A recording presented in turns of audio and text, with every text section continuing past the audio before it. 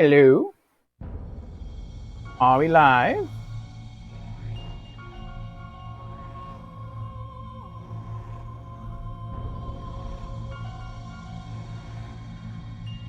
Audio check.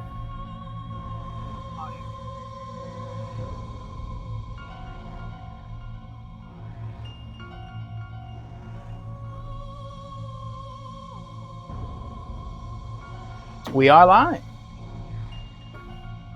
So hello everyone, and welcome back for another Spooky Saturdays. I hope you have been well. I know we missed last Saturday's stream session. I was just too pooped, I was too tired. My apologies. But we are back. I have my coffee. This is actually the last of my New York coffee, the last of my Brooklyn blend.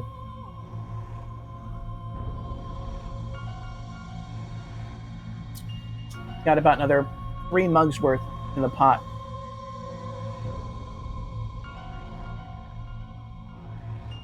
So we are going to be wired for the rest of today's stream. And I do have another bag of coffee that that I will be trying. Probably Monday. It's from Jim Beam, if you're aware of who that is. Called Jim Beam Bourbon Vanilla Coffee. I'm looking forward to trying that. And Tasachi is here. Hello, Tasachi. How are you doing, senor?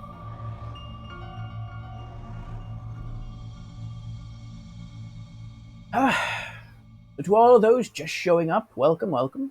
To all those viewing this on YouTube, welcome. Let us go through our opening announcements, and then I'll tell you a bit more about today's game.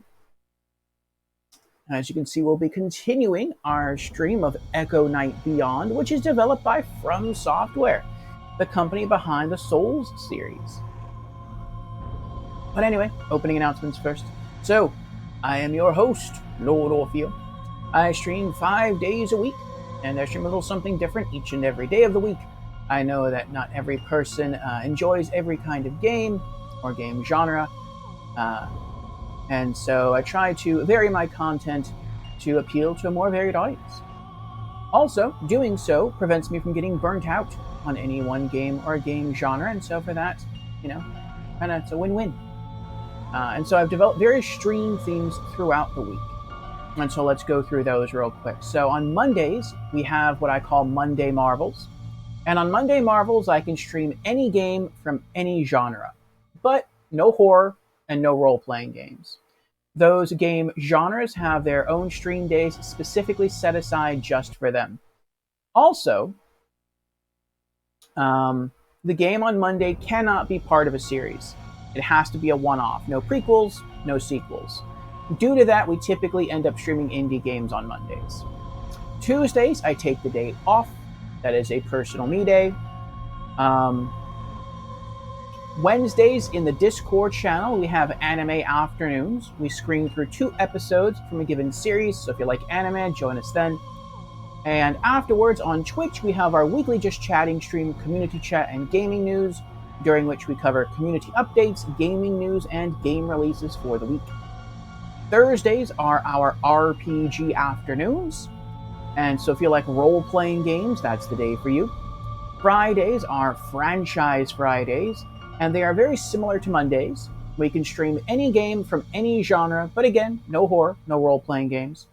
But this game must be part of a series, hence the name Franchise Fridays.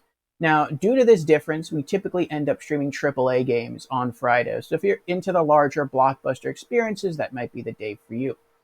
Saturdays are Spooky Saturdays, which is what we're doing today. So if you like horror games and all things creepy, today is your day. Sundays, I take off as well. That's more of a family and friends day. And so, yes, that is my schedule for the week. If any of those stream themes are of interest to you, then I encourage you to drop me a follow, and I hope to see you sometime during the week. And now, with our opening announcements out of the way, let us return to the stream of the day. Again, we are here for Spooky Saturdays, and this is Echo Night Beyond, developed by From Software. Sachi says, I'm a bit tired. Did a run for a marathon. Wow, for a marathon submission just to see that the audio has been cut off in half of the record. Oh no. What about you? That's rough. Well, how did it go though? How'd the run go? Your voice is a tiny bit low next to the game sound. Not a problem. Thank you for that information. The run was bad? Oh.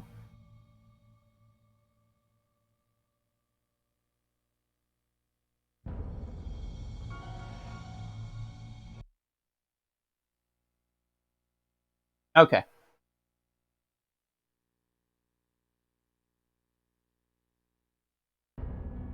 Let me know if that's better. Or if it still needs to be changed.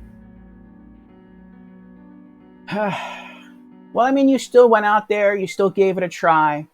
That's something to be proud of, Tasachi.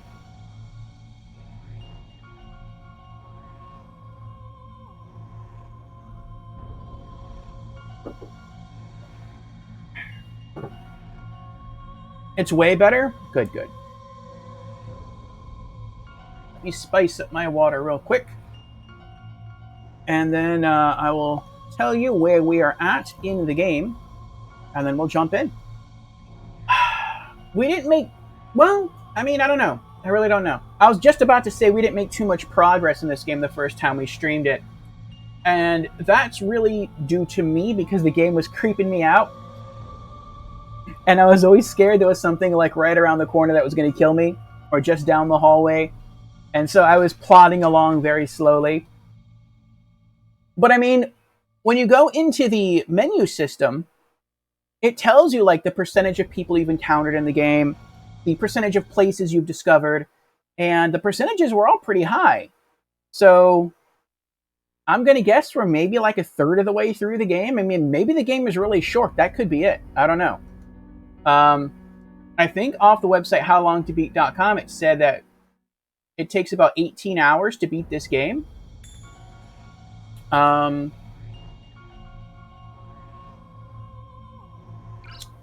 Let's see where we are, how much time we have in it.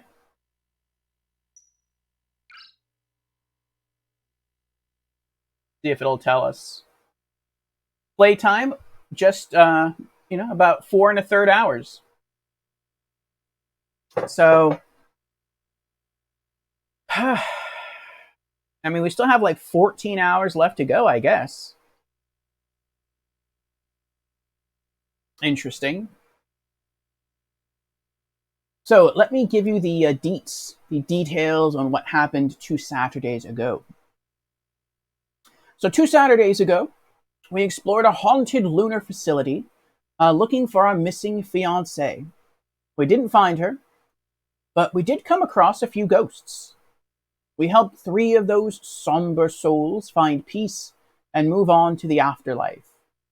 Today, we'll continue our search while helping all that we can to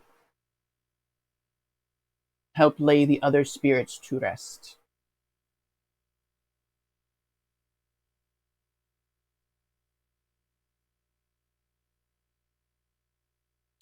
Just a moment.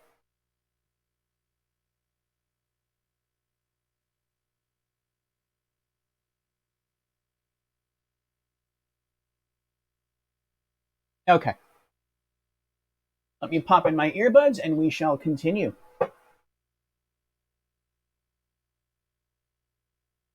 For those interested, I think I'll also be streaming tomorrow. I was just thinking about this earlier, just a bit ago. I think tomorrow we're going to do some Borderlands 3, but it's just going to be hunting for hearts for the Broken Hearts Day event. Alrighty. Here we go, back into the creepy lunar facility. Yes, load file. Once we get in, I'm also going to review low battery comlink control panel.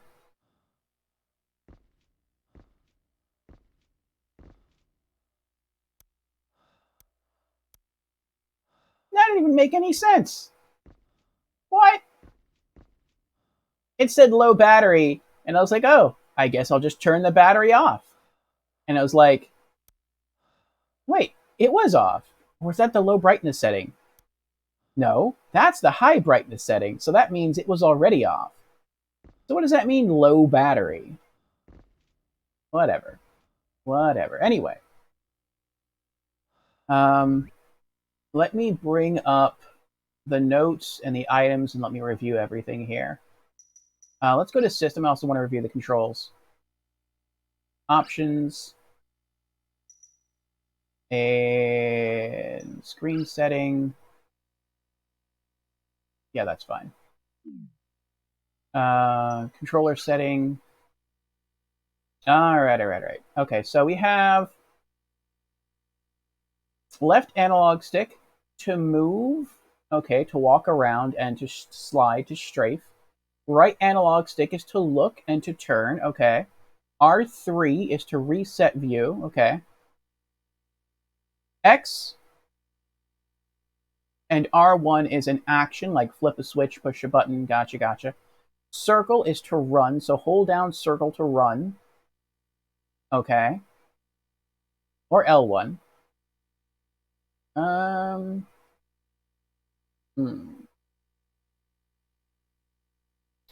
What do I want to use to run? I guess I'll just hold L1 to run. Light on and off is triangle. Item menu is square. Okay. Yeah, I guess I'll do L1 to run. And then start is pause and select is the menu. Gotcha. Okay.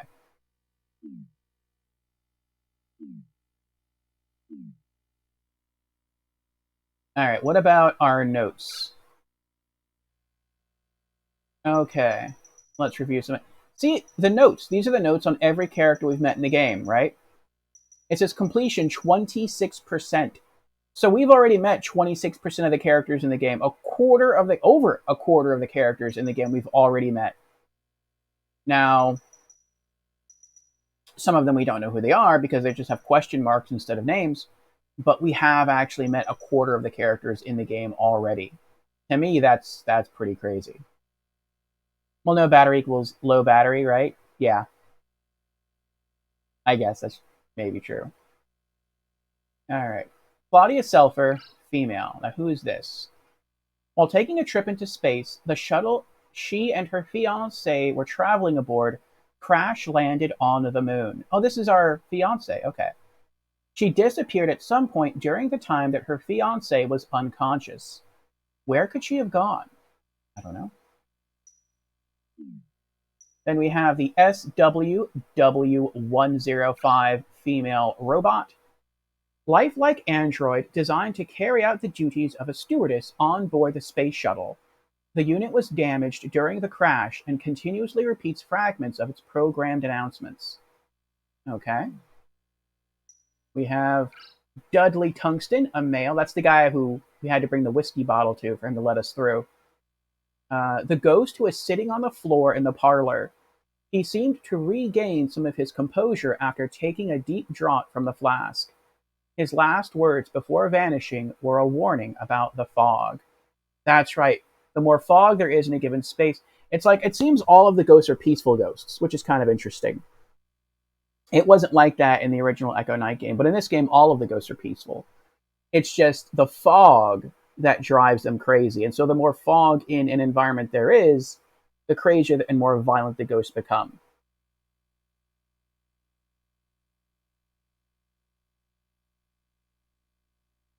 Okay. Question marks. Unknown person. Ghost encountered on the elevated walkway in the water filtration plant. His cries are filled with panic and desperation. I have a feeling I know who that is, though. I don't remember his name now, but I think another ghost was calling him earlier when we were playing this 2 Saturdays ago. Nikolai Ivanov, male. Ghost located in the filtration plant hallway. His thoughts are fixated on the ghost of the young girl he claims was responsible for his death. He seems genuinely concerned for her well-being. I think that's the ghost. I think I remember saying this 2 Saturdays ago. This is a ghost I think we have to go talk to now. Um, I'm pretty sure the way this game works, or the way the ghosts work, aside from the fog, is pretty much the way they worked in the original Echo Knight, which is the reason all of the ghosts are here is because they still feel like they have something that they want to do before they pass on. And it can be something simple, like to be reunited with a loved one, or maybe to be given a keepsake, a prized keepsake, or it can be something like fulfilling a given task, like passing along a message, or doing something, or having something done for them. I think Ivanov, because of the way his character is described here, I think his thing that he needs in order to pass on is he needs to know that the girl is okay. Basically, the girl that killed him. But he still wanted to do everything he could to help her. We actually put her ghost to rest. And so I feel like if we go back to Nikolai and tell him that, we'll put his spirit at ease.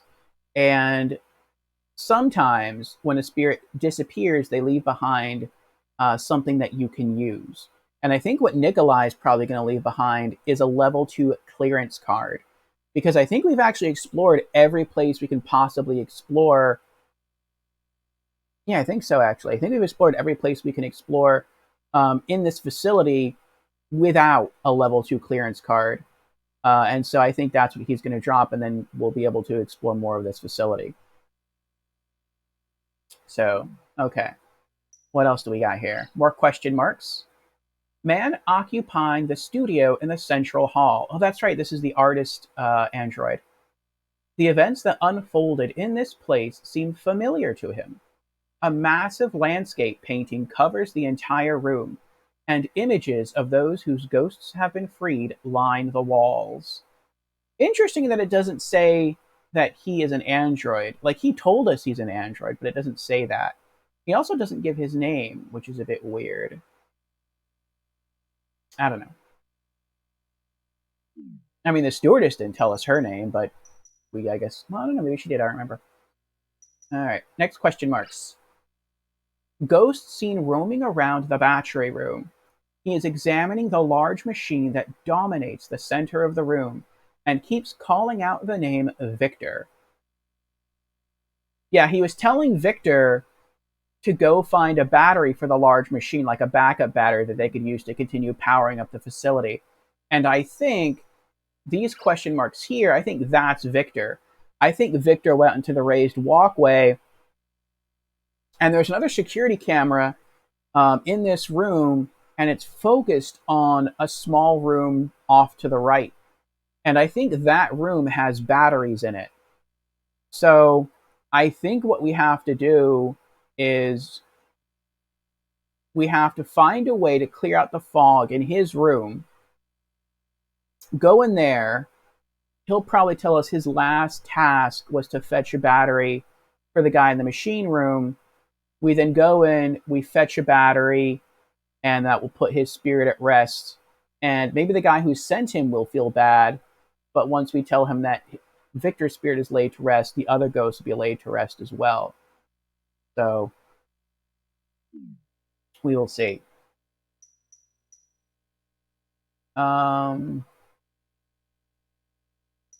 Marcel Aaron, male, ghost of one of the passengers from the shuttle. He raised his daughter by himself after his wife passed away. Both he and his daughter gained their freedom after being reunited. Yes, we helped those two. That was a very sweet reunion. And Carol Ann, female, the little girl. The young girl's ghost that was wandering the residential area calling out for her mother. She gained her freedom after being reunited with her father. Both vanished in a warm glow of white light. Okay, so those are all the characters so far. Let's take a look at our items. We have our promise ring.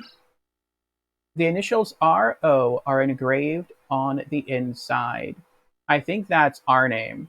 Richard Osborne, I think, might be our name. Name of the main character there. We have a photograph of Claudia. Where is she now? So again, that's our fiance. I guess we're showing that picture to everyone to see if they know where our fiance is. We have a med kit. 2 sedative-filled syringes are inside the kit. I think we can probably fit one more in there if we find it. And ideally, if you get encountered by a ghost and you run away, your heart rate will calm down. I think it's if your heart rate gets over 130 beats per minute, we basically have a heart attack and die. But if you can't get away from a ghost in time, then you can dive into your menu and you can inject yourself with a sedative, and that will force your heart to calm down, and so we don't die.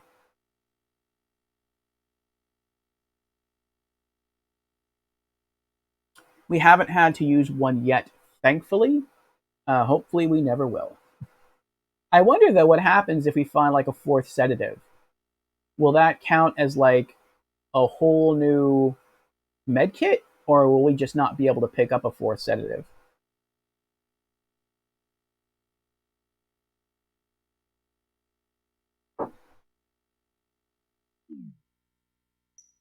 We have a host radio. This is the radio that Ivanov was working on. Wireless communications device. It doesn't appear to be working.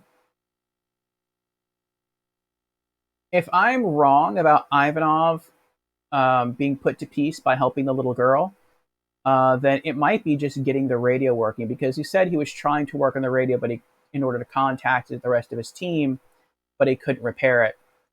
We may have to do that as well. We have a monthly report. Monthly report logbook. It must have belonged to a worker here. And we read this 2 Saturdays ago, and it just documents basically how everything in the facility was running smoothly, and that how the mysterious fog started to appear in the facility, but it wasn't causing a problem otherwise. It wasn't making it hard for anyone to breathe. It was just weird. And now I know that it's that fog that's what's making the ghosts crazy and violent. But it didn't. Apparently, the fog doesn't hurt humans in any way. Um, Employee ID card. There is a magnetic strip across the back of the card. This is the card we used in order to activate the ventilation system in the residential area, and that's what pushed the fog out of the hall so we could save her, so we could talk to the little girl. And the little girl left behind her hair clip.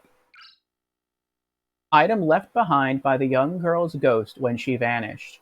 I'm pretty sure we have to take this hair clip um, to the Ivanov ghost to prove to him that we put the young girl's spirit at peace. And then that's when I think he'll be put at peace and he'll give us an item. All right, last thing to look at here is the map. So I really like that at any time. I wish you could rotate the map, but it's not bad. We can zoom in and we can zoom out. But basically, every room you've been in, it tells you where the room is, if there are doors in the room, and basically gives you a better layout of the place. So there's the main residential hallway. We're currently in a monitor room residence. This is the hallway where we saved the little girl. Okay, room 102, 103, main residential hallway, room 105, 106, elevator lobby. I'm not sure if we actually try to go through any of the doors in the elevator lobby. I don't really want to right now.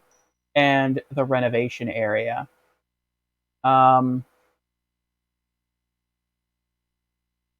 Okay.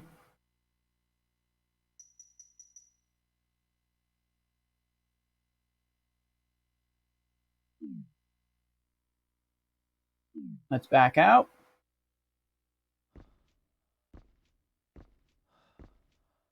Now, as this is the monitor room, let me see if I can get a little... That so creeps me out.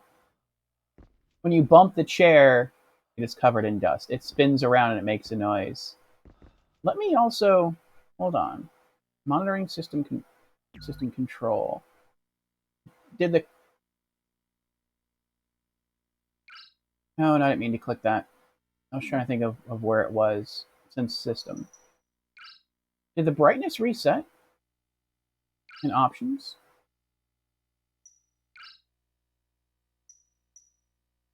No. It's still left it at its brightest setting. Okay. I remember when the game starts, it's at like a default brightness setting, and at default brightness, almost everything is pitch black.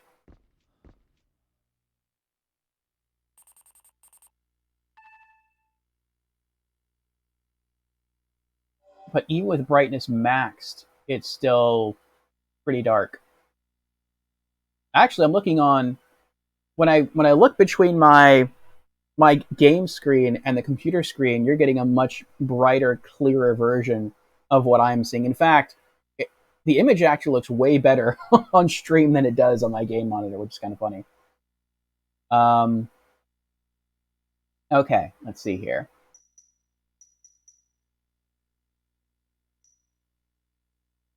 Yeah, let's check the elevator lobby. Oh, that is some heavy fog right there.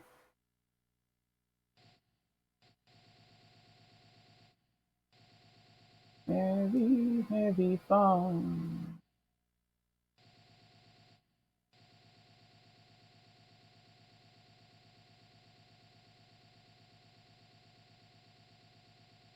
I also really like the camera system in this game, though I'm not sure if it makes the game better or worse. I mean, objectively, it makes it better. It's just that it's sort of like a question. If you know something is down the hall waiting to kill you, does having that information really make you feel better? I mean, in one sense, yes, because you know you are to be prepared or to avoid that hallway. But it's like if you have to go down that hallway, it's almost like you'd rather not know. You'd rather just be surprised and then have to run for your life than like know that something's just like waiting there, lurking around the corner to kill you. And it's like, I don't want to go down there then.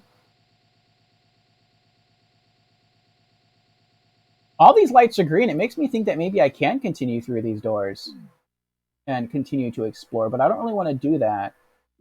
I feel like I'd rather go back and talk to Ivanov again.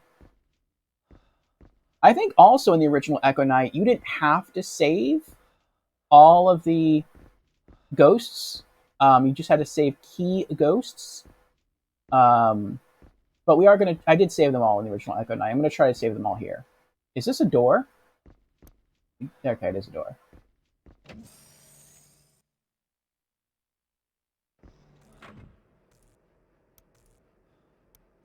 Our heart rate went up a little bit to 81 because the light's flickering. I like that. It's like you should be scared. You just walked outside and the light's flickering. You might be in danger. Now, I'm pretty sure the rest of this is fine. This is the machine we used here. Notice, obtain director's consent before activating ventilation system. This is the hallway the little girl was walking around in. So since we flushed out all the fog here, unless the fog fills this room back up, we should be perfectly fine. Like, heart rate's already going up to 82. It's like, you sure you want to go in there? It also goes up as we walk, which is interesting. And if we run, it goes up even more. So that's a cool dynamic, I think. Like, as we continue to walk without stopping, our heart rate increases. And if a ghost is chasing you, of course it's going to go up. But if you run, then your heart rate's also going to go up because you're running. And so it's like, is it really a good idea to run from a ghost? I mean, ultimately, yes, because if not, you'll die, but...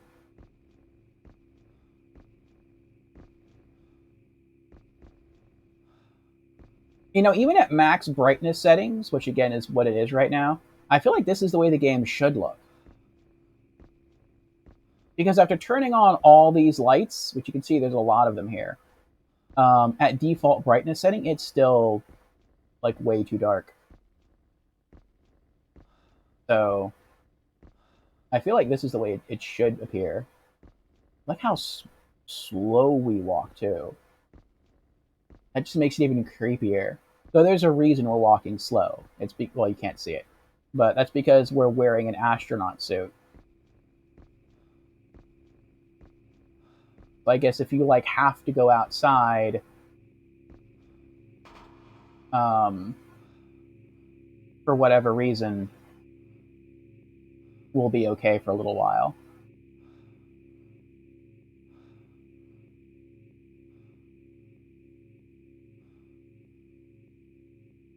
We've powered on the escalators now from last stream. I believe we have to go back this way.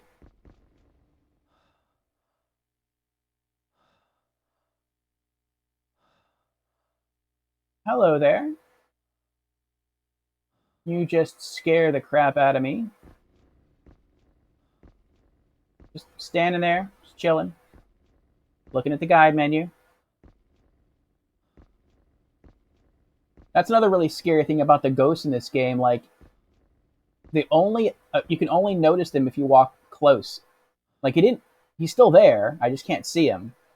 I have to walk closer, and then he appears. So this place could be now full of ghosts, and I would have no idea unless I walk closer to them, or unless they walk closer to me.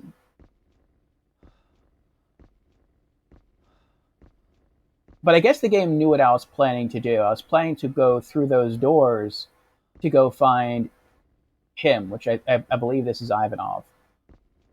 You go tell him about the little girl.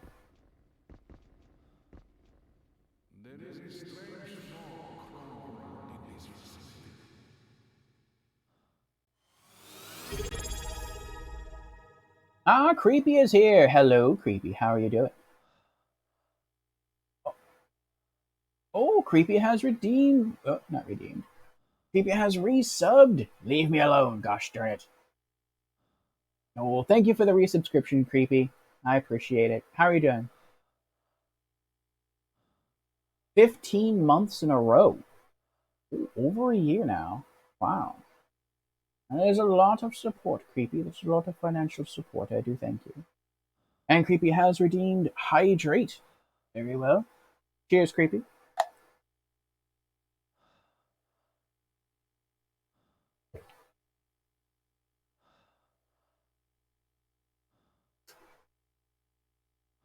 And Creepy has redeemed Hello.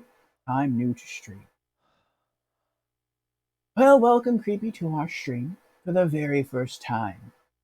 We are glad that you are here again. He says, I live. That is good. We have started not too long ago to try to make more progress in Echo Knight Beyond, a spooky game from Software. And so far, things have been pretty calm. We just got spooked a little bit by walking into this ghost, but he's a peaceful ghost. And so we'll see how things continue to go from there. He said, depends on who ye ask. Everyone has an enemy or two, that is true.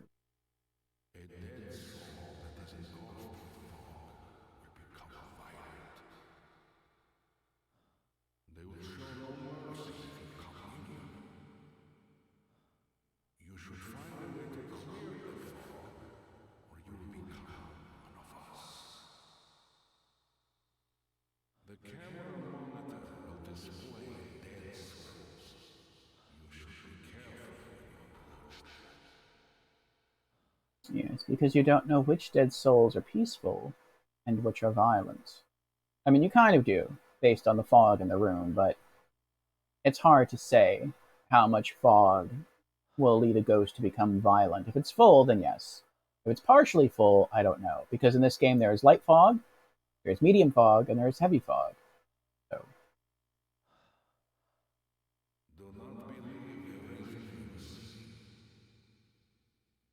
I'm not too sure what that means. Unless that. No, I don't know what that means. Oh, I know what that means. I think that means, like, he tells you this same stuff before we save the little girl ghost. And the little girl ghost is just walking around, and she looks very peaceful in the fogged hallway where she's just calling out for her mother, and she seems just scared, and you want to go help her. but when you go in there, she attacks you.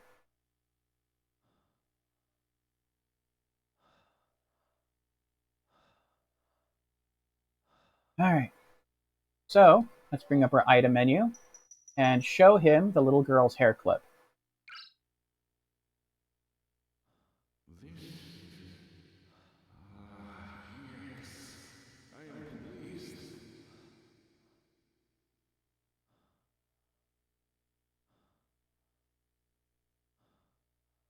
If you bring this into an elevator, it will take you to the back of this facility. If you bring this into an elevator, it will take you to the back of this facility. Huh. Okay. Elevator card key. The label on the front reads elevator security. Oh, so this is not a level 2 clearance key. It's just an elevator clearance key. Okay. I hope you find that. Thank you.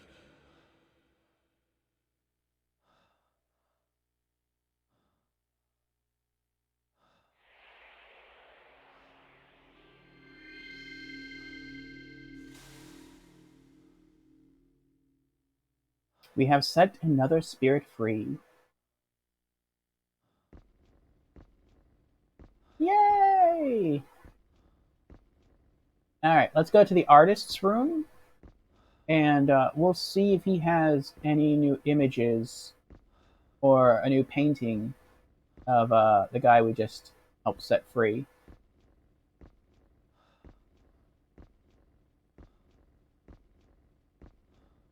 If he says 80 BPM, either this guy isn't a trained soldier or he's scared. He's both. So the story of this game, Creepy, whenever Creepy greets someone, he does it just by shouting their name out loud. The story of this game, Creepy, is that this is the year 2044. Our character is named Richard Osmond, and he has a fiancée named Claudia something. I don't remember her last name. And they had a dream of wanting to be married on the moon. And so they saved up, they took a trip, and on this trip, there was a weird accident while they were traveling in space. The shuttle crashed, and when we came to, the crew was gone, our fiancé was gone, and we were suited up in an astronaut suit. And so we are trying to figure out what's going on. Why is there no one in the shuttle that we woke up in? Why is there no one in the lunar facility? Because we did make it to the moon. Why is there no one in the moon facility except for ghosts? And maybe we can help these ghosts find their some measure of peace. And we're trying to look for our fiance. So that is the gist of what's going on. But in true adventure game fashion, there are locked doors, so we need key cards to bypass certain security measures. And some of the ways we get those cards is by helping ghosts accomplish things that they did not or were unable to do in life. And then we set their spirits free. They can rest, they can move on, and they give us a special item that we can use to continue through more of the facility. And Albatrax is here. Hello, Albatrax. How are you doing?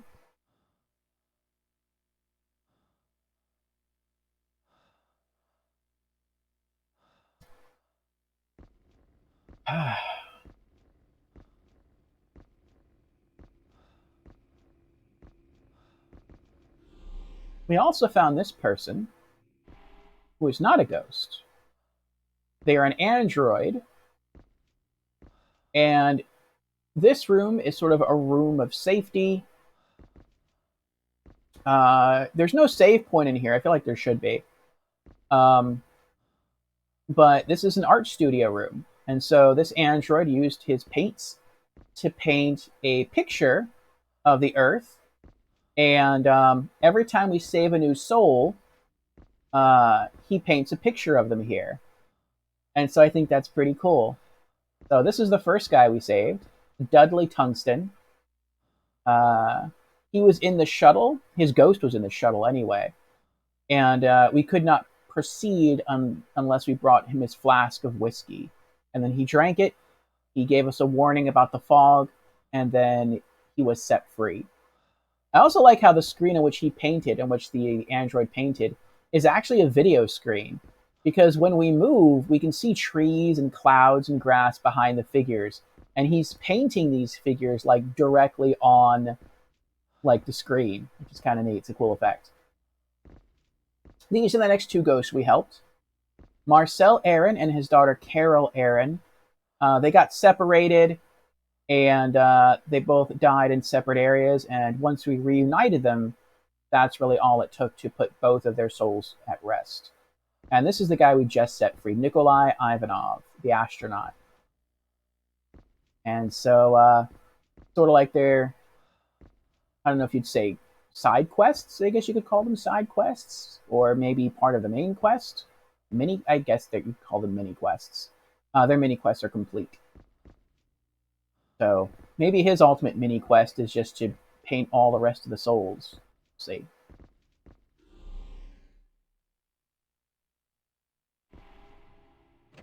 Albatrax says, was playing some Far Cry 6 co-op with a friend. Ah, questlets, yes. How's Far Cry 6 going?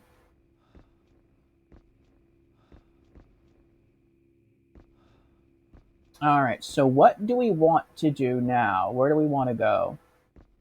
Oh, also creepy.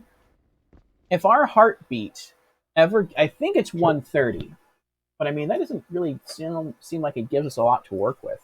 Let me check in the manual. It's either 130 or 300.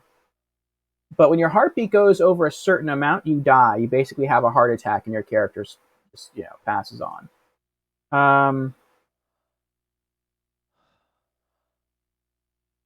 130 is heart attack range. Okay, then I can stop looking it up.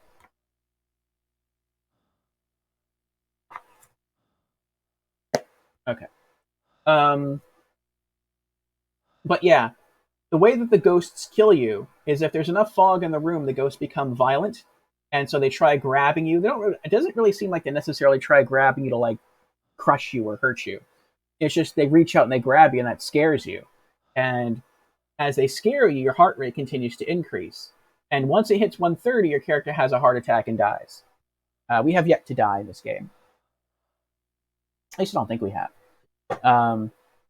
To get away, you can run. But the cool thing about the heart rate mechanic in this game is that even as you walk,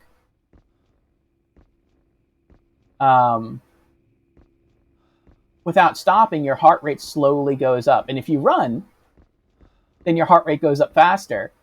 So once you see the ghost, you're already scared. Then you start to run from the ghost, and your heart rate continues to go up because you're scared. I mean, because you're exercising, and so it's like it pushes you towards death's door sort of a lot faster, and it's kind of interesting. 300 BPM is a lot. Yeah, okay. Yeah, it's probably 130 then. The only other way to save yourself is we do have 2 syringes in a medical kit, and we can inject ourselves with one of those, and that will chemically calm our heart down for a little while. But other than that, yeah, we just have to try to avoid the ghosts as best we can in the fog. Now let's bring up our map. And we're in the central hall. There's the observatory hall, the rest area, and the studio. I wish I could rotate this.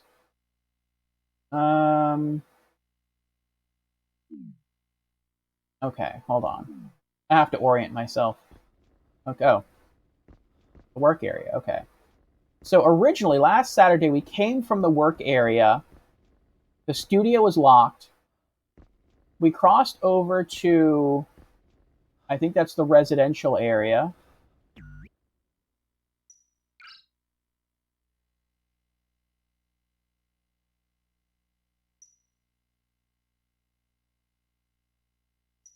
Yeah, okay. We were in the observatory hallway before. Then we went into the rest area. And then we continued through the rest area to find the the male astronaut who wanted help with his little girl. We reunited those two, and then that was it. So now we have to find an elevator. Okay.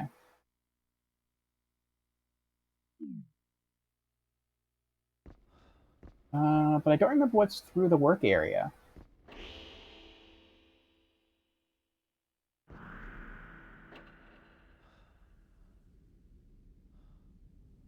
Their tranks? I think so. Usually it's a journal that's kept in medkits. The Resident Evil? Oh, funny Tasashi fight. Also, just walking for a long time can kill this man. I feel that. You saw also how his heartbeat went down from 80 to 79.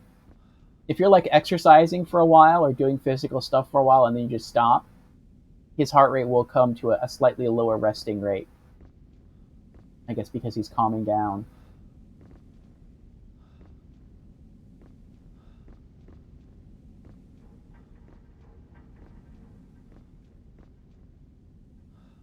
So far, I'm only aware of 2 violent ghosts. Level 2 security device. A card reader is visible on the front panel. I don't think this will work, but let's try it. Well, let's try the employee ID card first. Nothing happened. Alright, let's try the elevator card key. Yeah, that makes sense, because this is not an elevator. The only 2 ghosts I'm aware of that are violent, one we can't even reach, because we need a level 2 clearance card key just to get there. The other one... A couch is stuck at the top of the escalator. Another one is like... It's not exactly down there. Like, you can see how thick the fog is down there. That is so spooky. And once we get down there, we'd have to turn around and run up the stairs. Which will take... That'll be quite a lot, you know, a harder thing to do there.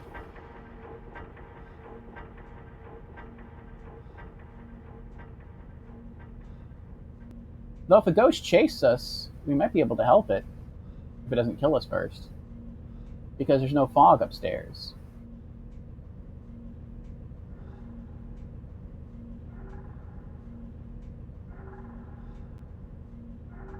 I think that's some sort of alarm.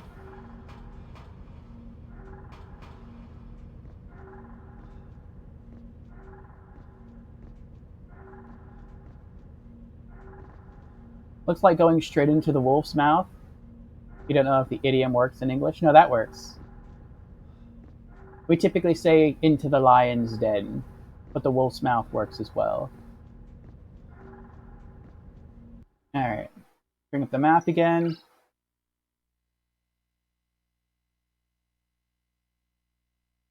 Okay. The other violent ghost, the first violent ghost we came across is right here in the water filtration plant. And the crew boarding area, that's where we woke up. That's our shuttle. I guess, well, I guess that's not even our shuttle, maybe? I guess our shuttle crashed and then we were just transported to the crew boarding area. Maybe. But yeah, that's where we woke up. And then we eventually found our way into the water filtration plant. And there's a ghost right on the bridge in the very middle that we had to run away from. But I feel like in that small room off to the right,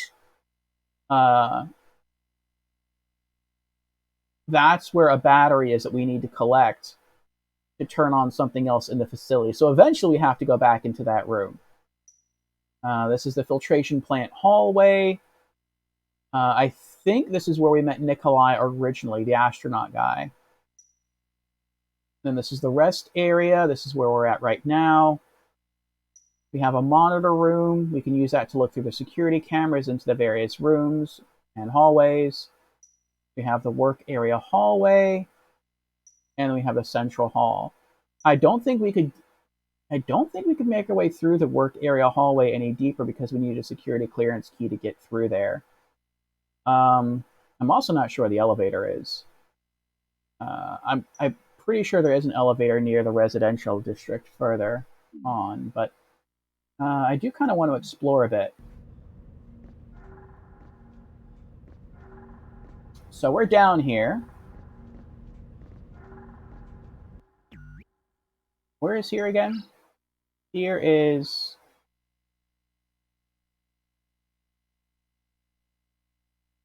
We're in the rest area.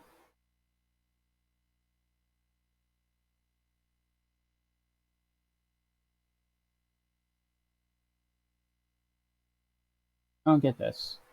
We've redeemed hydrate. Very well. Out of the frying pan into the fire. That's another one.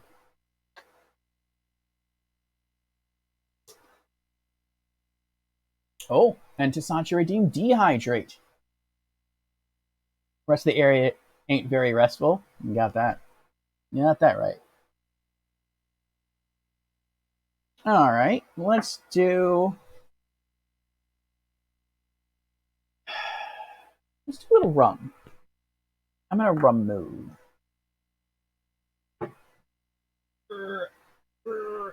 I can reach it.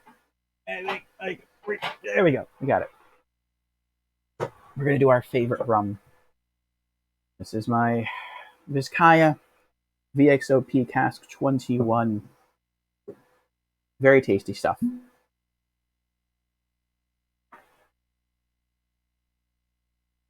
Out of all my spirits, tequila is my favorite. But of the spirits I have discovered, this rum is the favorite thing that I actually own.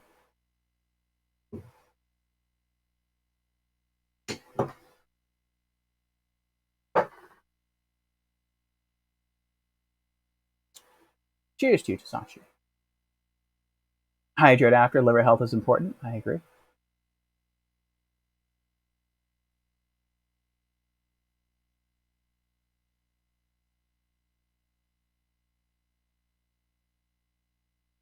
That is wonderful. Absolutely wonderful. Thank you, Tasachi. Sippy sip, yes.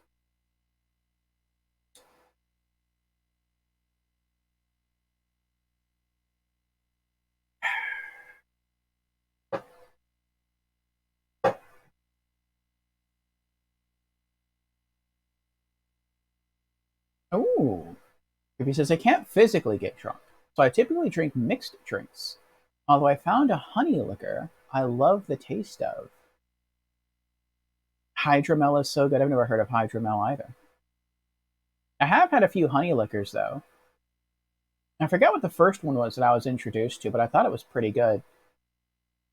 And then eventually Jack Daniels came out with Jack Honey, and I tasted that and I really like that. So that's eventually going to be another bottle I have on my bar bookcase here. But yeah, I like me some honey liquor. I've had mead. I'm not really sure how I feel about that. The first time I had mead, I fell completely in love with it. And then it was years later I tried mead again. I think it was a different one though, but it was from the same place, and I didn't really care for it. So,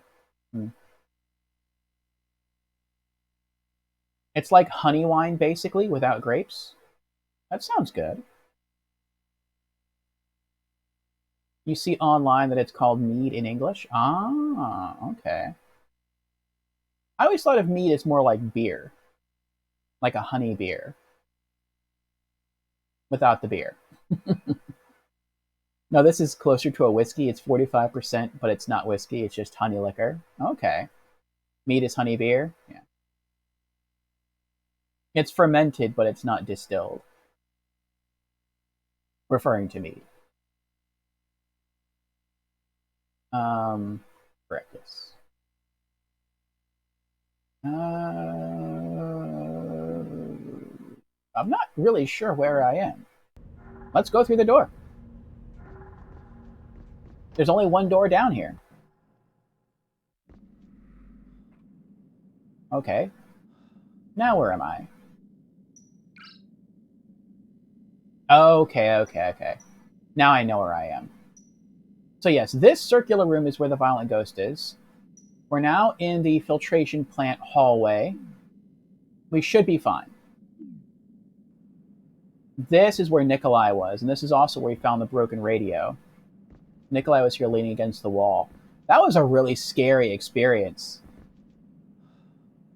Like, you ran to get away from the ghost. It was a cutscene, too. We ran to get away from the scary ghost that's right on the other side of this door.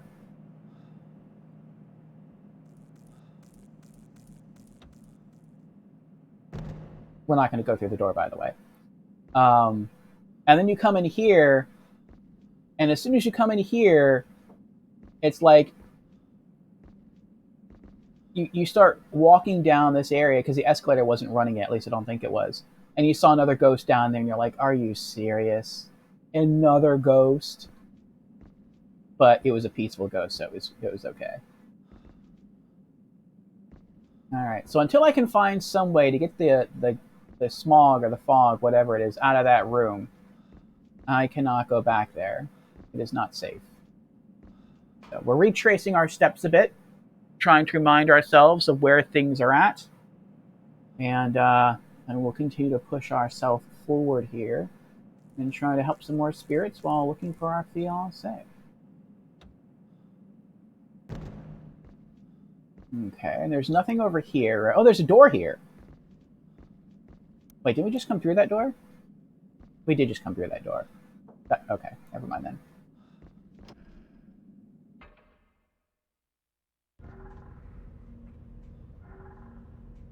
Okay.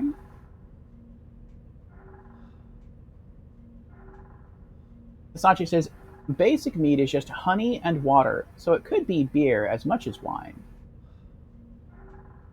Or cider, for that matter. It does end up a bit carbonated because of the fermentation.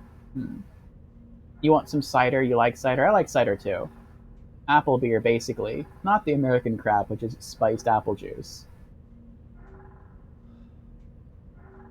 Although you like spiced apple juice too.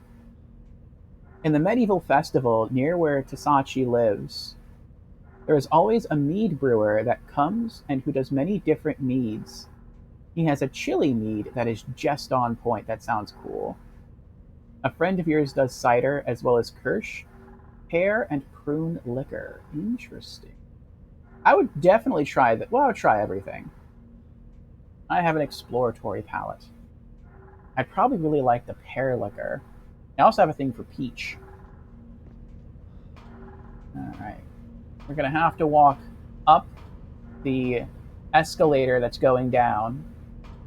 Because of the bench that's over here, we can't take that escalator up. And for whatever reason, our character either has no want, or he just doesn't care, but he doesn't want to pull the escalator off to allow so that noise stops. Okay. So through that door is the monitor room. That's the room that we can't get through because it needs a security 2 clearance card. And that's the room we came from before. So let's go back.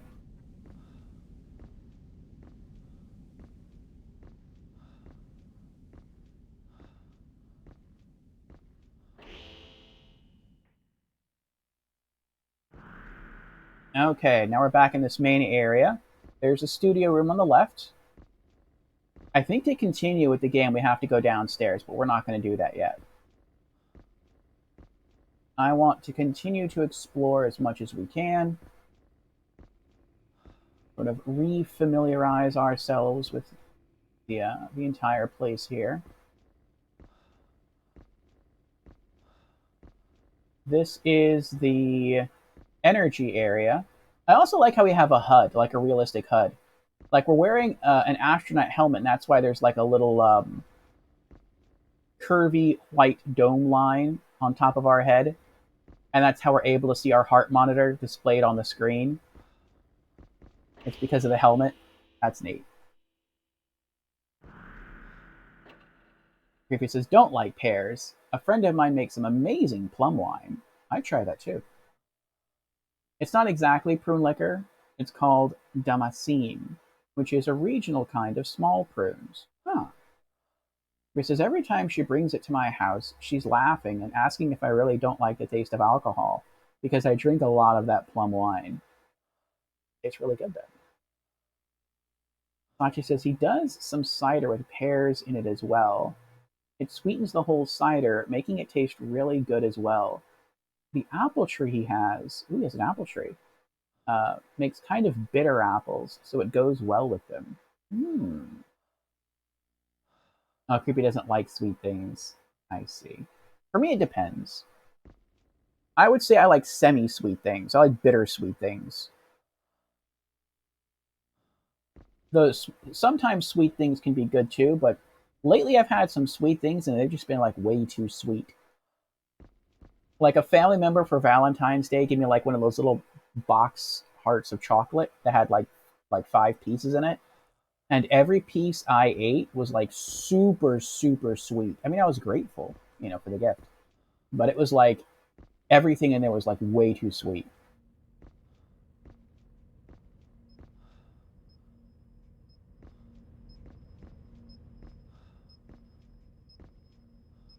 Okay.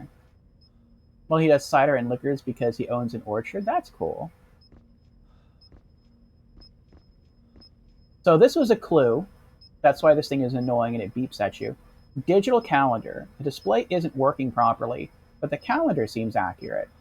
So you actually had to stand here for a while. I thought this was a pretty cool puzzle, and you had to like write down the exact date. And I think it's like August 13th, 2044. And yeah, and type that in to a control panel in another room, and to realign the solar panels to catch the sun, and that's what powered up the facility, which I thought was pretty neat. Okay, so what's in here? Where are we?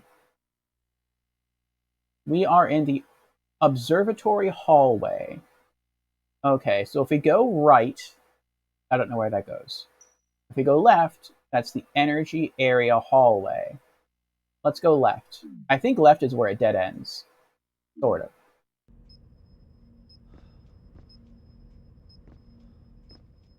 We came from there. I was like exploring everything on the floor I'm on before I go elsewhere.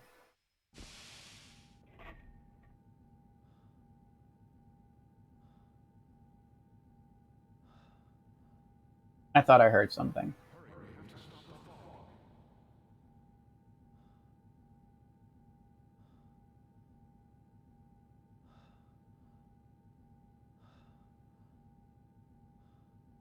I did hear something.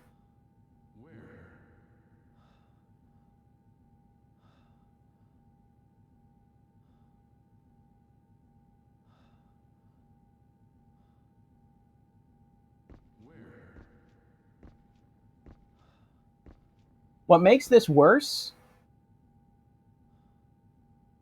is that this game has no quick 180 turn.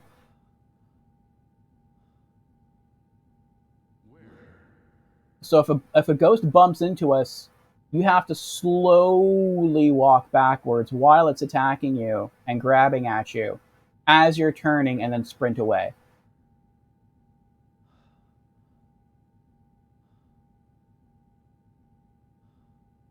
And the fog is really thick in this room. If a spirit's in this room, that's not going to bode well for us.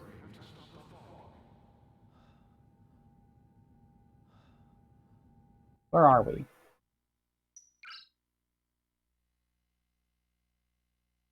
The energy area hallway.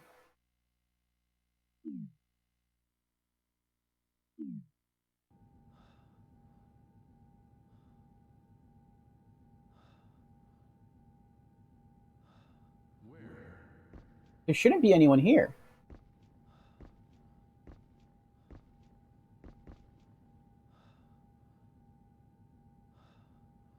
Unless new ghosts appeared.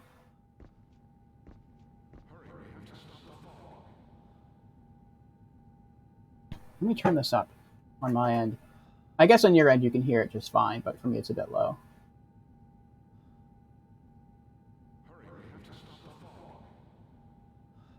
Okay.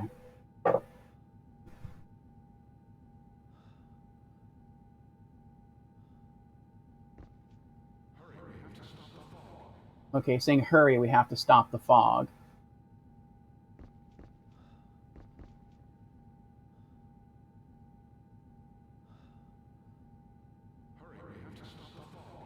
Before it sounded like he was just asking us, like, hey, are you here?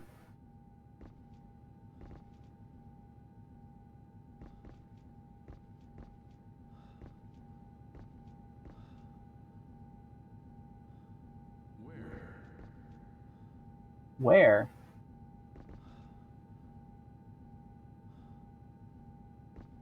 Oh, there's a ghost here. Our heart's going up.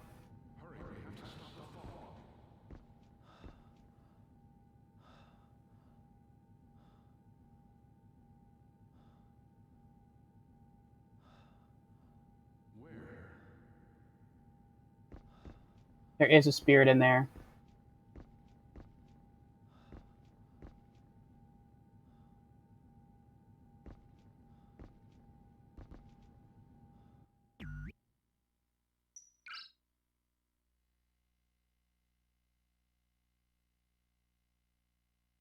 I feel like we went through here before, though.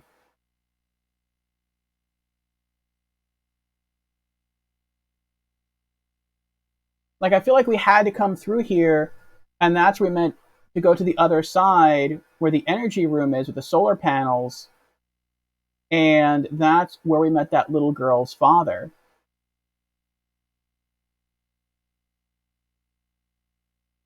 So why would there be a new ghost here?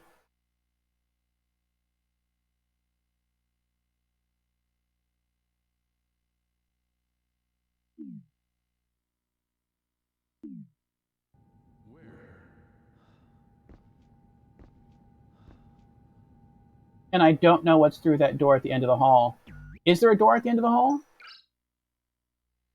There is a door at the end of the hall. But I don't know where it goes or what it leads out to.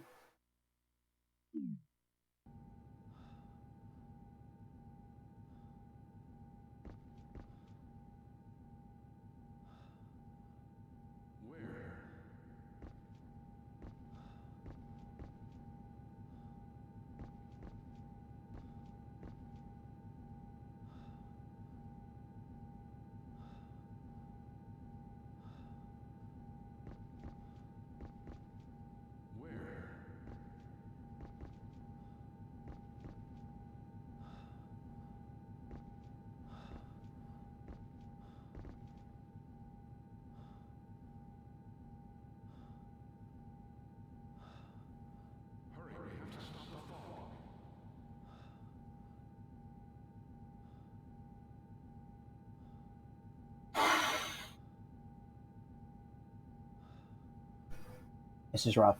Let me go back to stream chat. More like he owns an orchard because he wants to make alcohol. But you get it. I get it. That's cool, though. It's so cool. He says, my wife gave me a box of chocolates. The flavors had names I can't repeat in this channel. Oh. One of them I can repeat was called Caramel Orgasm, and it was a salted caramel cream. Interesting, interesting. And that was the only one I can repeat here, which should tell you how risque the names were. I understand. How does one defeat the ghosties? One cannot defeat the ghosties. The only thing one can do is empty the fog out of an area, and that will make the ghosts not as combative, or that will calm them down so they won't attack you. And then you can talk to the ghosts like normal people, and then you're done. No flamethrower option, no flamethrower option.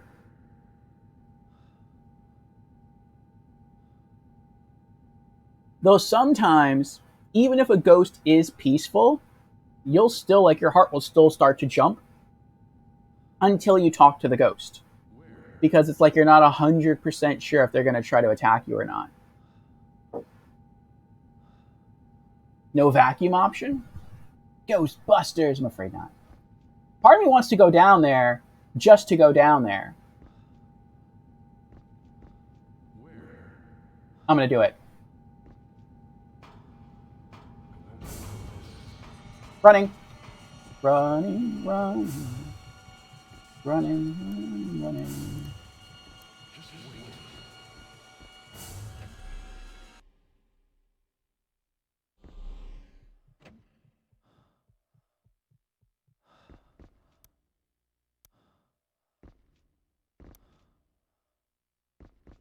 So something's on the other side of that door that doesn't like me.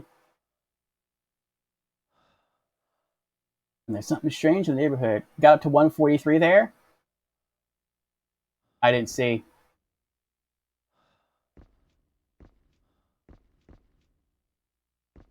Well, now where am I? I don't think I've been this way before. Power transfer room. I wasn't here. Solar panel control room. Battery room hallway. Monitor room. Battery room. I wasn't here before. I'm right. This is where I've been before. Why is this? Oh, I wonder if that's what happened. It was peaceful in there before. I wonder if the reason it was peaceful in there, though, before was because maybe there wasn't as much fog in there. Because when you vent the fog, it had to go somewhere. The fog that was in the residential area. So maybe when I vented the fog in the residential area, I just kind of assumed that the fog went out like into space, like it just got vented out that way. But maybe it got vented in here. That could be it.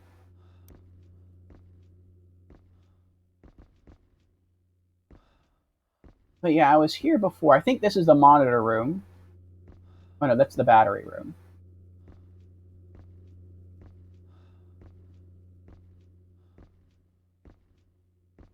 This is where we first met the father's ghost, who was sitting right there. These are the solar panels that we turned to the correct date to catch the sun. We can turn on the power in the facility. That's the control room. This is where we got the monthly report manual.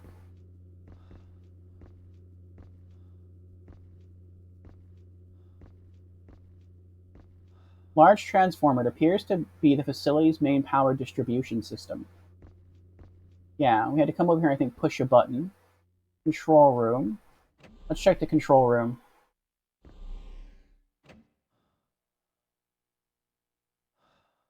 Under starting?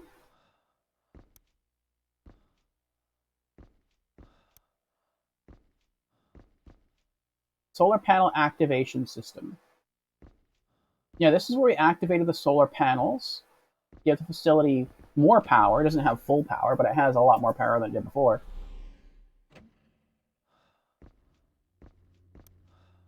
Okay.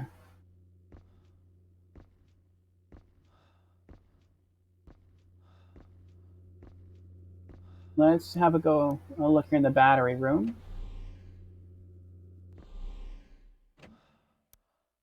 Oh, it is dark.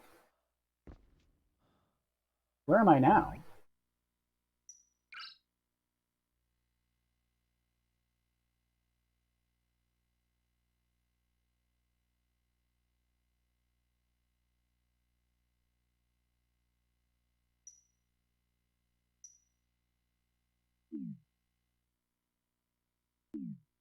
I know where I am now.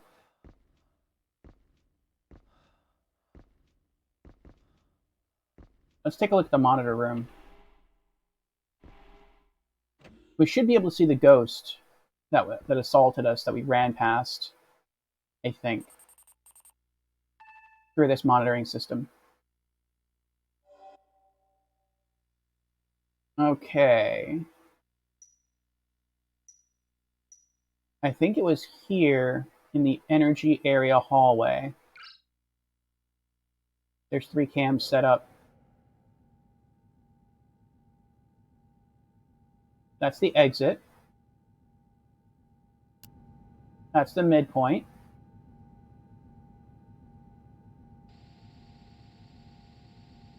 Where are you?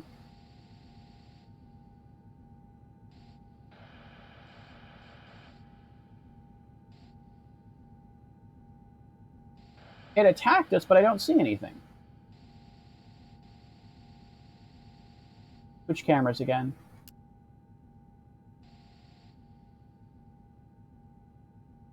Yeah, once we ran, we had to run to the back here, turn right, and go through that door.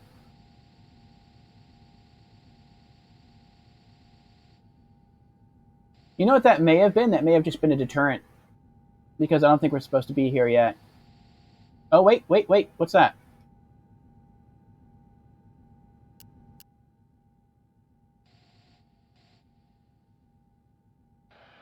No, never mind. It's just the railing. I thought that was a person standing there.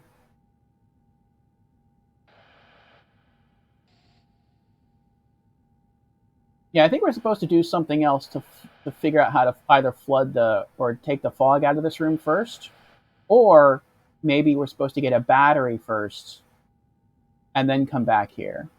I feel like that's what's supposed to happen.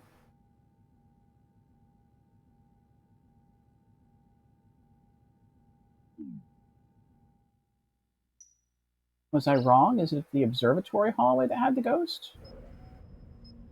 No, there was nothing here that had a. It was peaceful here. Power transfer room. No, it's peaceful here too. That's weird. We were attacked here in the energy hallway, but there's nothing here in the energy hallway. There's no ghost anywhere.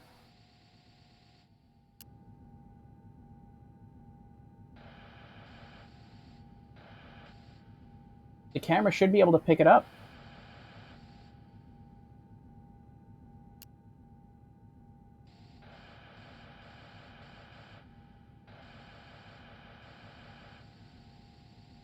Very weird. Let's see if that other ghost is still down here. Battery room hallway.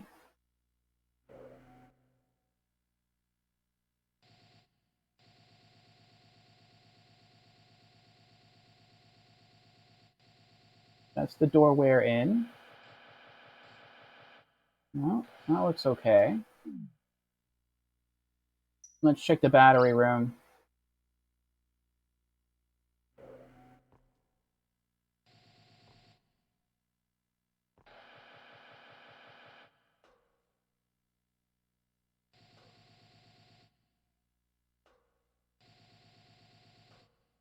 I hear a noise. Sounds like footsteps.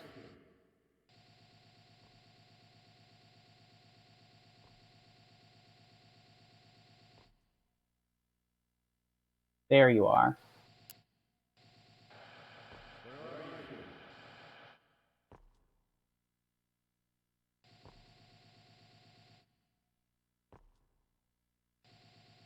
I feel like that's the guy that was calling out to us before.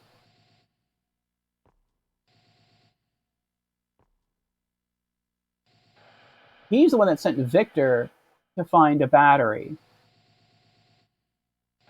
So I think what we have to do is we have to go find a battery, come back here, and then we can start the machine running, and that will restore power to the entire facility. But we have to find a battery first. And there's so much fog in here that I think if we go in here, he's going to try to kill us, or he will kill us. That's if we can even get in, which I don't think we can. I'll try, though. We'll see what happens. Can you feel the ghost tonight? Yeah.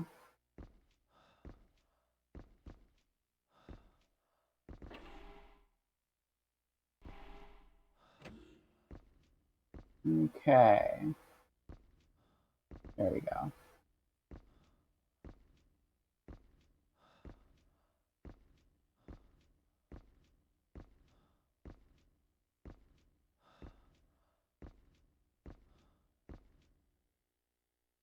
It's locked. Nothing happened. Nothing happened. Oh. Level 2 card reader. So we need a level 2 card key to get through this door as well.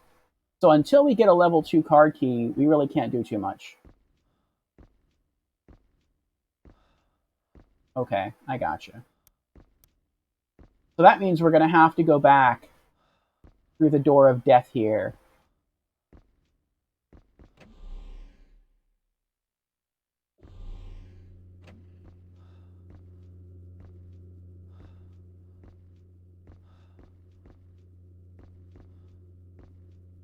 Well, this isn't the door of death. The other door is the door of death.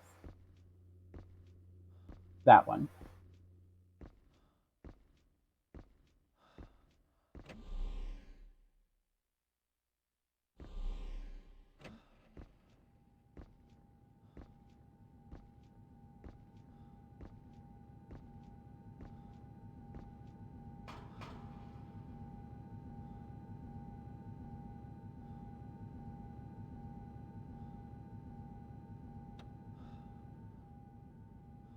So that was weird.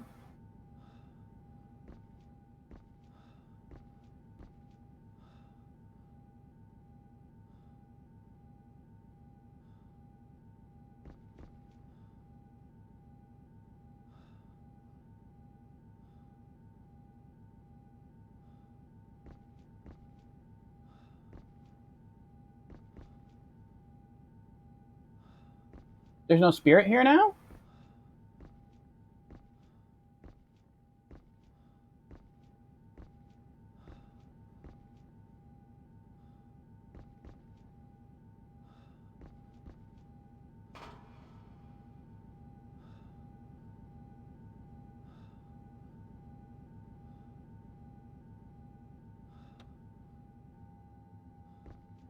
Hmm.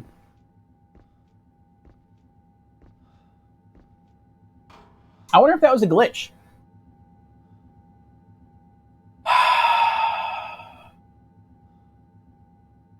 The voice sounded the same as that ghost we saw in the large machine room. Maybe he somehow glitched into this room. Maybe that's why we didn't see him. We could only hear him and get scared by his presence. That's weird.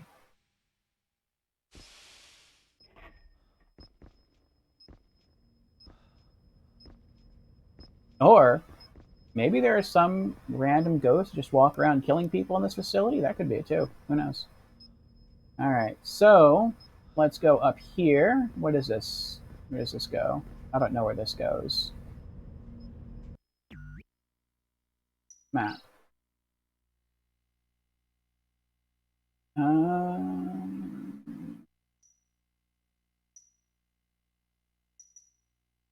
Yeah, I don't know where this goes.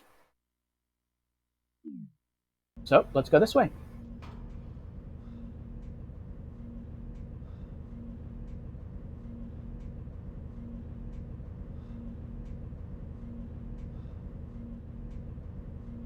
There's no fog up here. That makes me feel good.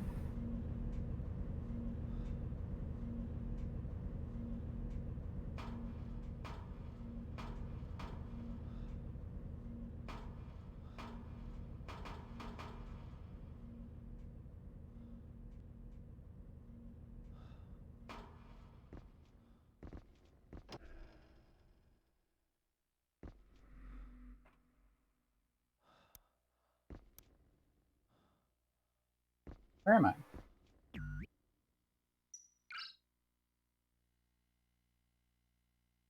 Observatory foyer. I don't think I've ever been here before. I think the first time I played this 2 Saturdays ago, I was like super scared, and I didn't like. I tried to explore as little as possible. I was just like point A to point B. I'm done.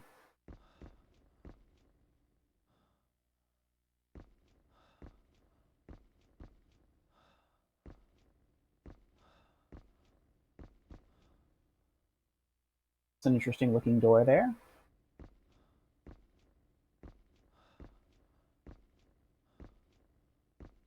Ooh, space. What's that? A telescope? Hmm. It's locked. Looks like I need a key. Not a key card, but an actual key. Okay. The way this door looks makes me think that it's going to take me outside onto the moon's surface.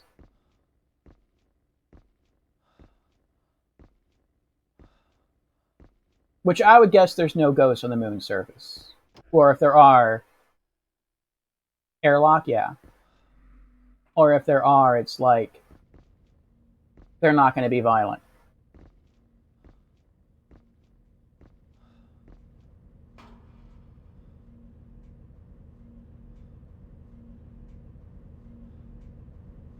Because I think that would be too cruel of the game. Because then you'd be fighting like whatever limited oxygen supply you have in your suit. I'm assuming there's a limited oxygen supply in your suit. On top of trying to navigate through a low gravity environment, which means you're going to be moving slow already. In addition to like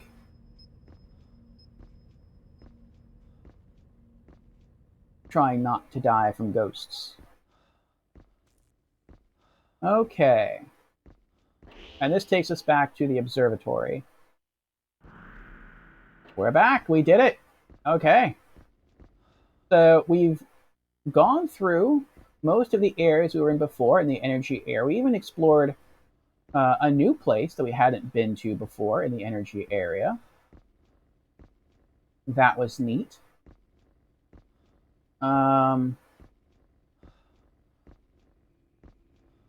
And that over there was where we came from. That's the work area. That's the area that takes us all the way back to the plant and everything else. So we have to go downstairs now. Okay. That's the up escalator. Let's go back over here to the down escalator.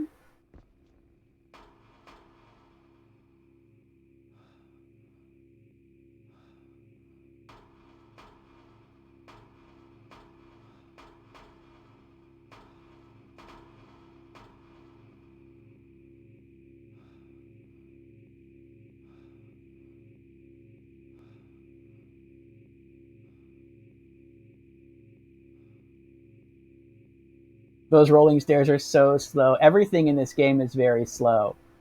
I feel like they do that to enhance the tension. Because the slower you move, it's almost like I don't know, it's a feeling of dread the entire time. Is there anything else down here besides the residential area? I'll go this way, to the left. Okay, we have stairs that you can take to cut through the middle.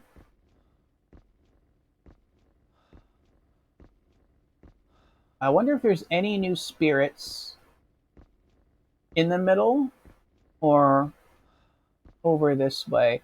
I really like how this is brightly lit up now, so you're not scared of this place. And it's completely free of fog. What's this? Spaceport. Oh, but the spaceport requires a level 3 access card. We don't even have a level 2 access card.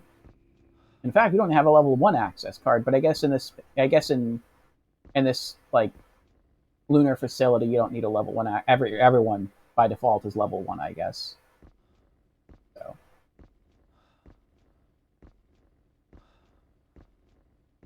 Okay. So I do like the fact that we get to explore quite a bit.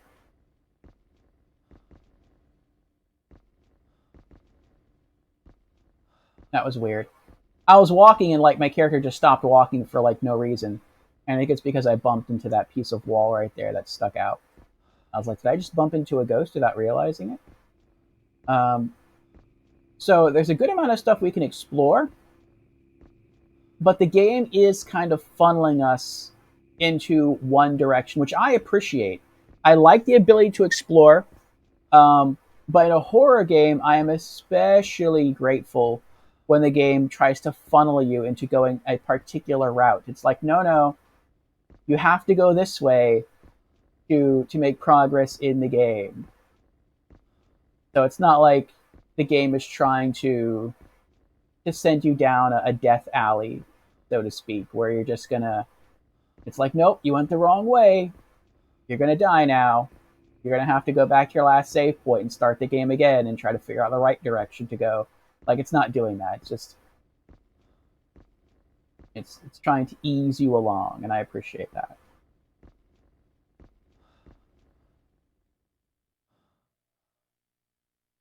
Let me scroll up here.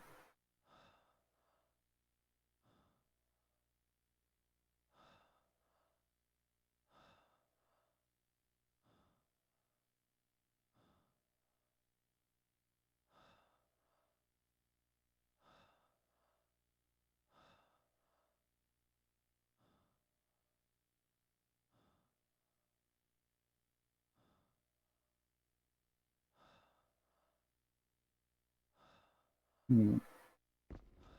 Okay.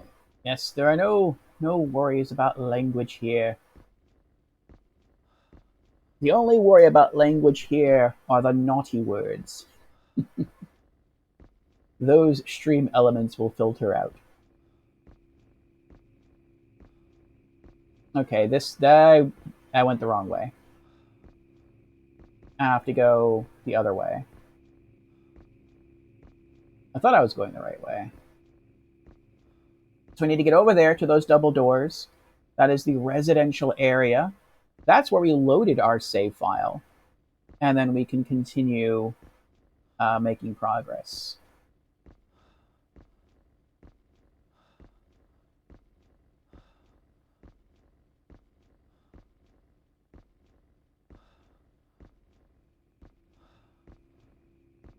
Here we go, residential area.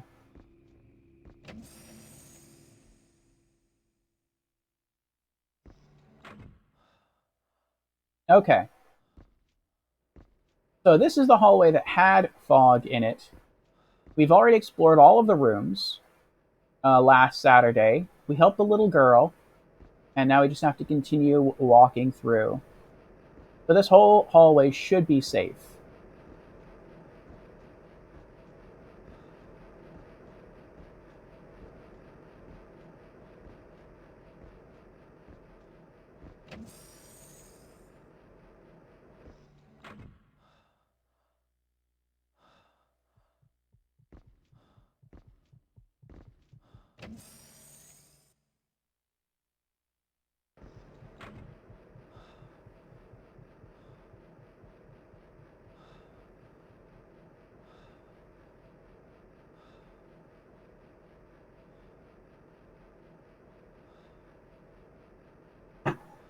Let me see what our heart rate has to go up to in order to die. I wanna know for like 100% what's going to kill us. Because we have to go that way. There's nowhere else we can go. We don't have an option to go a different way. Like before, our heart rate started increasing, but I think that's because I was just exploring in the wrong area. So it kind of made sense that there would be a ghost there to act as a deterrent. But we actually have to go through that door. And so it's like, well, if we have to go through that door, then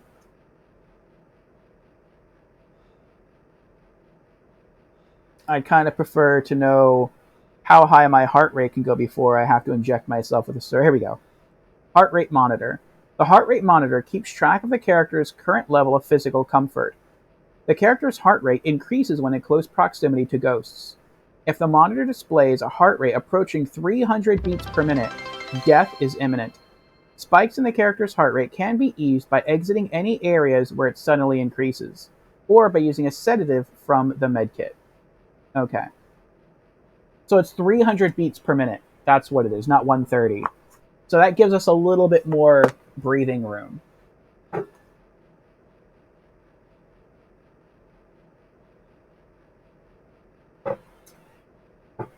Oh. Okay. 300 would rupture your blood vessels. Well, that's why it kills you, I guess. That's why if it ever hits 300, you just die.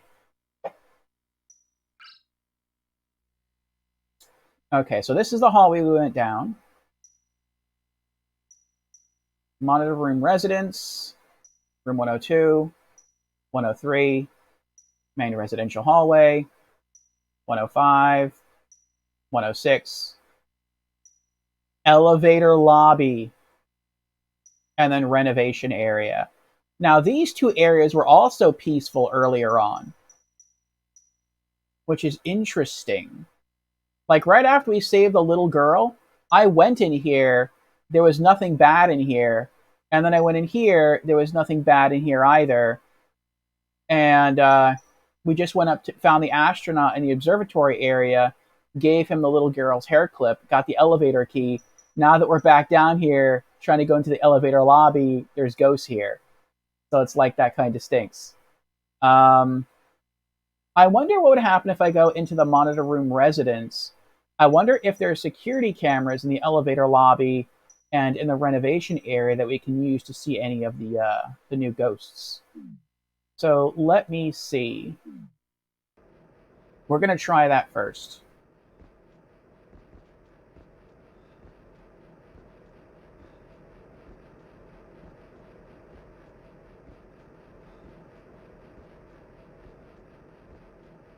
Maybe there's not going to be any ghost when we go back in there. Could be. Cardiac arrest is getting erased by the suit he's wearing.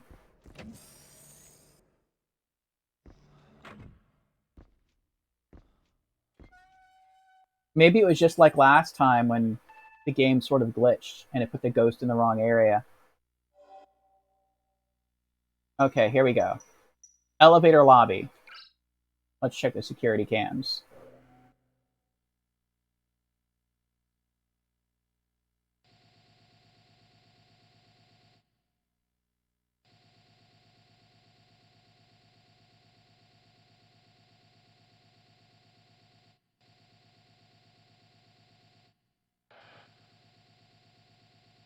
I'm not seeing anything.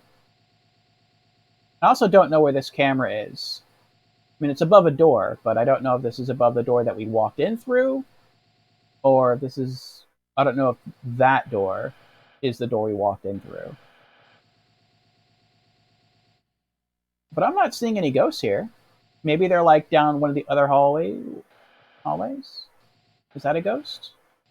That's not a ghost. That looks like a control panel of some sort, or a power panel. All right, let's try a different security camera.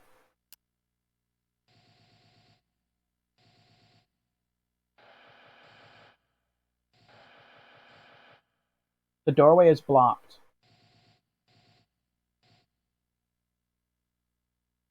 Something has been set down. Yeah, I think that is a battery for our helmet, for our security camera.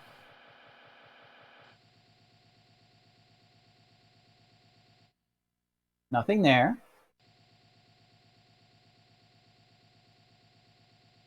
Well, if there is a ghost in this room, it's doing a very good job of hiding itself.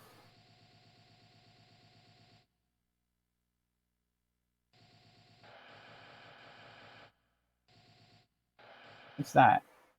Dispensary. That's like a pharmacy. We need a level 4 clearance card to get into the pharmacy. That makes sense. You'd want to keep your medicine secure. Maybe just scary fog? Maybe. What is this room? Oh, that's the elevator. Okay, so that's the elevator that we have to take. Okay.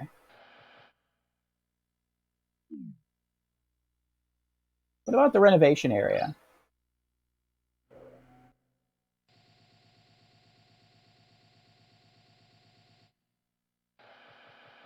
Laboratory.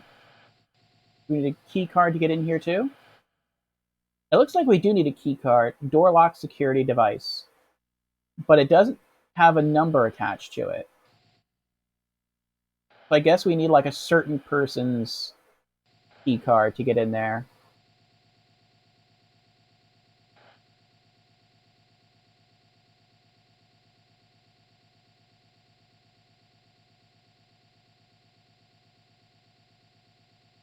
I really like the camera system in this game.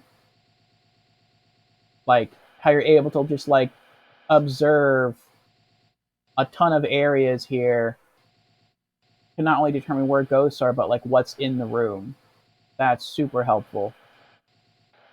And it makes it's super cool to me because it's like it gives you a way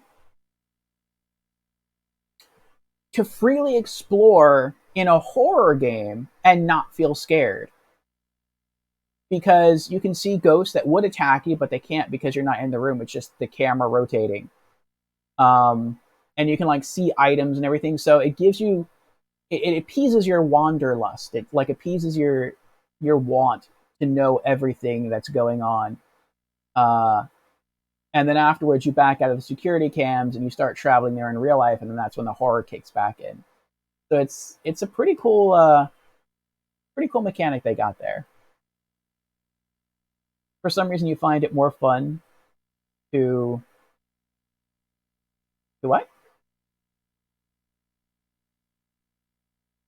You find it more fun today.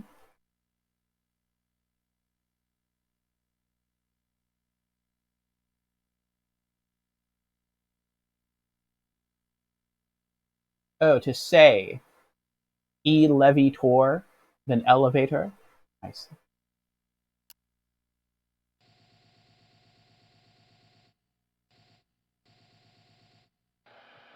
I zoomed in here as well. We need to pick up that chemical bottle eventually. And then there's another chemical bottle that we need to pick up. And when you pick up that chemical bottle and mix it with this chemical bottle, it creates, or it can create, an explosive or acidic force. But I'm not seeing any ghosts here. All right, well, let's go back to the elevator room. See what happens. Actually, before we do that, there is a save point here. So let's save our game. Comlink control panel. Save data? Yes. And memory card slot 2. Yes. Overwrite? Yes.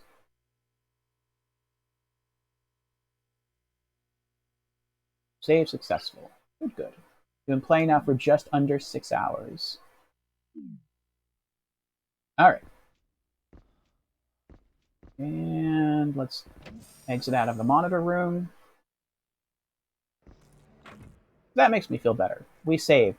So now if something bad happens, we don't have to worry about losing a ton of progress. Even though really we didn't make that much progress, but we got to explore some rooms. We see some extra stuff pop up on the map. We got to put that other ghost to rest.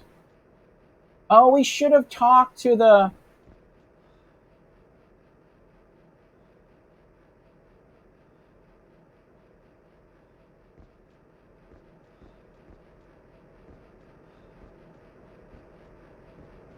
I'm going to go back. I was just thinking when I went into that room and you saw the painting of the astronaut when he was still alive, that we should have tried talking to the android artist that was sitting there, because maybe he would have given us some like different dialogue regarding the astronaut. Because he said every once in a while, like, come back to me and talk to me, hinting that he might have new dialogue as we continue to play the game. But I'm guessing maybe he changes some of his dialogue every time you save a ghost, because he paints it and then maybe he would tell you a little something extra about that ghost. It just didn't occur to me while we are in the room to speak to him. I just wanted to see the picture. I just wanted to see the painting. But he's not far. He's just 2 rooms away from where we were, so just hop back on the escalator. This game is so dark too in places. And this is at max brightness. That's how crazy this is.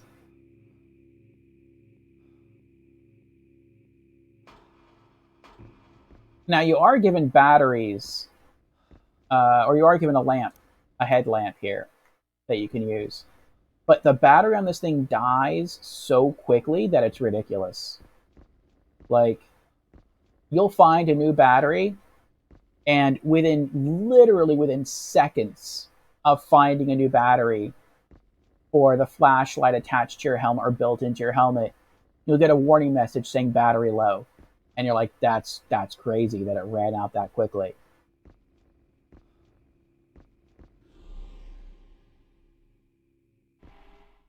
Okay, here we go. You have something that you're looking for, right? Maybe I can help you out. Come back here from time to time.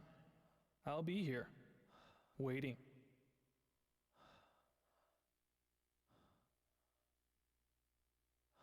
Maybe you're finding old used batteries. Probably.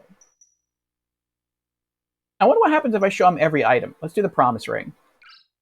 Nothing happened. The photo, Claudia's photo of her fiance. I know that woman very well.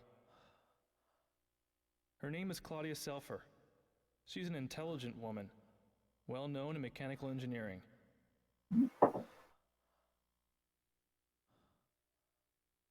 Okay. So maybe if something bad was happening on the space station, we might find her in like a mechanical engineering room. Maybe she's trying to do something to help save the station. Our med kit, host radio. Nothing happened. I thought maybe he'd tell me where I might find some spare parts to repair this thing. What about the monthly report? Nothing happened. Employee ID card. Nothing happened. That belonged to the guy we saved. Not the astronaut, but the other guy. Elevator card key. Nothing happened. Okay. So no new dialogue. Gotcha.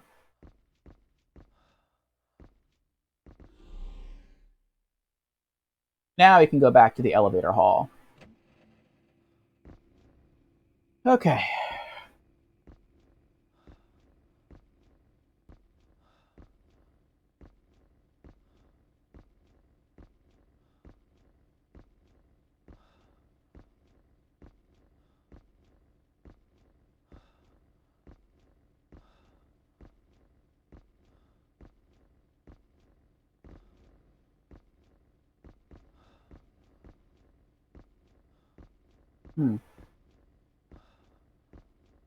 I thought if we looked up, we could see something.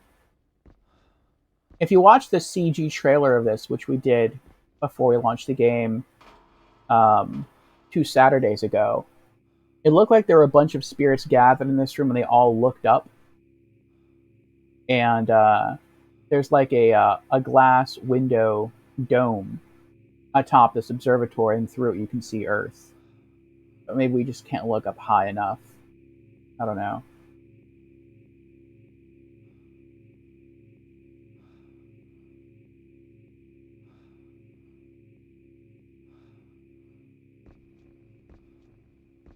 All right, residential area.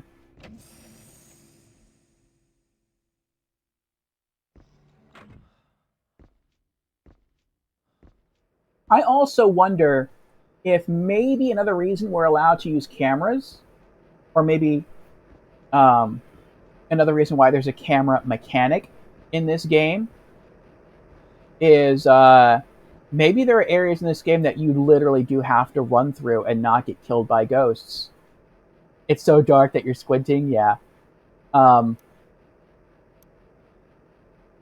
maybe there are areas that are so dark, or not so dark, but areas that we do have to run through, and that's kind of what the cameras help you navigate. So it's like, okay, I have to run through here. So what do I have to do? Where do I have to go? Okay, I have to run straight down a hallway, pass one door on my left, go to the second door on my left, turn and enter that second door. And like you just have to memorize that. And then you actually have to do it. Maybe it's something like that. I don't know. See, now we're back. This is the room in which we got attacked by ghosts. And nothing bad is happening to us.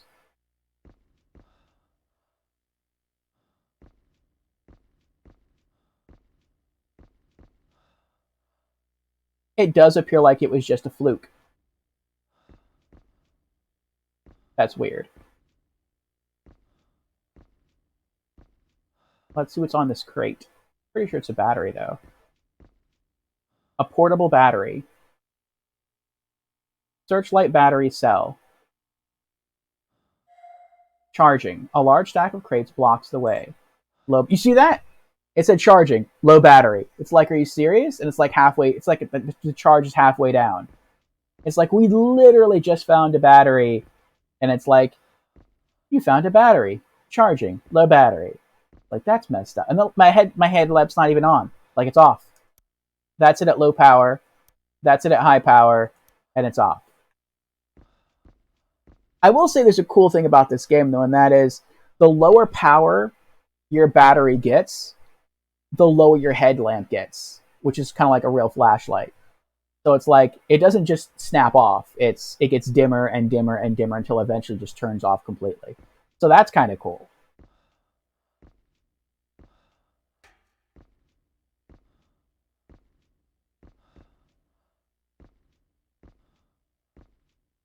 Okay, this is the elevator. That's where we're supposed to use the card. Not going to do that yet. This requires a level 4 security key. Level 4 security device. A card reader is visible on the front panel.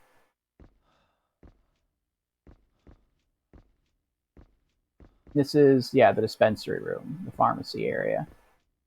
Oh, I bet that's where the other chemical is that we need to combine with that chemical in the other room to create an explosion. That's probably what it is. Okay, let's go through here. This is the I forgot what it's called. What is this called? The renovation area. Let's go into the renovation area.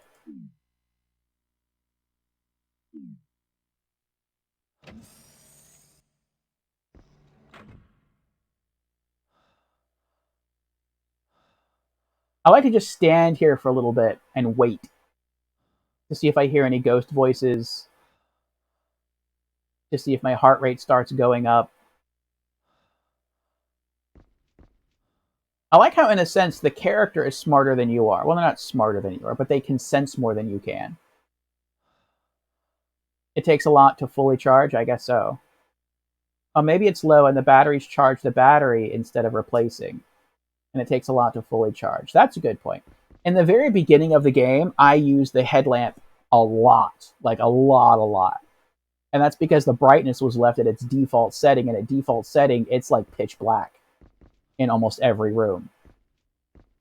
So I was using the headlamp on like the brightest setting, and I think that really drained a lot. What is this one? Laboratory. We're going to wait on that. I don't want to go through any doors yet.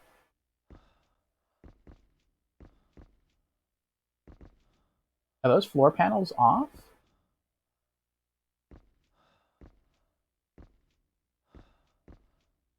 Construction material. So this is all one room. I gotcha.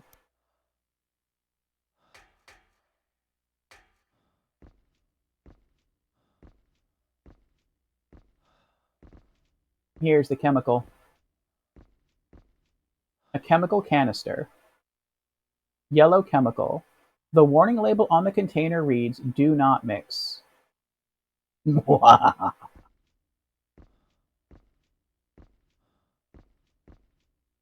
antique generator. We can't do anything with it, though. I clicked it.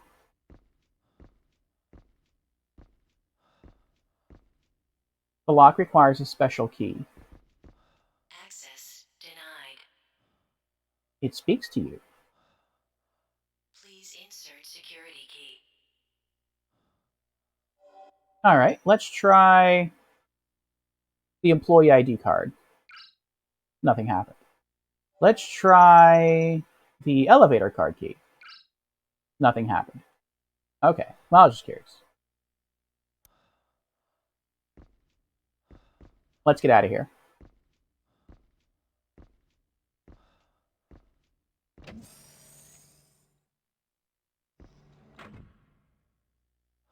Honestly, instead of white light, the headlamp would probably be red because it uses less energy and red light doesn't dilate your pupils. Oh, I didn't know that.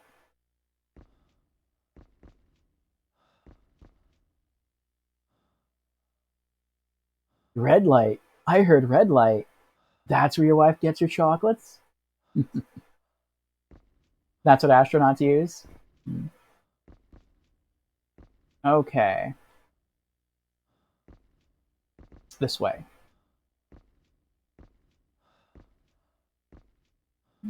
Okay. Now let's hope we don't ride the elevator down and die.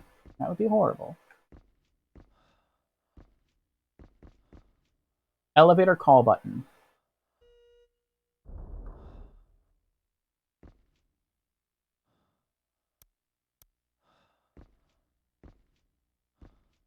Oh, it loaded me into the elevator. I was like, where am I? What is that? What did that say? The ceiling panel is askew. Oh, it is askew. Why would you tell me that? Is it important that I... Oh, no, never mind. This game sometimes just gives you details when you look at stuff without it necessarily being important. And it's just like to create atmosphere. Elevator control panel. There's a slot where a card can be inserted. We can go to first floor, basement floor level 1, or basement floor level 2. Oh, I was going to say this would be more useful if I actually knew where we were. So I guess that 1 stands for us being on the first floor. Oh, so we get to go into the basement. That's great. Nothing bad ever happens in basements in horror games or movies.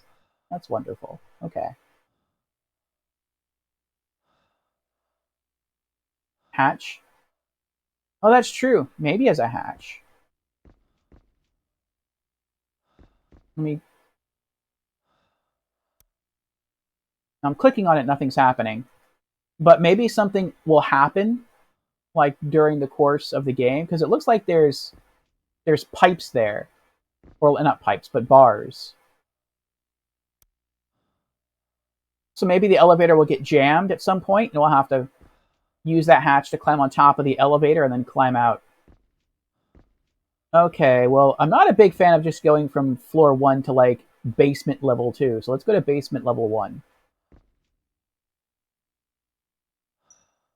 This floor is currently locked. Oh, Please insert key. okay. What if I try to go basement level 2? This floor is currently locked. Please insert key.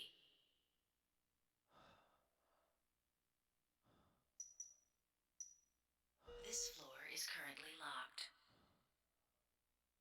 Card? Yes. Please insert key. I was just curious if we needed a card for both floors or only for one floor.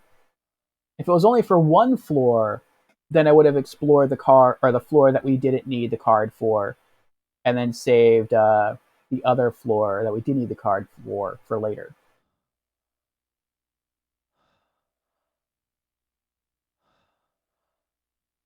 Oh, I can't access my menu at all. I have to back out completely. Okay. Elevator card key. Access granted. Releasing lock. Yay! Okay, thank you for the stream. I'm gonna go make some food now. See ya. All right, Tasachi. See you later. Thanks for stopping in, hanging out. All right, basement level 1. Here we come.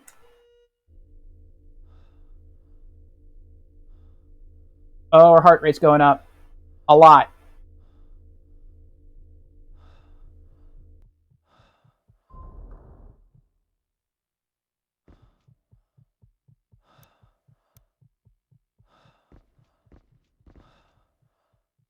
Going back down though. Why is it going?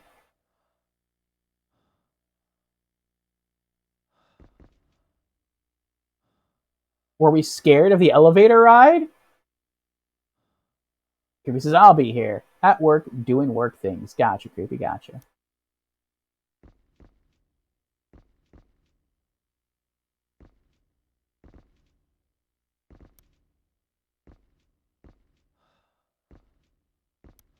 Let's see if I have any sort of map. I do not. Elevator lobby, basement level 1. And the freight elevator. That's what we just came down here in. Okay, so elevator lobby, basement level 1 is very small. And this hallway is really dark.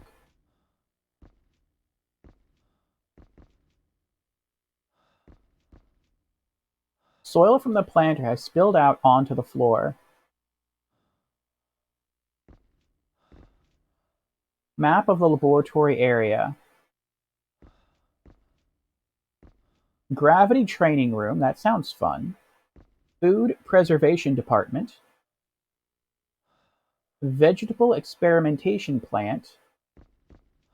Experimental Fishley station? Kind of blurry. Well, now that I've seen the map, no. I thought maybe if I saw the map, it would give me like the entire map here that I'd be able to navigate, but I guess not. Fine.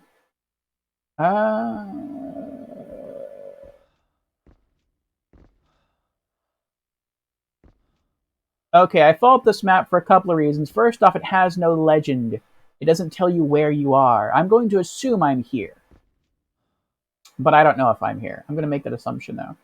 Secondly, it says A, B, C, D, and what those rooms are, but there's no A, B, C, D anywhere on this map, so I don't know what room is what.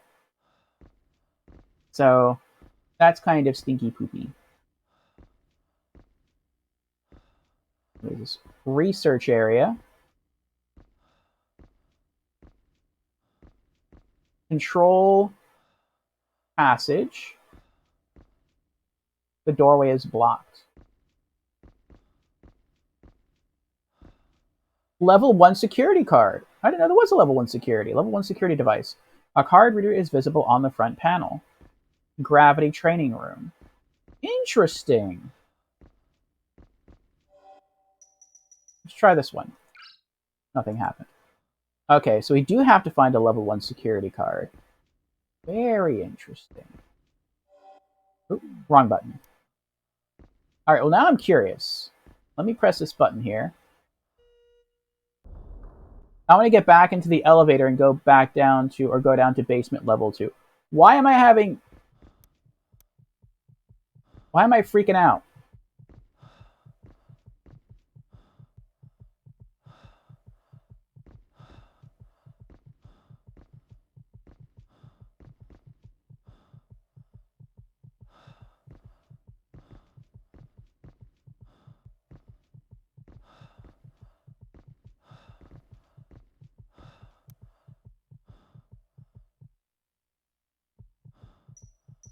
This floor is currently locked. Please insert key. Elevator scary? I guess so. Also, it appears you have to use the elevator key each and every time you use the elevator. No.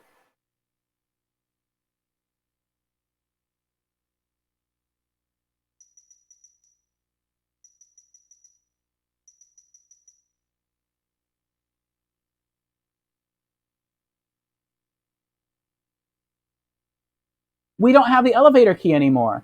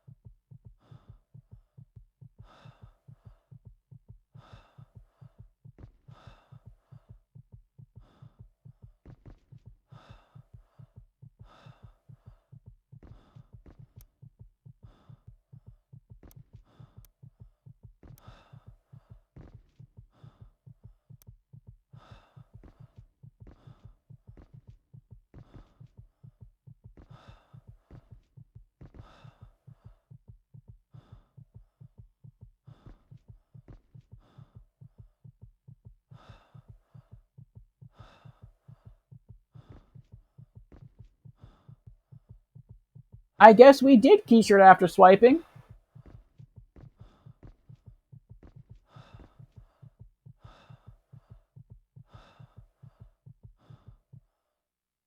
What else is in our inventory right now?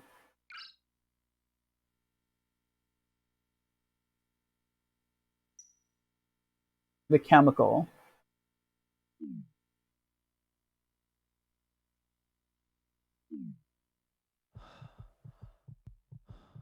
I'm gonna go back.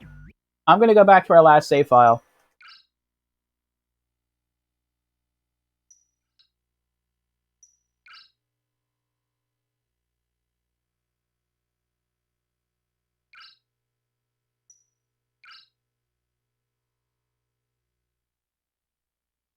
Because what would have happened had we chosen to go to?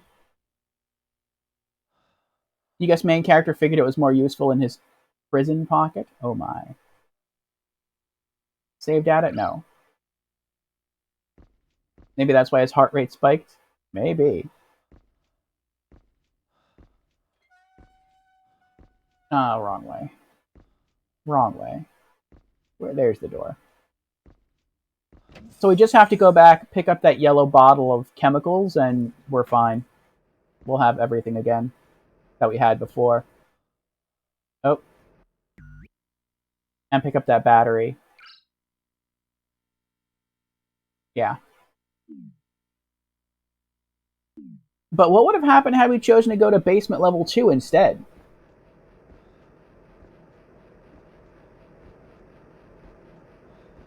Would it not have let us go to basement level 2? Or would it have let us go to basement level 2 and explore and then go back up to basement level 1?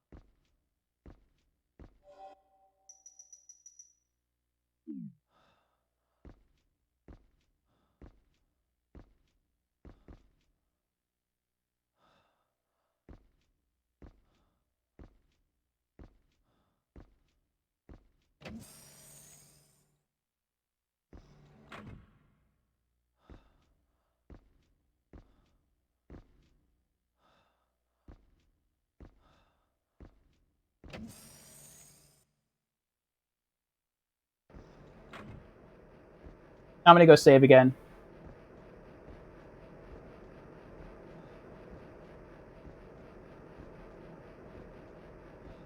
What I'm thinking, or what I'm guessing, I guess it's the same thing, is maybe you're allowed to choose either basement floor level 1 or level 2. But once you do, you lose the elevator key card and you're stranded on that floor. And to get off that floor, I don't know why I just did that. You have to find a new elevator card key to use the elevator again, along with whatever other helpful items are supposed to be on that floor.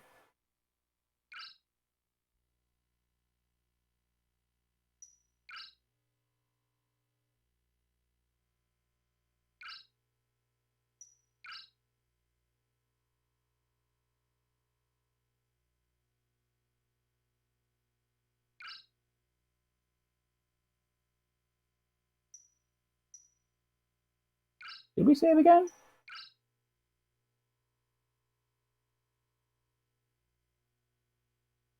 Okay. Yeah, save successful. Gotcha.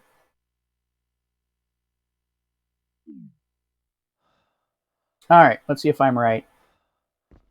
If I am, and it takes us down to level 2, and then we lose the elevator key, then I'm planning to reload last save file and go back down to level 1, because I always make the assumption level 2 is going to be scarier than level 1.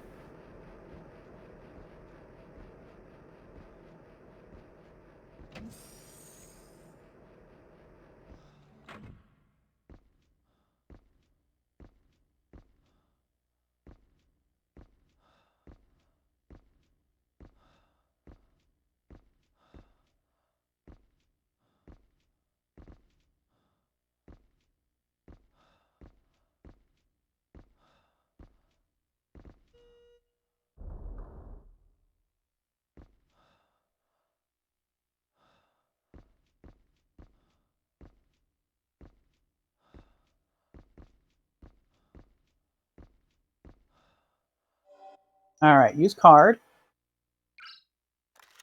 Access granted. Releasing lock. And it's gone. That's so messed up.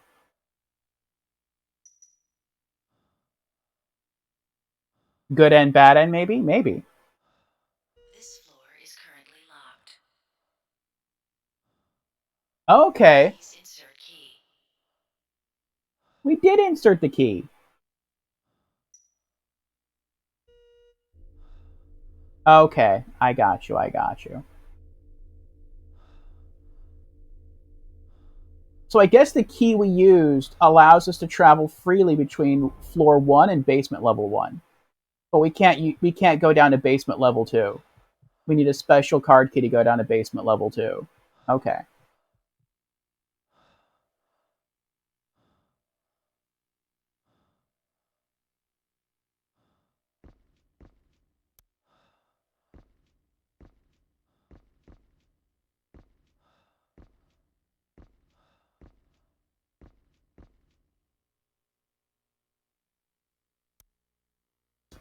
All right, so we have a gravity training room, food preservation department, vegetable experimentation plant, and experimental Fishley station. I wonder why they called it Fishley station. Why not just Fishy station? Maybe they thought it sounded too fishy. Soil from the plant has spilled out onto the floor. And this is the control passage, but it's blocked by plants that we can't move. This is security level 1. That's the gravity training room. I wonder if we'll get the chance to bounce around in low grav. That'd be kind of fun. So I guess we're going this way. Research area. Let's do it. Who spilled out on the floor? Fishy fish.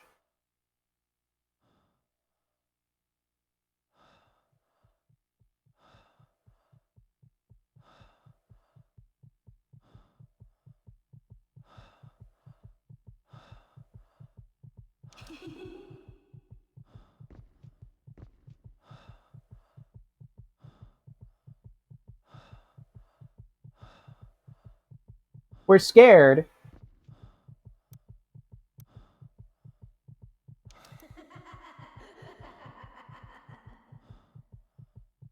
Interesting that when we get scared, our vision dims.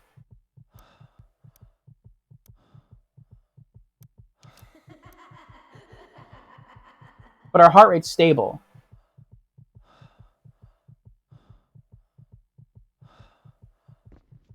It's like a kid having fun with us.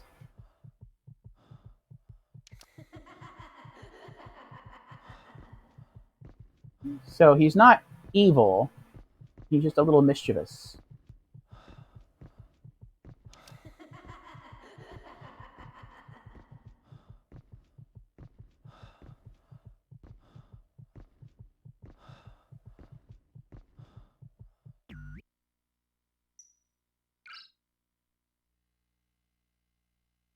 No man's having a heart attack. Okay. So we were in the freight elevator.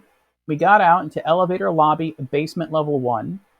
We can't go through the other doors. One is locked by a key card, and one is just blocked by dead plants.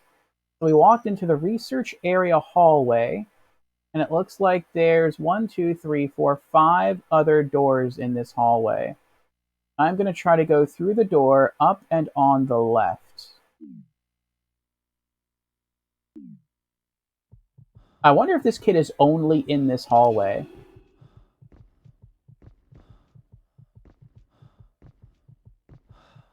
Or if he's going to follow us into every room.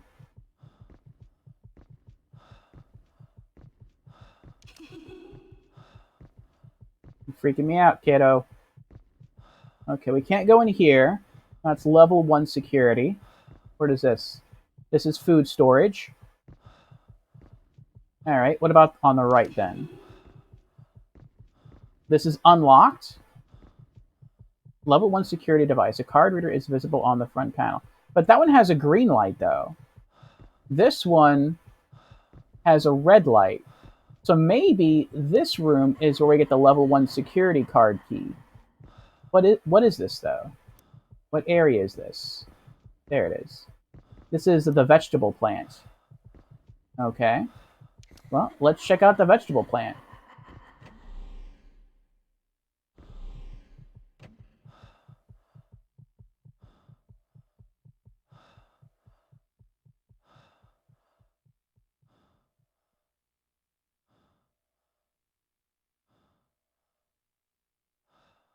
Oh, thank you for the cheer, Creepy. I just saw that. Thank you for the bit. Rip cheer. And Creepy has redeemed Hydrate. Very well.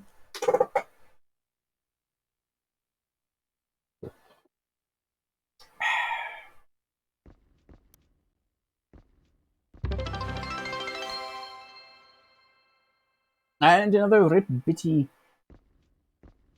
That's cute. I like that one. I hope we don't rip here. Oh, this is super dark. Monitor room.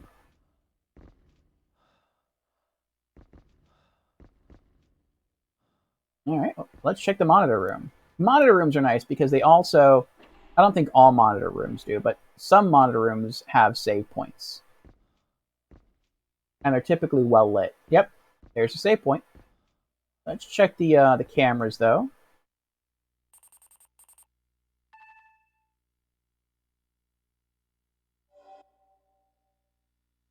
Alright, and this gives us a full map of the place. Very nice. Alright. Freight elevator. Is there anything creepy in here with us that we were freaking out about before? No? There's no ghost standing in the elevator. Okay. What about up top? No? Okay.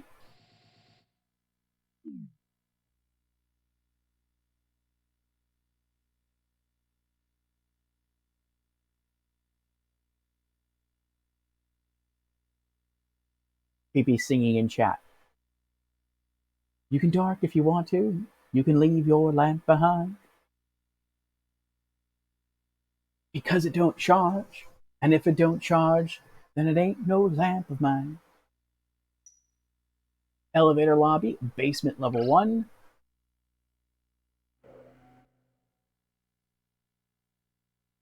I don't know what kind of technology the cameras are using, but the brightness in the cameras are like way better than how we can see.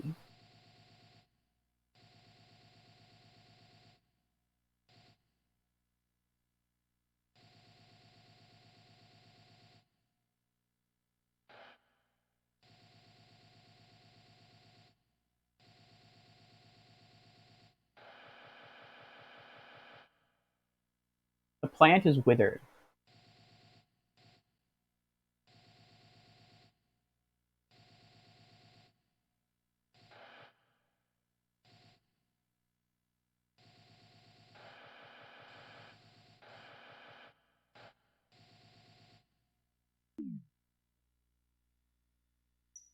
Control passage.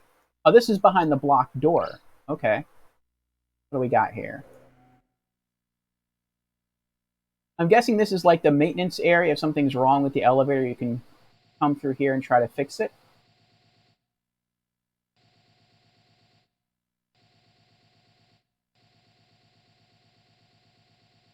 Oh, maybe there was a ghost in here and someone closed the door and they tried to barricade the ghost in with those dead plants.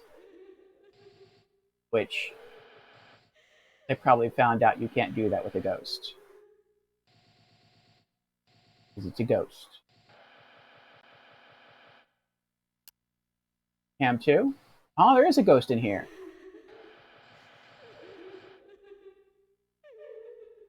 Oh. The crying child. Oh, there's green. All elevators gotta have music. Also, FLIR. But FLIR tends to be black and white. Green? Yes. In this game, whenever you see green, it's like a ghostly memory that imprinted itself upon something. And so if you zoom in with a camera, and you can only see these marks with a camera, and they can only be activated with a camera, then you get to see what happened. So it might pertain to this ghost. Let's see. Right there, where his foot is. I'll take a look around. You stay here, okay? Sweetie. Don't worry. Trust me. We will be saved. Stay here no matter what.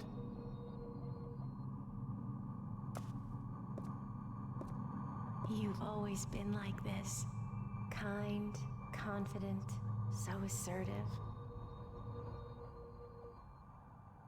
10 years have already passed. Maybe I'm the one who's changed. Stay with me a little longer. Oh.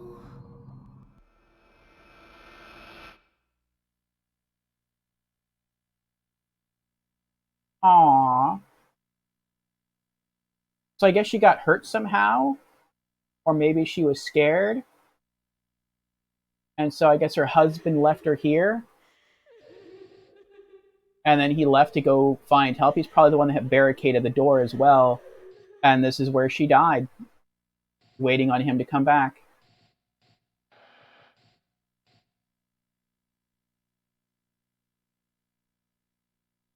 That's sad.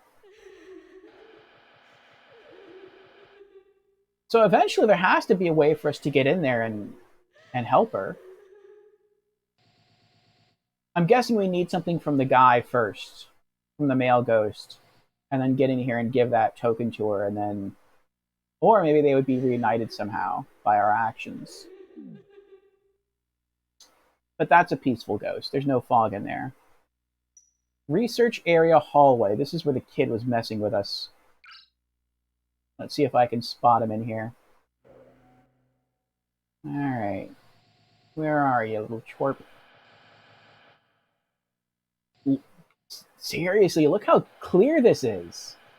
This is like, even the light's on here. That's a ceiling light right there. Look at that. This is like way better than how we saw this hallway.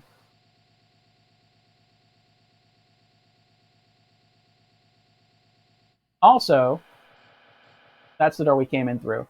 It's well lit. There's no fog, which is good. And there's no kid. Which is a bit confusing. Did the kid follow us into a different room? Does he come and go? Like, that's weird. Camera 2. Where's camera 2 at?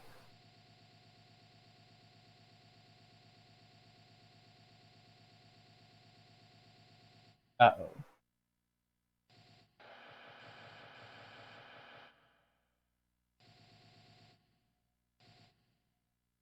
It looks like there's fog over there. It's light fog, but there's fog.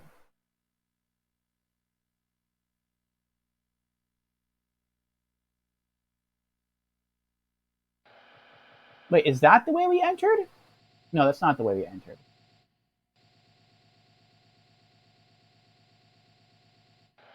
What is this? Ah. the ladies' restroom. And this must be the gents.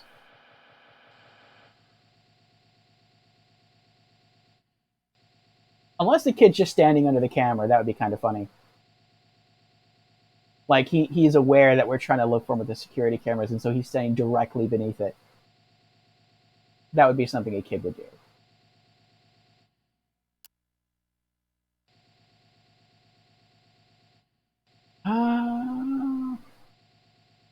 Alright. So that's the door we tried to go through. Food storage, we couldn't because we don't have the key card. Let me see what else is in this hallway real quick. This is the door we did go through. Vegetable plant. And this door is on our right. So then that means this is the door we came in through. Okay. So then what else is down this hallway? There's stairs. So there's only those two doors, and then it goes up. Then there's another door on the left, and then the doorway bends around the corner. And that's where security camera 2 is.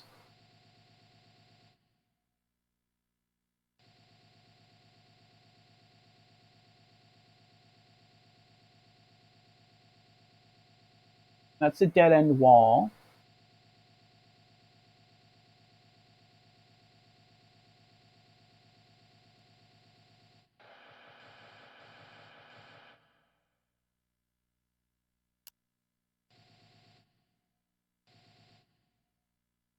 I don't know what's there.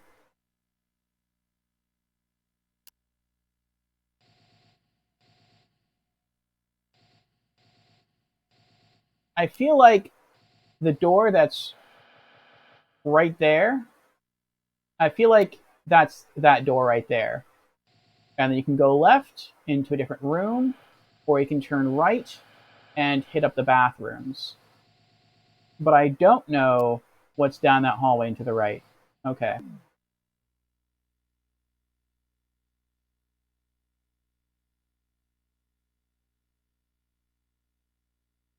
I know maybe I'm wrong.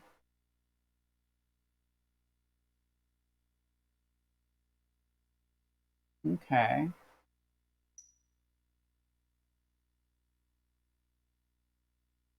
I think I want to go back out here into the research hallway. And then it looks like those two rooms look pretty similar. I'll go check out the bathrooms. And then I'll come back here to the vegetable plant passageway and check out the vegetable plant. And then the cultivation control room. Vegetable plant passage. See what's here.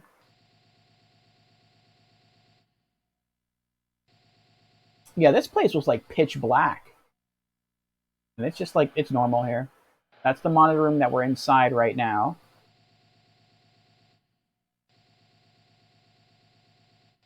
That's the door leading on. Actually, I think that's the door we came through. This is the hallway that leads us further. Here's camera 2. The wall panel has come loose. Oh, there's a marking on it too, a green marking.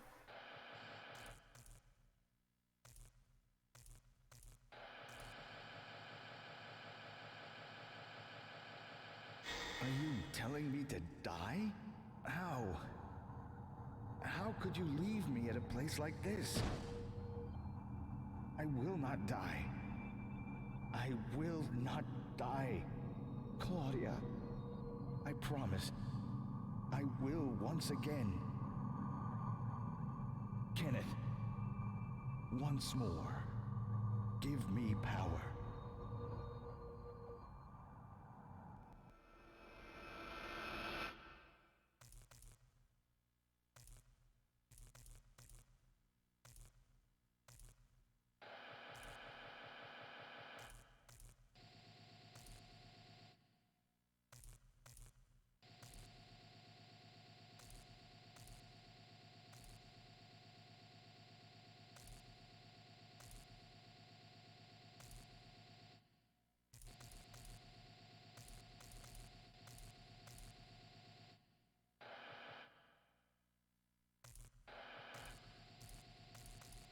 There's a sign against the wall that says where that door goes, but I can't focus on it.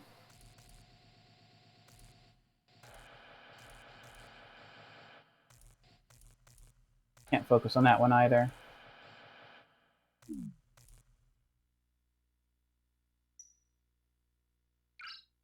Let's see what's going on in the vegetable plant.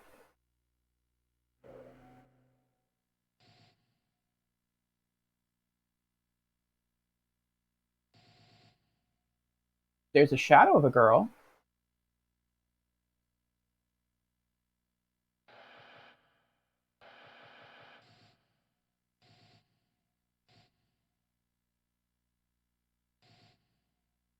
It's a ghost.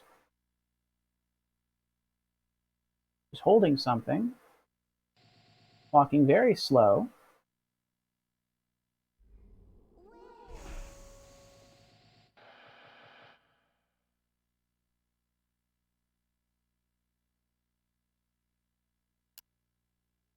A stuffed animal.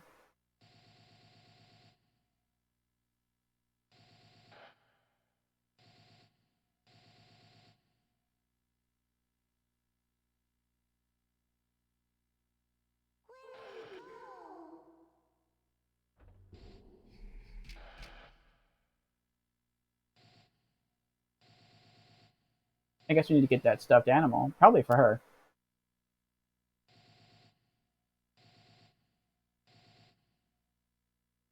Oh, it's like vegetation has grown over the camera.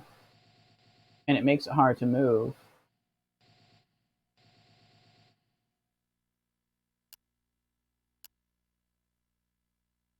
I'm not sure if there's heavy fog in here or not. I'm guessing there is. Because so far, if ghosts wander around, it seems like they're violent. If they're just standing still, then they're peaceful. That's what I think is going on here.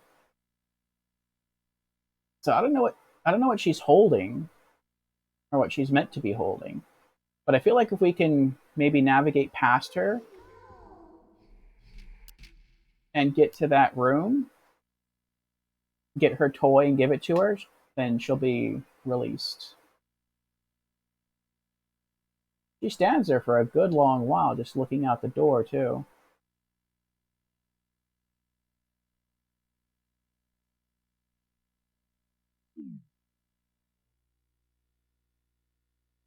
Cultivation control room.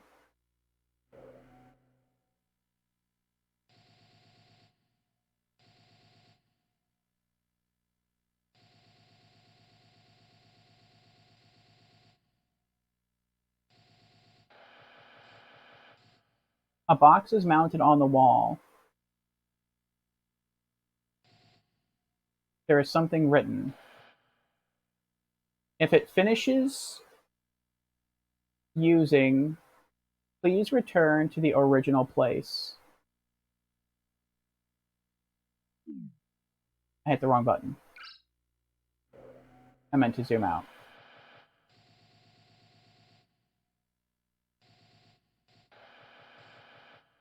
Ventilation control device. Oh no.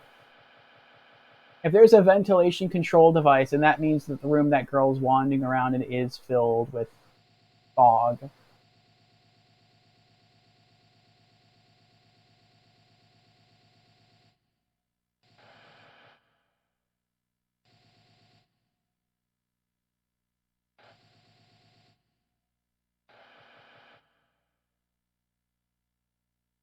So we're going to have to sprint past her to get in here. I wonder why there's 2 security cameras in this one room. Small piece of equipment.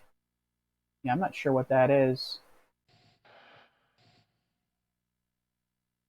Is it a battery charger? Kind of looks like a battery charger. It appears to be related to research carried out here. Computer monitor.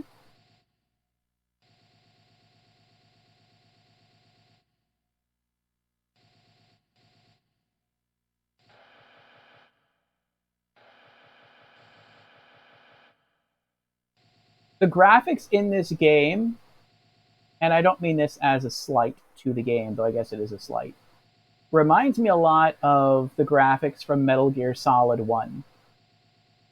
Like this, the way that the scenery is and the shelves are and the tables and everything. I feel like it looks almost exactly like the graphics from Metal Gear Solid 1. The kicker, though, is that Metal Gear Solid 1 was a PlayStation 1 game, and this is a PlayStation 2 game.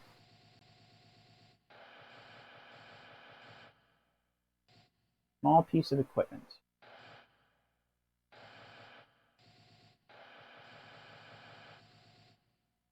Okay. So this is similar to what we did in the last situation.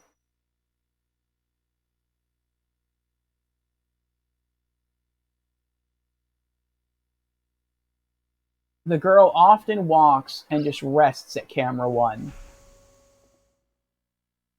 We have to wait for her to move, walk out, and then we have to go sprint through those sliding doors all the way down to the other side and into the cultivation control room where we should be safe. And then once in there, we can vent the gas. Maybe. I say maybe because I don't know if we're going to need a different security key to vent the gas or not. If we already, I mean, we're still carrying this person's card on us that we used to vent the gas the first time. So maybe we can still use this one to vent this gas. That's a good possibility.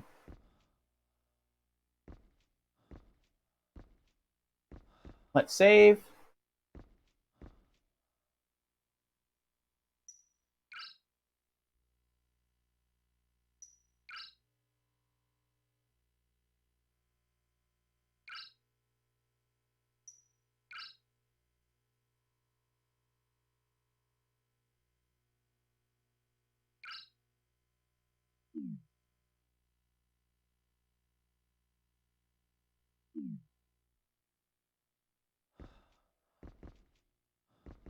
Okay.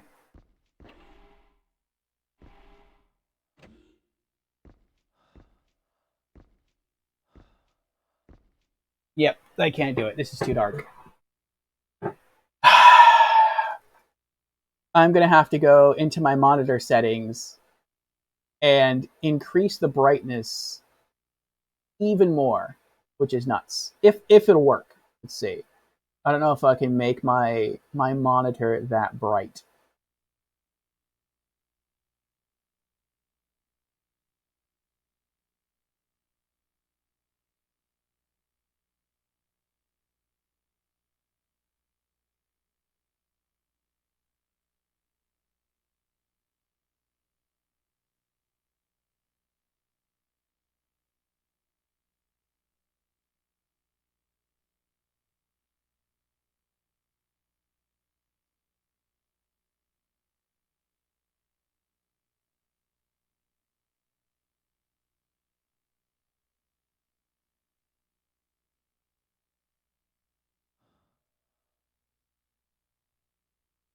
Wow. So I made it a little bit brighter, but like it's hard to it still looks almost pitch black. And it's at max brightness.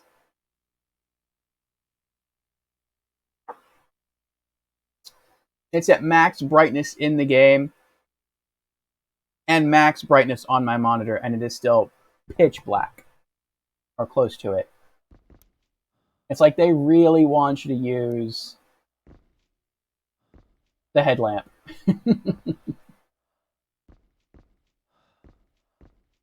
I think this is how I got in here.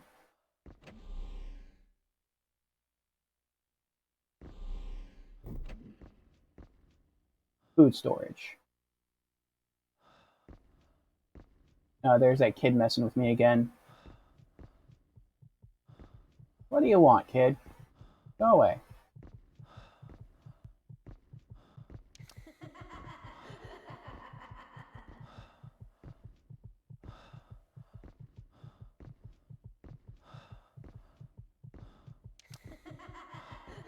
You're a troublemaker.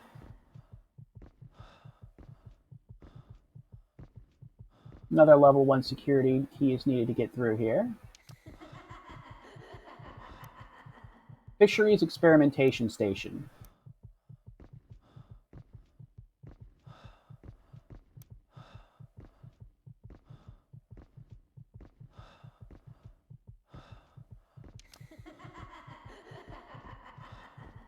Alright. Let's go to the potty. Men's room.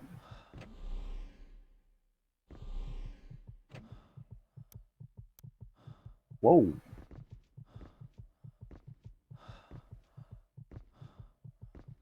Hey kid, you follow me into the restroom? No privacy. What is this? The sink is filthy. It does look filthy. Come on, kid.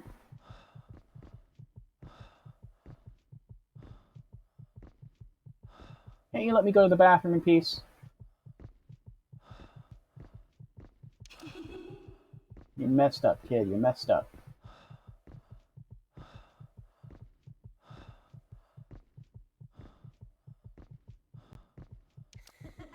Well, I will say, excuse me, so long as the kid is messing with us, I feel like we're not going to get attacked by ghosts. What's in here? Glass cleaner. Spray can containing a glass cleaning solution. Cleaning supplies. Let's all go to the party. Let's all go to the party. Oh, futuristic urinals. I've seen urinals like this, actually. Let's all go to the party. It looks as though it hasn't been used in a long time. I can't flush it. Oh well.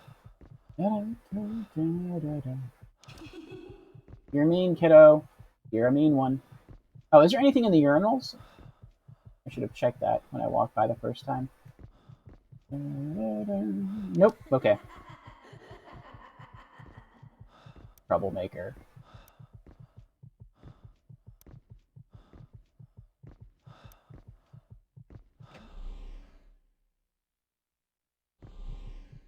Alright. Now what happens if I try to go into the women's restroom?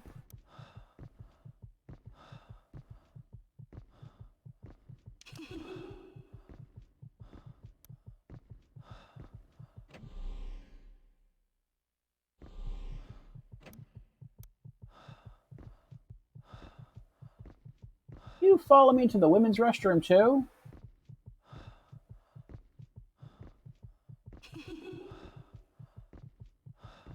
Come on now, kid.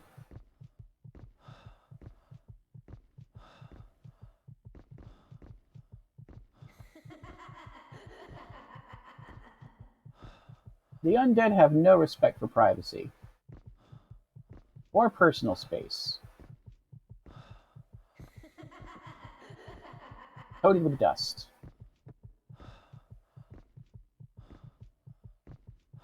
I feel like something might be in one of these.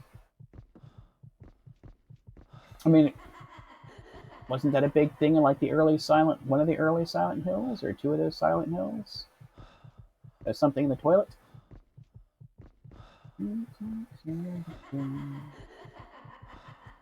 This kid is annoying. This kid is so annoying. Oh, what's this? Help! Ooh.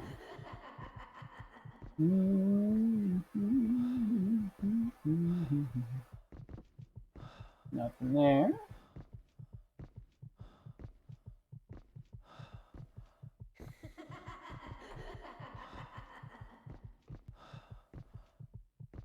There's a ghost in here that wants to kill me. I better rip this kid off me first.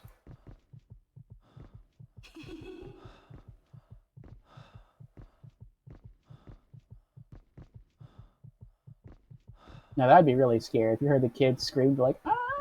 And then you ran off, you're like, oh crap, what scares a ghost? Oh, Here we go. Here we go. A portable battery. Searchlight battery cell.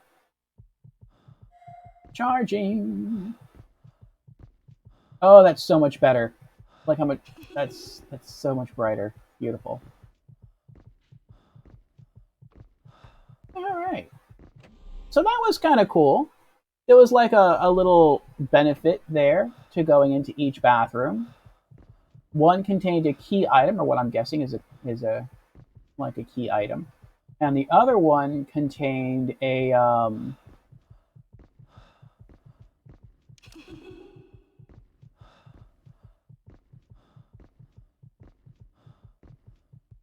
what is it called? The other one contained a battery for a helmet. All right, we're gonna try to complete this part of the game next. Yeah, he's leaving us alone now. Rascal. Monitor room. I guess it's because there's fog in here, and the ghosts won't knowingly wander into the fog. They probably don't like it. That's probably what makes them violent.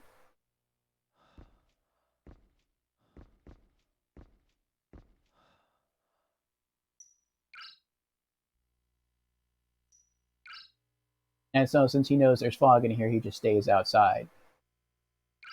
Not that we can see him.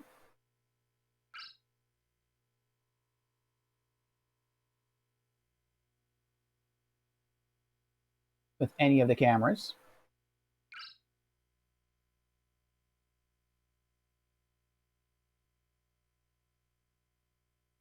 Oh, also FLIR is forward-looking infrared. Oh.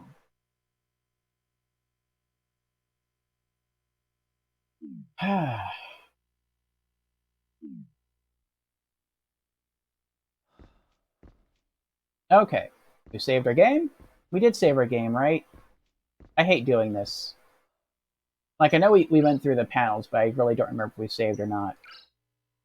And I don't remember what the save number attached to the file. I think we saved. Save again. I also don't know if there's like a certain like bonus ending you get if you have under a certain number of saves, because it is keeping track of how many times we've saved the game, which is weird to me.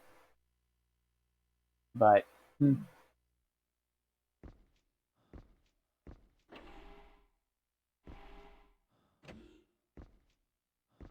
I feel like this is gonna be a crapshoot here. We have to go down to the end.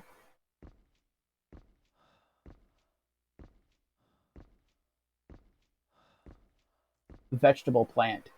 And then once this door opens, we just have to sprint to the end of the hallway and hope that she doesn't catch us along the way.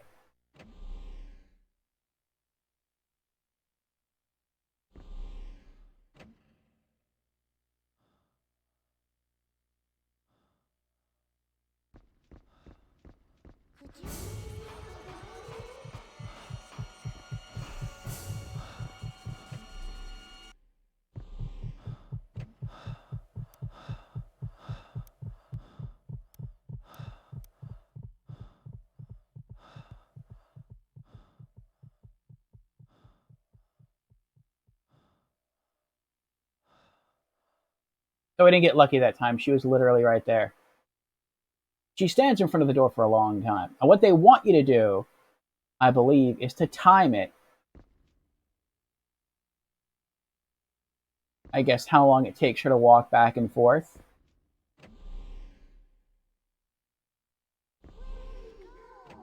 Where did you go?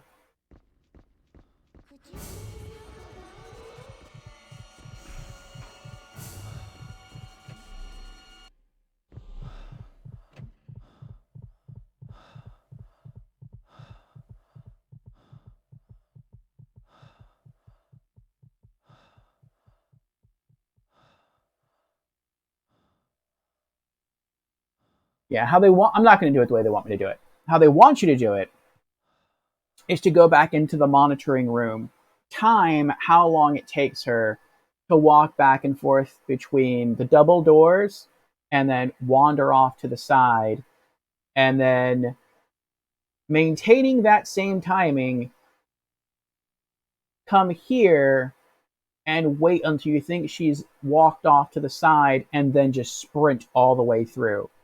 That's what they want you to do. I'm not going to do that.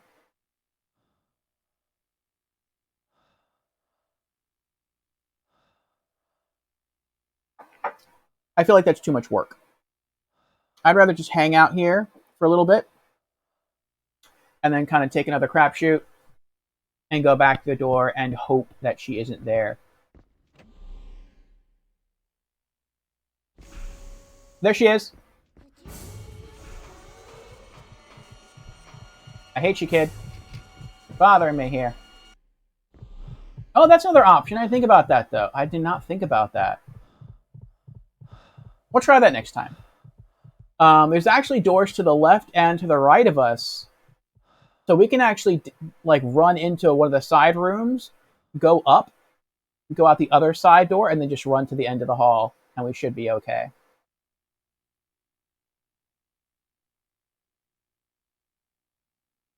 Okay. So as long as she's not like right in front of us as we enter this door, we should be fine.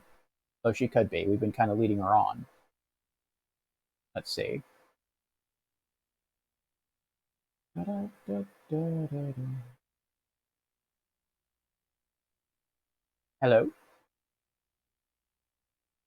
Hello? Game? Game?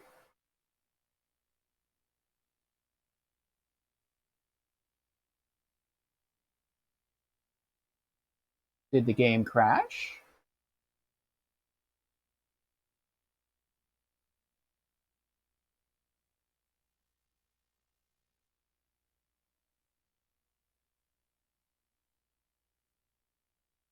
I think it's having a loading issue.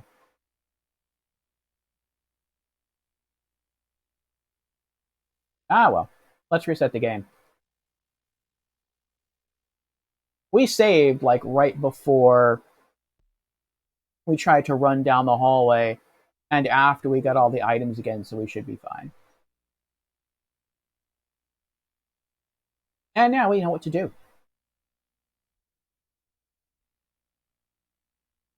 You have to press the PlayStation button because it turns off your controller whenever you reset the PS, or whenever you launch a PlayStation 2. But you know what? I'm going to take a little break. I am going to let you listen to this wonderful intro here. And I think I'll actually go in here to edit the scene and just remove my webcam currently.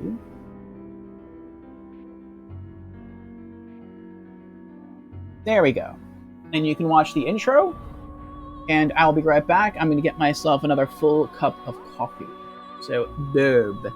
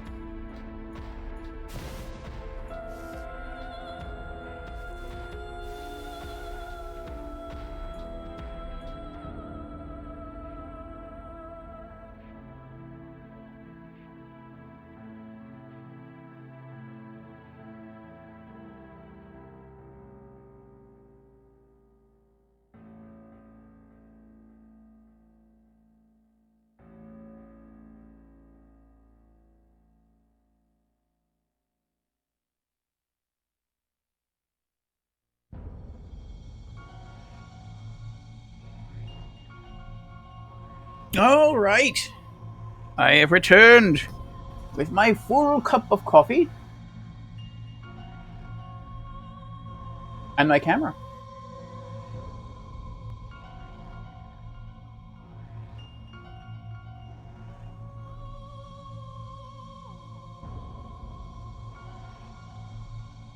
All right. Let me pop my earbuds back in. We will reload our last save file, and we will try to run past that little girl.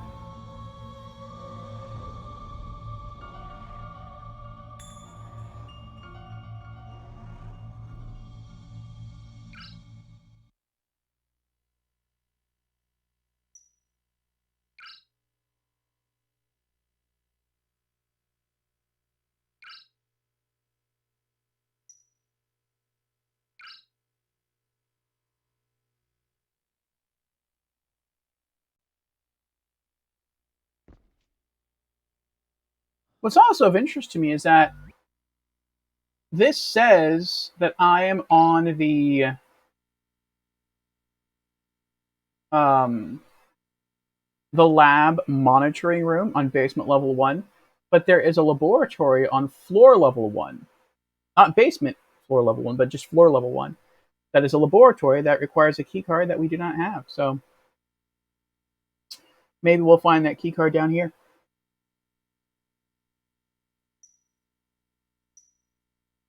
Glass cleaner. Spray can containing a glass cleaning solution.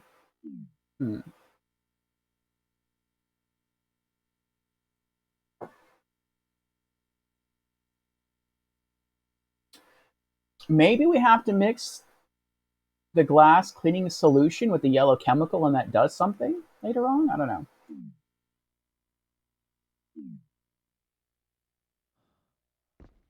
Okay.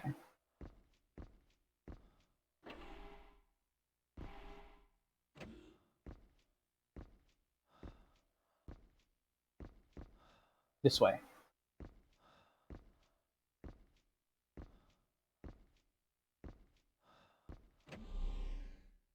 Here we go.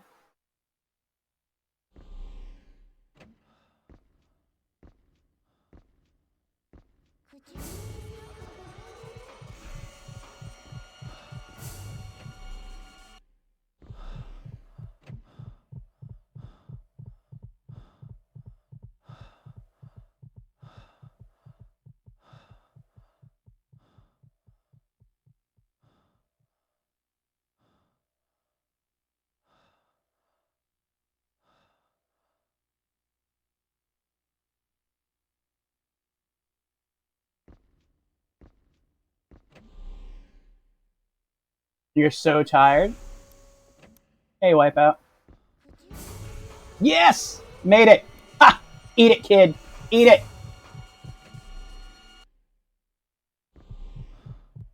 She moved aside just in time. Oh, yes.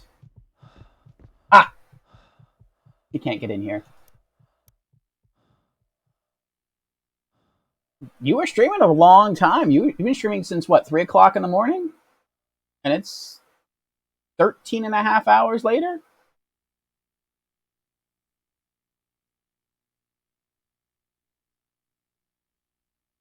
Other than tired, how are you doing? It was over 12 hours? Did you beat it? Did you beat Chroma Squad?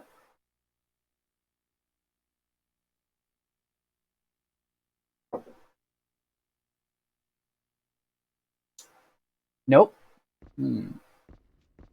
That's good. It's a nice long game. Key storage box. A key hangs from one of the pegs. Greenhouse key. The word greenhouse is written on the tag attached to the key.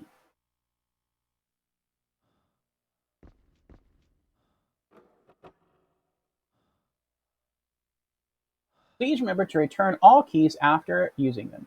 I'm not going to do that. It's mine forever. Science monitoring device. What is this? Desktop computer system. Small burner. An emergency food tin rests on its top.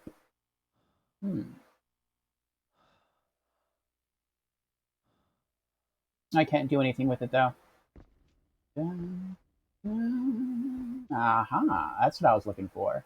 Ventilation control device. A card reader is visible on the front panel. Employee ID card.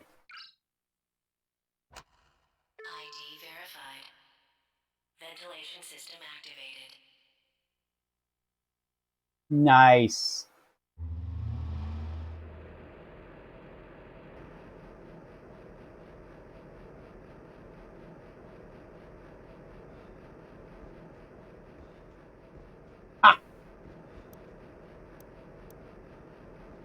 Now that little girl won't attack us anymore.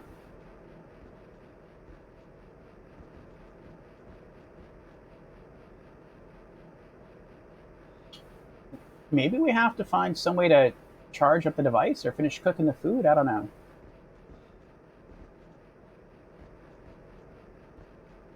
So you're gonna get some sleep soon, Wipeout?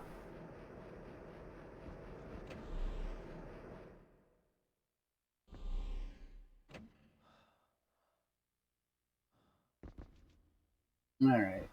She should still be here, but she should be peaceful now. Control room. You need to what? Where are you, kid? Where are you hiding? Oh. Actually, she shouldn't be wandering anymore. When there's no fog, the ghosts don't wander. They just typically... I need to wake up with him? Oh, I know what it is. That's right. That's right. She lost her stuffed animal. And so I have to find her stuffed animal and return it to her, and then she'll be okay. That's what's going on. Why am I... Why is my heart rate going up? She must be nearby then. Where are you, kiddo?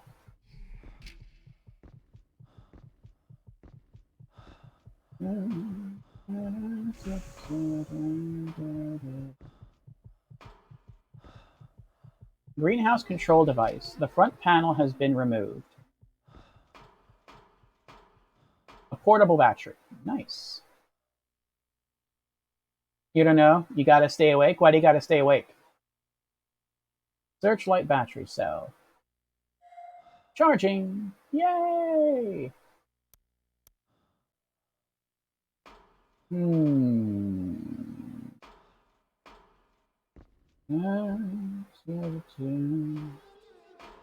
Off. Air temperature control switch. It's probably used to activate the fan located on the ceiling. On. No, I can't turn it on right now. Huh. I'm hearing you, kiddo. I'm hearing you. Hold on.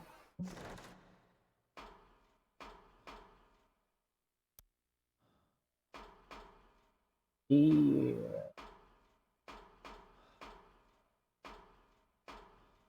You got plans later today? Is that why?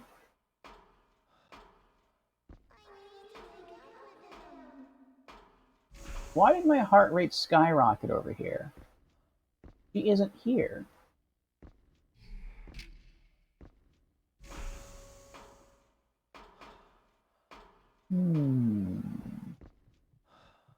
Let's go through here.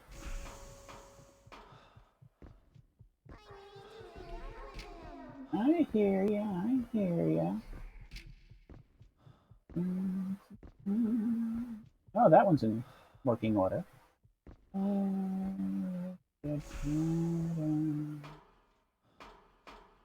The heck?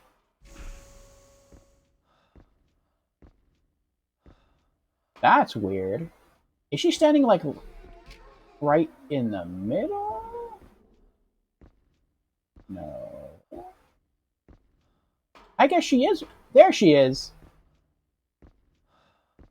There's two of them? They're twins.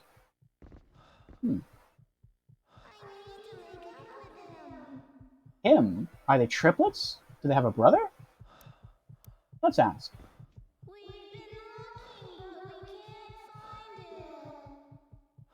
What can't you find? Oh, she's crying.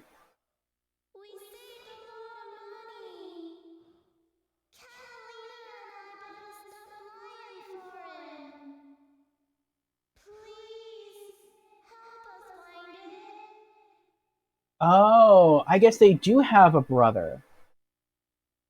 That's probably the annoying kid that keeps putting handprints on our astronaut's visor as we walk around. So maybe if we bring the stuffed animal to them, the brother will follow me in here, or he'll come in here for the lion, and then I'll save all three ghosts. That would be pretty sweet.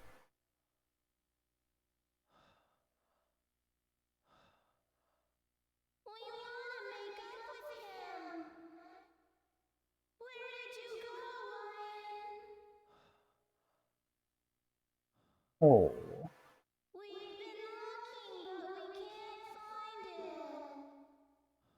Now, does the other sister say the same thing?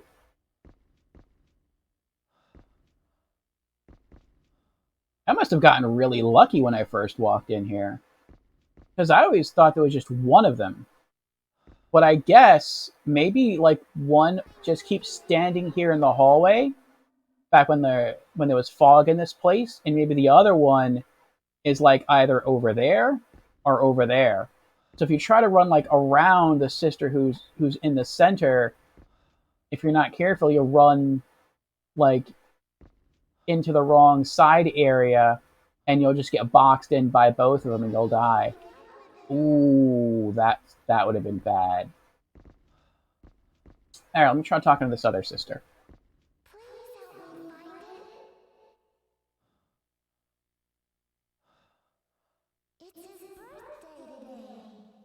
Oh, Organa's here. Hello, Organa.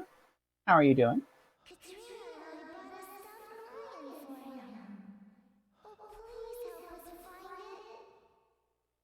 Oh, so she says everything her sister says. It's just she tells you everything all at once.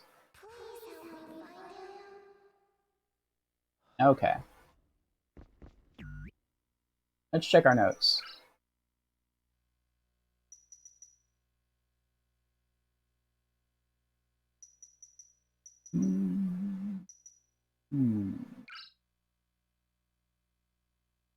We've met 38% of the characters now. Unknown. A ghost seen leaning against a wall in the control passage. She has suffered an injury and appears to be waiting for someone to return. No data. Man from security camera recordings. It seems he was directly involved with mining operations responsible for the discovery of a new mineral at the lunar facility. Oh.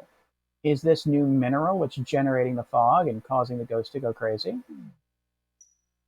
Katarina Pollux. Oh, the sisters are named Katarina and Katrina. That's cute. Katarina. Ghost encountered in the vegetable plant. She's searching the area with her twin sister, trying to find the gift they bought for their older brother. They purchased the gift in hopes of reconciling with him. Katrina. A young girl's ghost located in the vegetable plant. She's searching the area with her twin sister, trying to find the gift they bought for their older brother.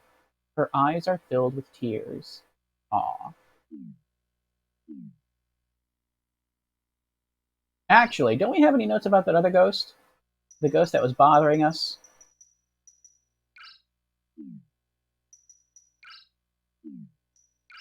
We don't. Okay.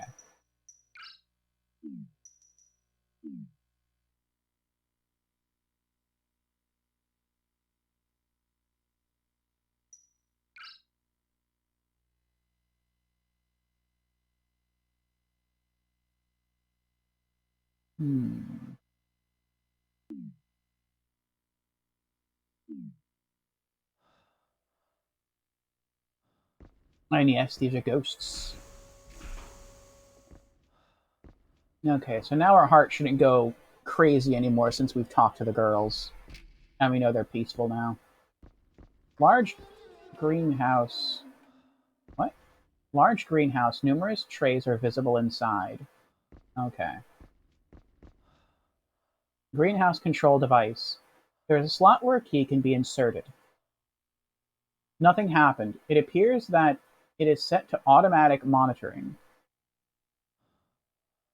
Well, what if I insert the greenhouse key? Switching to manual control. Please set tray arrangement. Aha!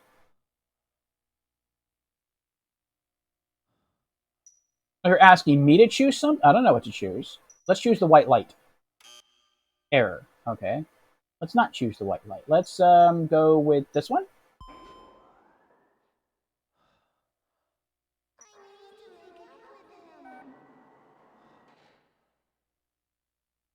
Oh, I bet I know what it is.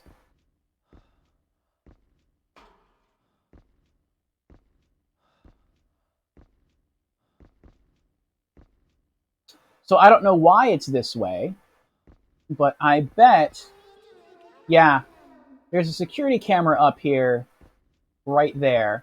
And when I used it, I could see down, there's the bear, there's the toy right there, there's the lion.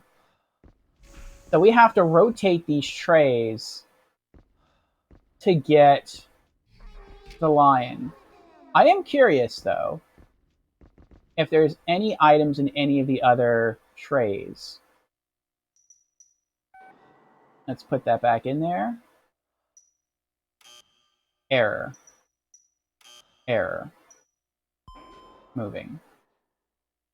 I know it's this one, but I want to see if there's anything else. Any other key items. No, nothing there. Okay. I mean, who knows? You could get lucky. There could be like a spare battery or something. Insert it back in there. Okay, we can get that one.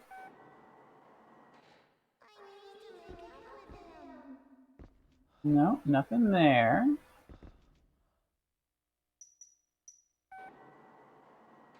The arrow by default was just hovering there. It's like, press that one. That's the one you want to press. I'm like, I don't want to do that one yet. Oh, this is not good.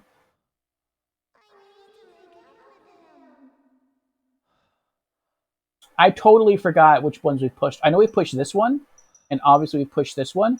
I've totally forgot. I know we haven't done any of these, but I don't remember if we went this way and then up, or if we were here, went this way and then went up here and then went that way. I really don't remember, and I don't want to miss anything. So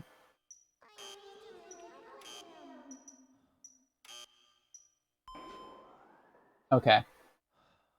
I'm like, we'll just do them all over again. No, okay. We checked that one already. Slide the tray back in. Error. There we go.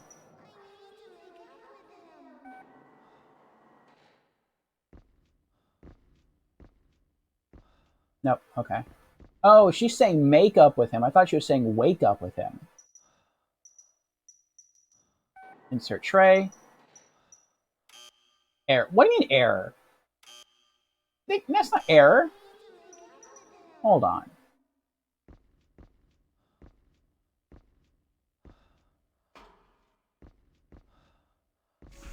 He's right there.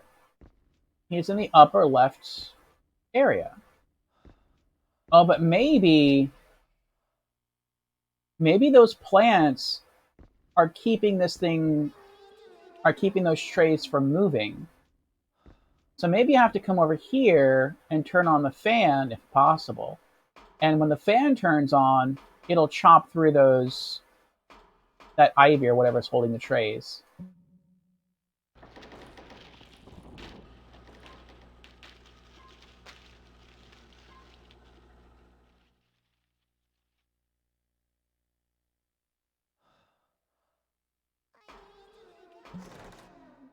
There we go. The fan was just strong enough to pull the vines out.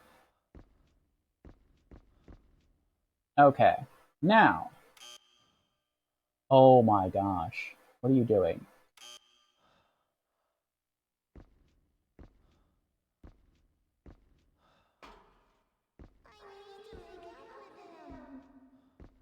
He's right there, though. The vines have been pulled out. Why can I not select it? What the hell is this? Is this PS1? It looks like PS1, doesn't it? I was just saying that earlier. I was saying that the graphics in this game remind me a lot of Metal Gear Solid 1.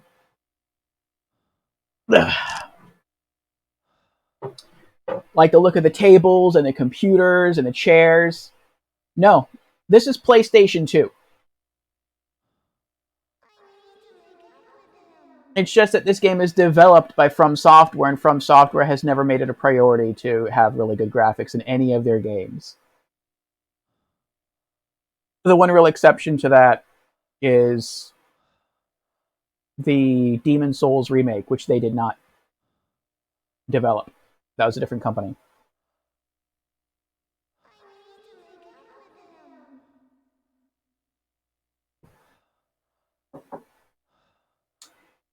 Even Elden Ring, from what I've seen, for a PS4 game, looks kind of rough. It's excusable because it's an open world, but it looks kind of rough. But this is Echo Knight Beyond. And the story of this spooky game so far, probably going to have to pause now if the girls will keep interrupting me, is that this is the year 2044. Our name is Richard Osmond. We have a fiancée named Claudia Schiffer, or Schaefer. I'm not sure how you pronounce it, really. And the two had a dream of wanting to do something very elaborate for their wedding. And so they chose to fly to the moon and get married here. I guess that's the thing in 2044. And so they saved up, they booked their trip, and they were on their way flying to the moon. On the way, something happened to the shuttle, and it crashed into the moon's surface. When it crashed, we, Richard Osmond, were knocked unconscious, and when we came to, the shuttle. Actually, I'm not even sure if it's a shuttle. It was a docking station for a shuttle. I think that's what it was. The docking station for the shuttle was empty. There's no trace. There's damage. You can tell the shuttle hit it, but there's no bodies. There's no trace of our fiancé. And we are in an astronaut suit. We don't know how we got into an astronaut suit, but we're in one. And so we wandered out of the docking station, and we are now inside of a lunar facility. However, the lunar facility is also vacant. There's nobody in it, apparently. There are, however, ghosts. And it's this strange fog as well that's permeating parts of the station that causes the ghost to become violent. And if we are on the violent ghosts, they will kill us. Basically, the way it works is they stop us from going beyond where they're standing or where they're patrolling. And it starts to give us heart palpitations. And if our heart ever reaches 300 beats per minute, then we get a heart attack and we die. That has yet to happen. Hopefully it will not happen. If we can vent the gas or the fog out of the room, the ghosts become peaceful and we can talk to them. And the reason you want to do that is not only for the nice feeling of putting the ghosts, at peace so that they can move on to the afterlife, but when you do that, the ghosts typically give you an item, a useful item, a key item that you can use to progress further into the game. And so that is what this game is about. It is about putting the ghosts at peace and trying to find our fiancé. You may recall that I have mentioned the name of this game before, a very long time ago. Actually, it was on our podcast. Not not this specific game, not Echo Knight Beyond, but the first game in the series, just called Echo Knight, is one of my favorite games of all time and is my favorite adventure game of all time. And that was a PS1 game. Graphics were a lot rougher. And it was one of the inspirations for my name, Orfeo, because in that game, most of it took place on an ocean liner lost at sea. And the name of the ocean liner was the Orpheus. So it's been a long time since I played Echo Knight, and I have never played Echo Knight Beyond. And so I figured I'd finally want to sort of dive into it and give it a shot. And especially now that the PlayStation 3 has been set up in this room for a while, so I have access to be able to do so. And I'm enjoying it. I'm liking it. It does spook you out every once in a while, but once you sort of come to terms with how the ghosts operate, you start to get a bit more confidence, and you're not quite as scared.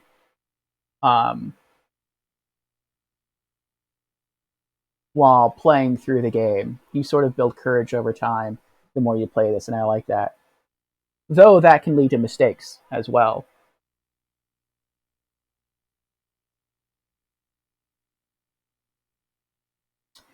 In the original Echo Knight,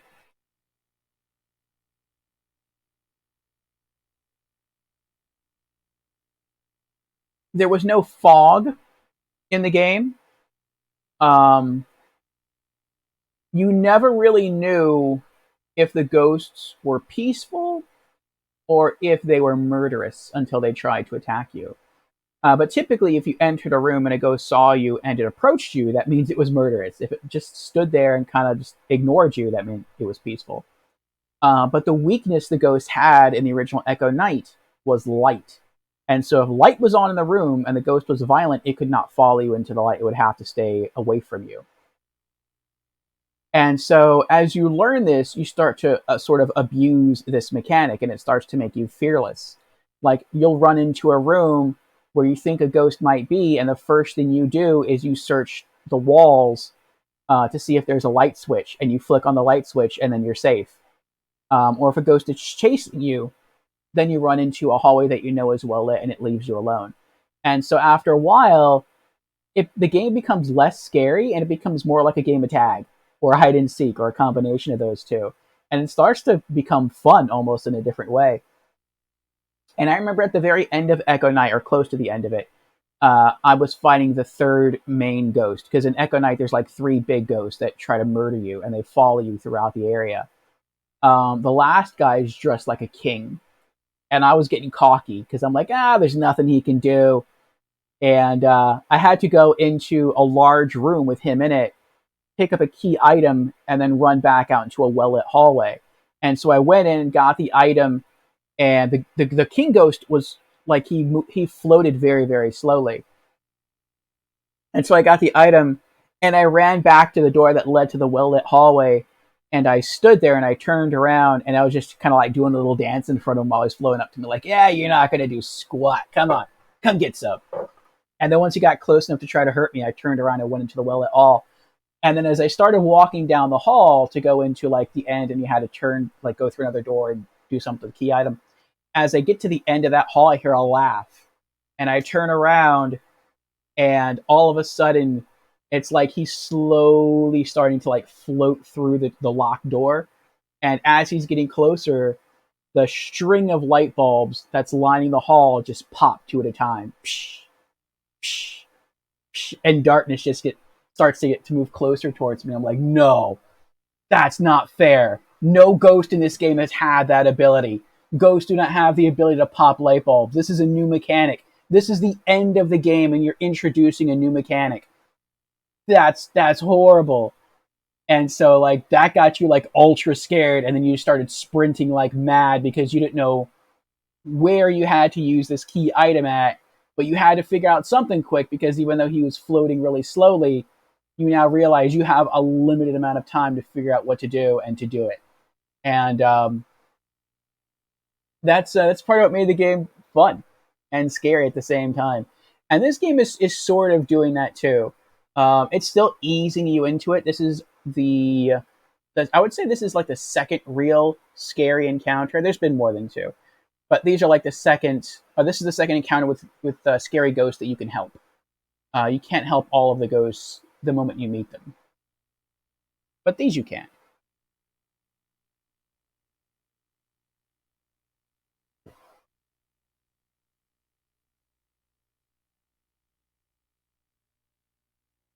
Okay, so I need to get that lion.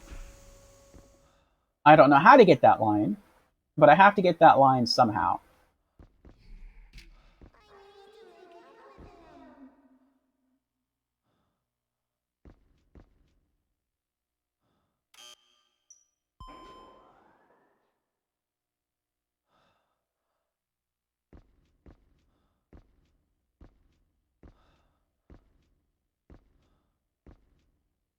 He's still there.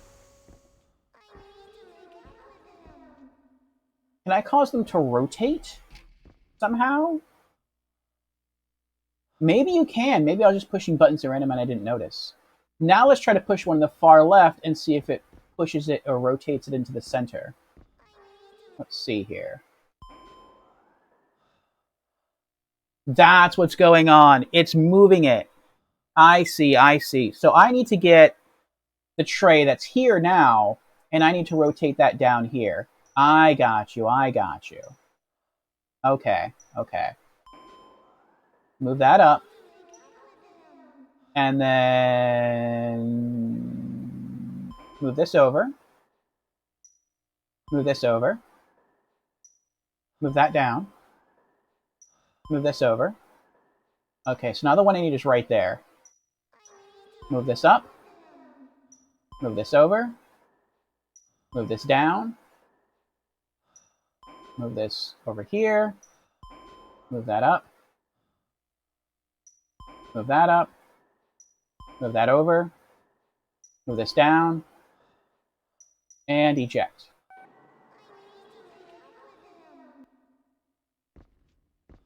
Oh, I'm good. There's a stuffed animal on the tray. Stuffed lion. The card around its neck reads, "To our big brother." And just because I don't like that being out, slide the tray back in. And there we go. Okay, okay, okay. Now we go give the girls the line.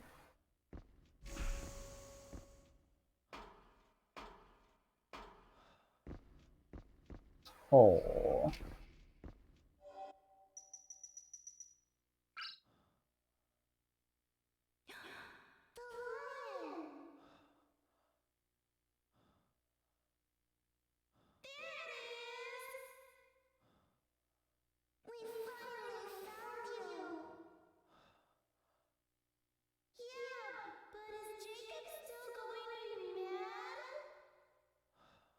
I don't think so.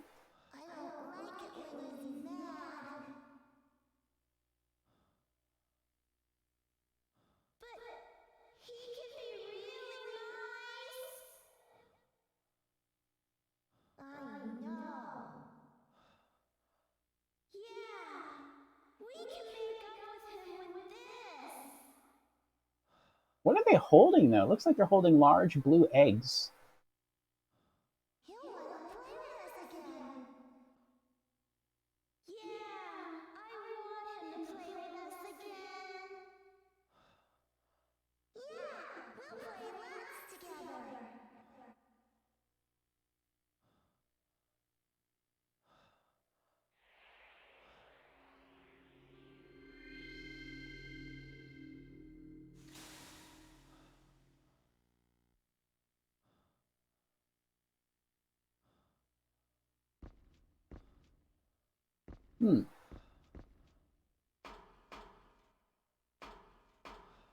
Well, that was unexpected. I thought maybe they would call him in, like to this room, and then they would all make up and disappear together. I didn't think that, because I think the boy they're talking about is when I walk down a certain hallway. If I go to maps,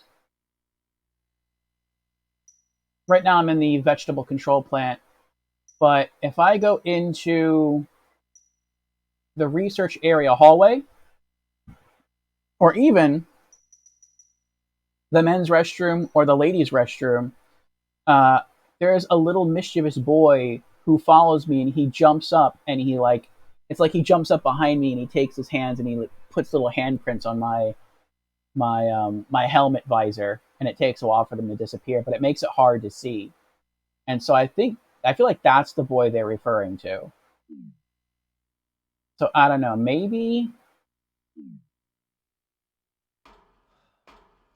I'll get back out into the hallway, and maybe I'll see them make up. We'll see. No, I didn't mean to click that. Notes. See if we get some more information here. Katarina. Ghost was searching the vegetable plant with her twin sister. She found peace knowing that the gift they bought would reconcile things with their brother, and they could all play together again happily. Aw. Katrina. Ghost was searching the vegetable plant with her twin sister. Her tears stopped as soon as she saw the stuffed lion. She found peace knowing that she and her brother would be on good terms again. Aw.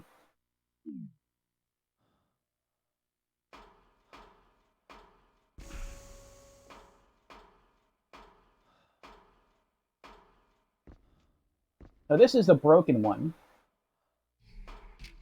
that you couldn't use before. And that's the fan that's just way too jammed to move. So this area was kind of like a little self-contained area. There wasn't really anything here. So I feel like we are going to have to come back here for something else. There is a tin of food here that we can't pick up, and I don't know why we can't pick it up. The science experiment equipment. Small burner, an emergency food tin rests on its top. But we can't do anything with the machine, and we can't do anything with the food. Oh, can we light the burner? I didn't think about that till just now. Do we have any fire stuff in here? We do not. Oh, we're still holding the lion, though. Oh, I put the two girls at peace when they just saw the lion. I didn't even have to give them the lion. I see. So maybe when I go back out into the hallway, the kid will see the lion, and then he'll find himself some peace and go on to, I guess, play with the girls in the afterlife. Or to be with the girls in the afterlife. Nothing happened. I don't know where nothing happened, but I want to see what the description of the lion is. To our big brother.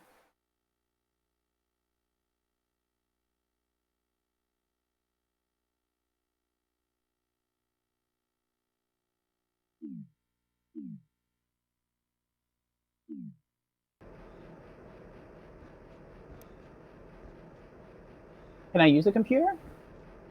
Desktop computer system. No, I can't use the computer either. Okay. Yeah, I guess I have to find something, some energy source or heat source or something to power on the burner.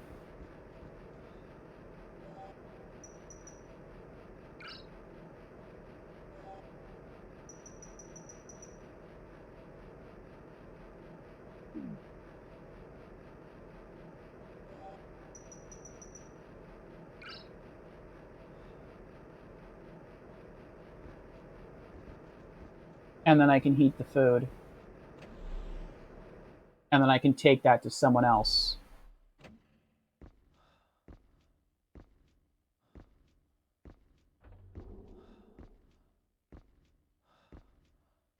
Maybe once I help the kid move on, he'll give me something that will do that.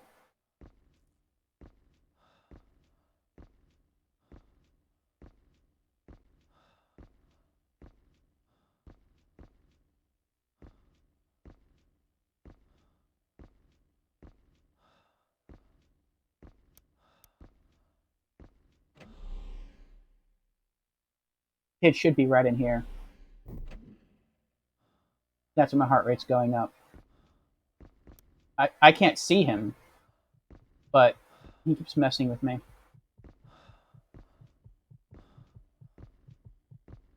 I think my heart rate goes up to like 139. This is the kid I'm talking about.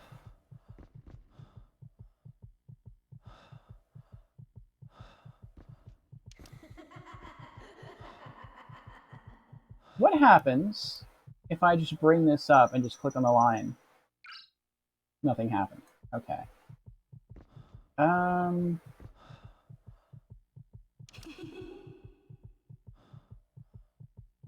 to think of what else I can do.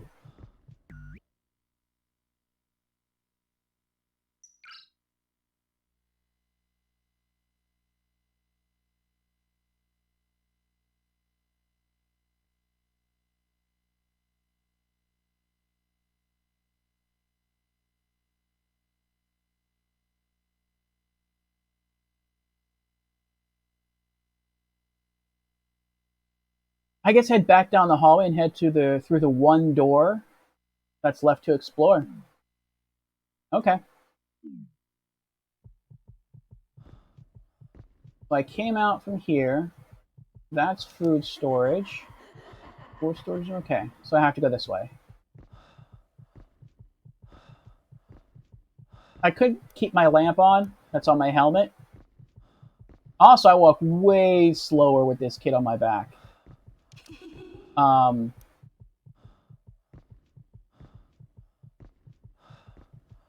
I can't go through here either?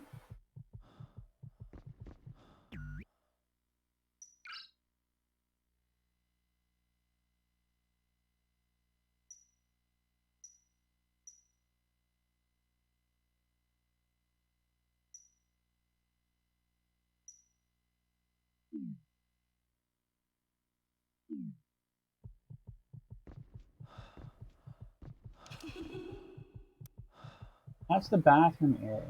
But I could keep my lamp on, I just don't do that. Because it drains over time.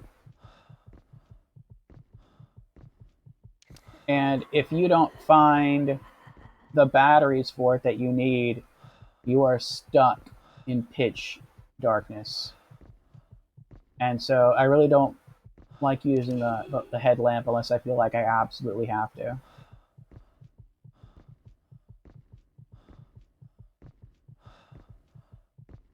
Maybe I'm supposed to come back out here.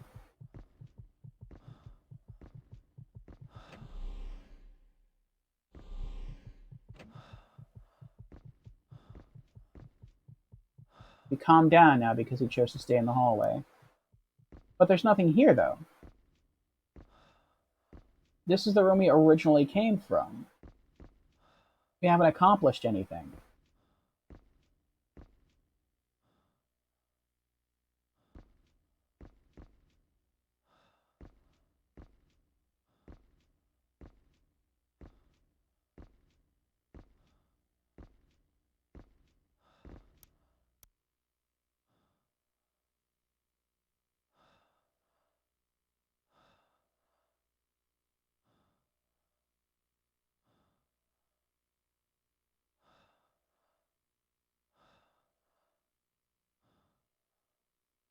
I'm trying to think of what else I can do. Like, where else can I go? I wish you could also access the entire map, but you can't. You can only access the map of the rooms that you've explored and the areas in which you've been.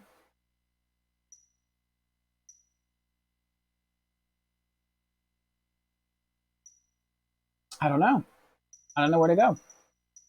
We entered this floor from the freight elevator. That took us to elevator lobby 1. We cannot access the control passage because there are plants blocking the way, and for some reason, we are too weak to move the potted plants out of the way. So we can't get back there and talk to what looks like a female adult peaceful ghost. The kid is in the research area hallway. We've been through that. If you're walking from the control passage, through the research area hallway, there's 2 doors on the left, or I guess 2 blue doors on the top of the screen, neither of which you can go through because you need security clearance cards to get through. You need security clearance card level 1. Which makes me think that you find security clearance level 1 on this floor. Maybe. We've been into the vegetable plant passage, and there's nothing really there. It's just sort of a buffer area between the research area hallway and the vegetable plant. We've been into the Monitor Room 1 lab. That's where you can save your game. Actually, I should have went back there to save my game again after helping those 2 girls.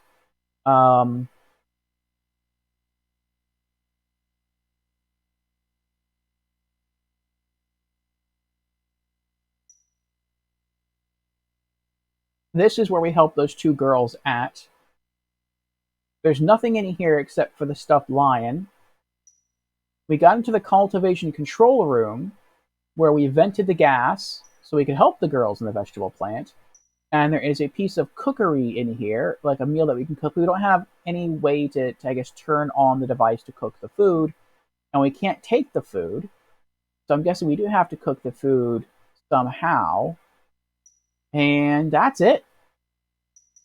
We could get back in the elevator and go back up to the first floor. But if we get back up to the first floor, there's nothing there that we can do. Because we need at least a security clearance level 2 key card in order to do anything on the first floor. So... or a battery. A battery might work too, but we don't have a battery. So, like a big battery, by the way. Like almost like a car-size battery. Like, well, not car-size, but like a car battery. I'm not sure what to do here.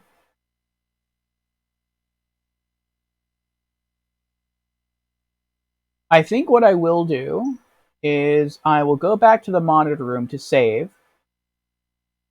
And then from there, I guess I can check the cameras again. Maybe that will give me some additional clue as to what I need to do. And we'll go from there. So, okay, back to monitor room 1. And right now we are in elevator lobby B1. So we have to go through the door and then take the first passage on our right. Okay.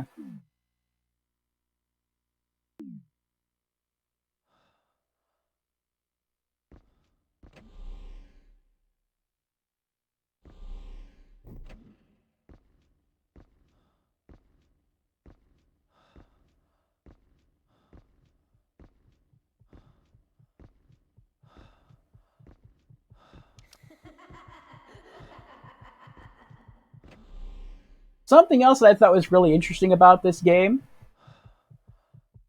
is that when you play the original Echo Knight, right, on PlayStation 1, that game does not use analog sticks. And I don't remember when the original Echo Knight came out. Because I know that when the PlayStation 1 first came out, that controller did not have analog sticks. So maybe it came out before analog sticks were a thing. I don't remember. Or maybe it was being developed before analog sticks were a thing and they never bothered to go back and add it. But what's interesting about Echo Knight Beyond on the PlayStation 2 is it also does not use analog sticks. It just uses digital controls, which is funny to me. Now, I'm using analog sticks, but that's because I went into the options and enabled them. So if I go to System, I think I'm right about this, and go to Options, and go to Controller Setting, right now I'm on Controller Type C, or C-Type, and those utilize the analog sticks. But if I go back to what is it, B-type. I think by default it's on B-type.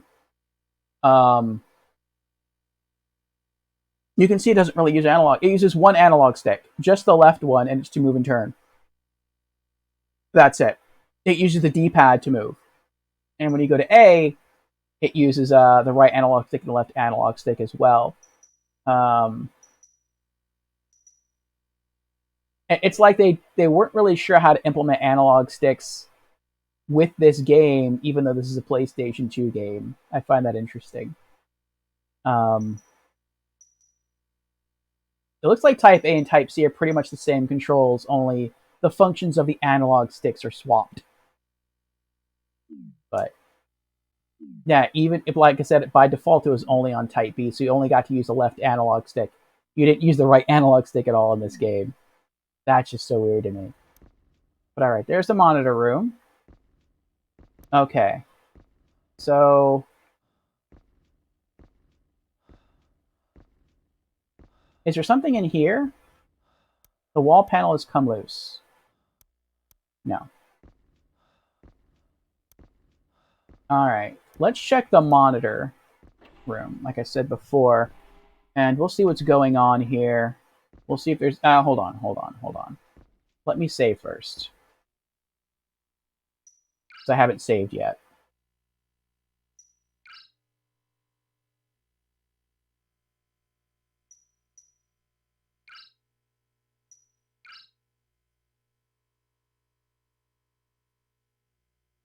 I feel like it's only a matter of time in this game until one of the more violent ghosts get wise to you using the security camera system. And, like, they look up, see the camera moving, and, like, destroy the camera, and then they start coming after you. Like, I can see that happening. I hope it doesn't. I hope I'm wrong.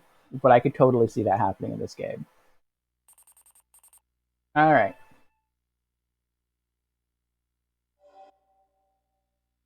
So, freight elevator. This is what we rode up in.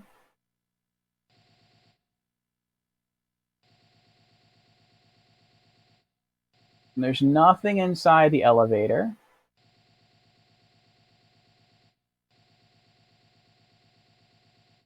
Unless maybe now that we've solved some stuff, we can get back in the elevator and then go to basement level 2. That wouldn't make any sense to me, but I mean, maybe that could be what's going on. Let's check the lobby again. So this is where the door is blocked by these 2 potted plants and we can't move them. Those must be like really, really heavy pots that they're in. I don't know. We can't go through that dark gray door on the right because that requires, I think it's either security level 1 or security level 2 to go through. There's no other doors in this room except for this one here on the left, and that's the one we went through. And then we get to... Well, we can look through the control passage again. This is the blocked door that's blocked by those 2 trees. We can see that there's a hallway. That right there on the left, that's the gray door that's blocked by the 2 dead potted plants outside. And this is the hallway. And then camera 2 is at the end of the hallway. These are some glowing green emergency lights. And then there is a ghost here that we should be able to help. I don't know how we're going to reach her to help her, but we should be able to help her.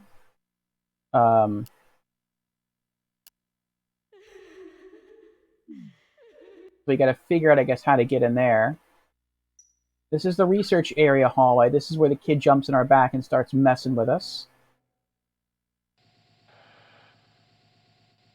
Though, interestingly enough, we cannot see the kid. Usually you can see ghosts with the security cameras.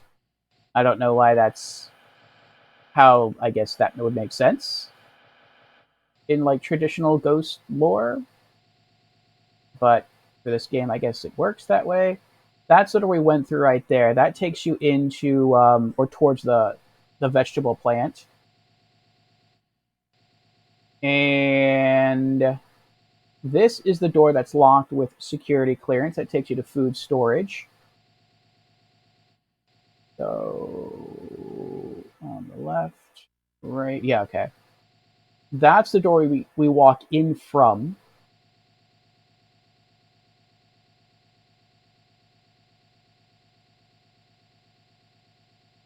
Then down this hallway, there's a door here on the left, and that door is locked by security clearance level 1, so we can't get in there. And if we go to the end of this hallway and turn right, we are right here, where the 2 bathrooms are. We've already explored the 2 bathrooms. In the men's restroom, there was a key item. I'm guessing it's a bottle of glass cleaner. I don't know what we do with the glass cleaner other than clean glass, but I'm not even sure, like, what would that accomplish. And in the ladies' restroom, there was a portable battery for our helmet-mounted light.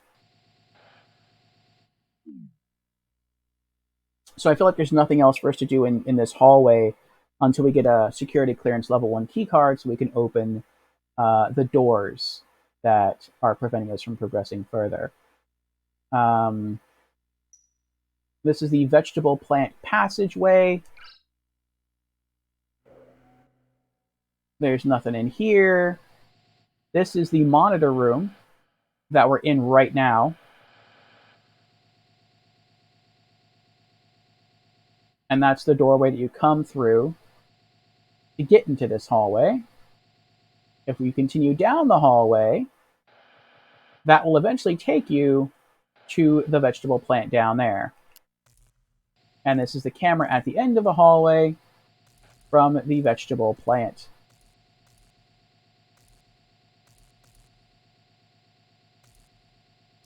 And that's what it takes you into the vegetable plant.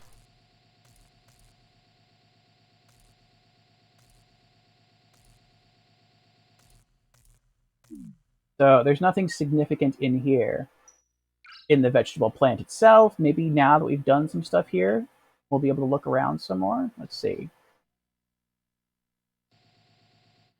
Nope, we're still pretty much locked here.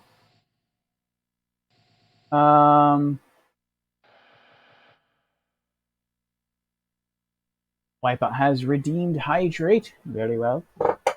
Cheers, Wipeout.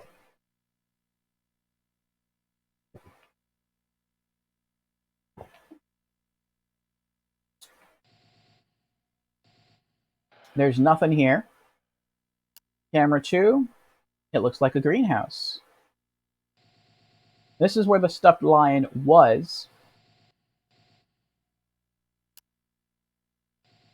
And I think this is above the other greenhouse, but it's just way too dirty. And then the last area, the cultivation control room. It is weird that there's 2 cameras in here. I guess it's to tell you or to point out that there's 2 significant items in here. Cheers. The first one is this ventilation thing, the ventilation control device. We had to use that to clear out the fog in the plant so we could help the 2 girls by showing them the stuffed lion. And then the second camera is pointed here at the desk. But the only significant thing in here, I guess those are just like power lockers or whatever, is this thing. Small piece of equipment. And that's to heat the food, but we can't take the food and we can't do anything to turn the device on. I feel like we have to find a power supply for it. There's a computer system in here, but we can't use the computer system for anything. And that's it.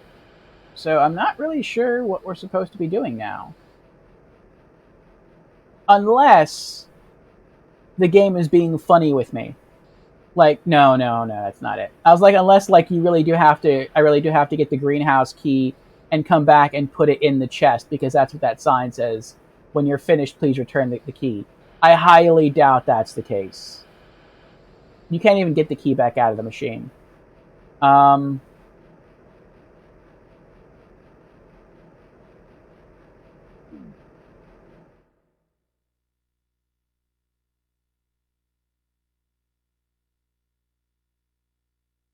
I don't know.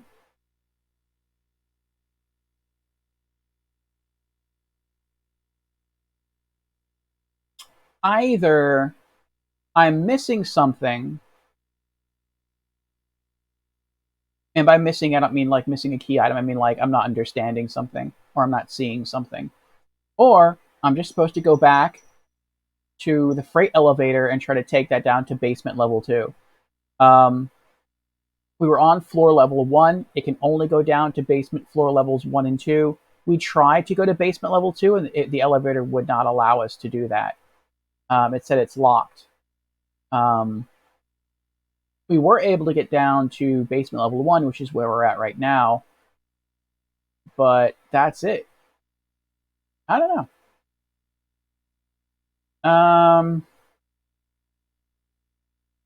I don't feel I've missed anything in the vegetable plant.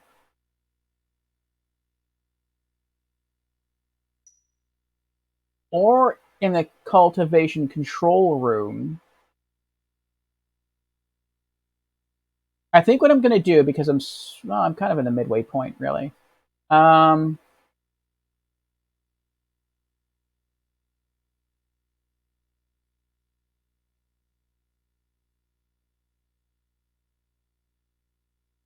Let's try.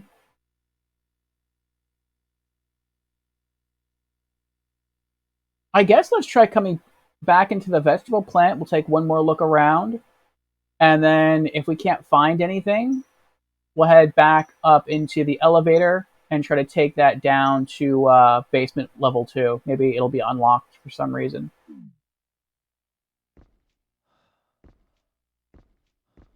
There's no items here, are there?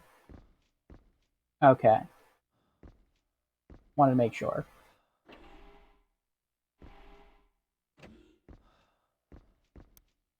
Okay.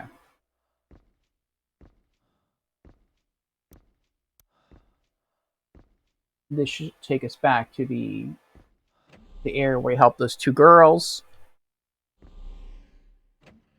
Alright, now is there something here that I missed?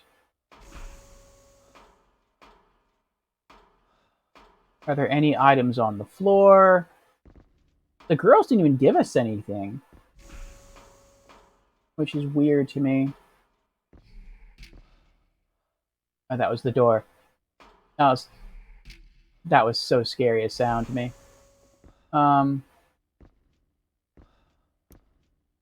Anything in the corners? No.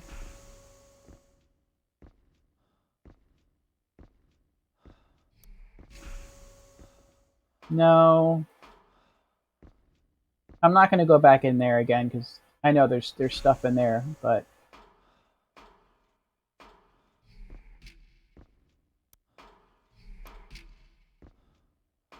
I can't use anything here.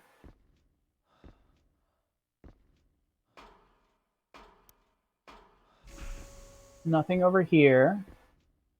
No. Yep. All right. Let's go back to the elevator then.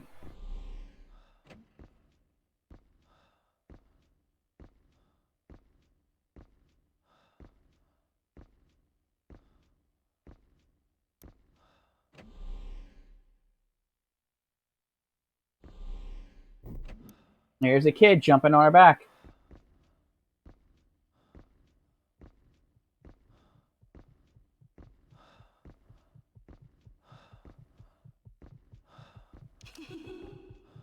You're annoying, kid.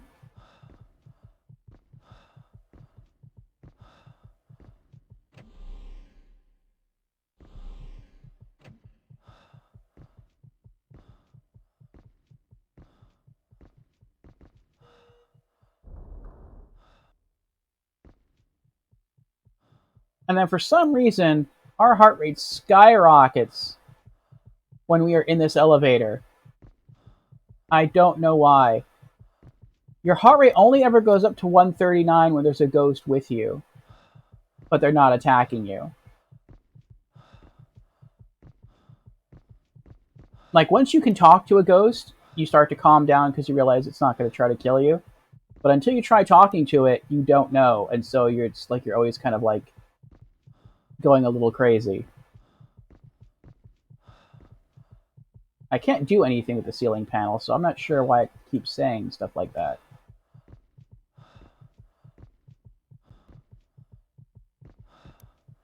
Alright, let's try basement level 2.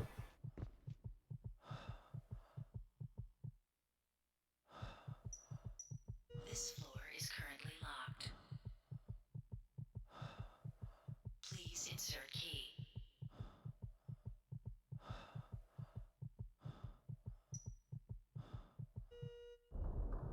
Back to basement level 1.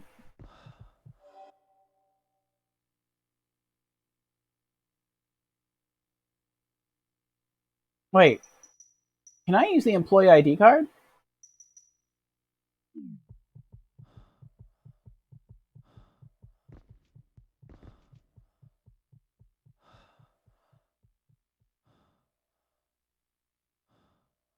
I wonder if the employee ID card...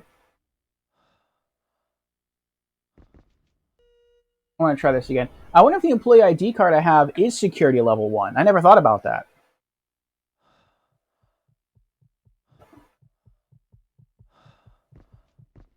It could be. It doesn't say security level 1. Does it?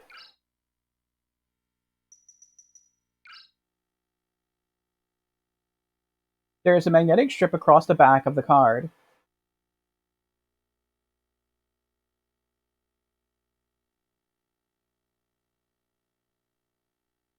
Ashoka. I don't see anything that says security level 1. I see sex, date of birth, name, ID number. Unless it does say it on the card and I just can't read it because the text is so blurry. That's another possibility.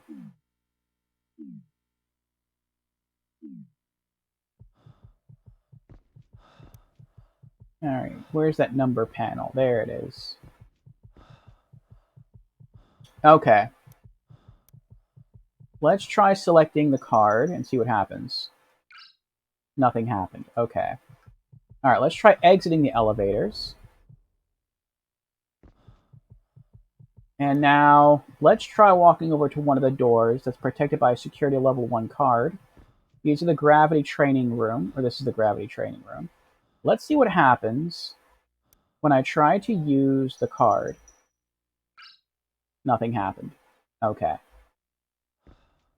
So I guess that means once we find the proper security clearance card, it will just say, like, security clearance.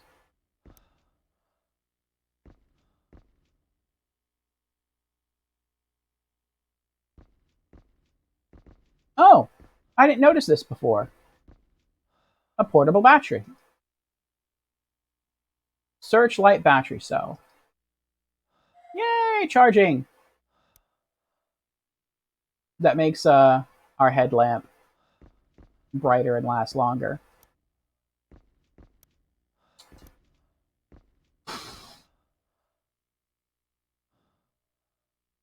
I don't know what to do. If we could get through here, maybe we could help her. The doorway is blocked. Yes, it is blocked. Why can I not move the plants?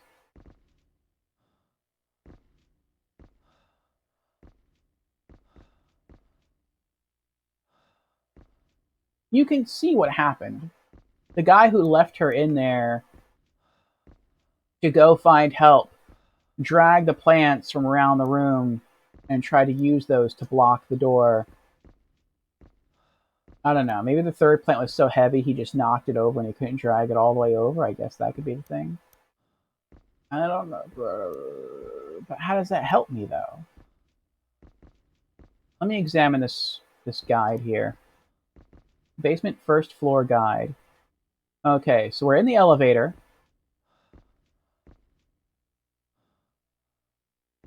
Where is it? Where are you?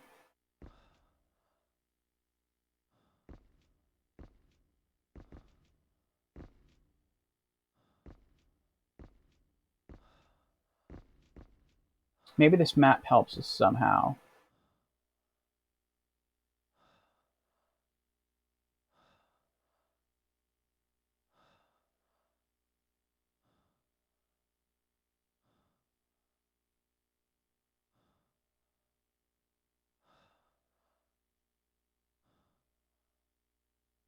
Okay.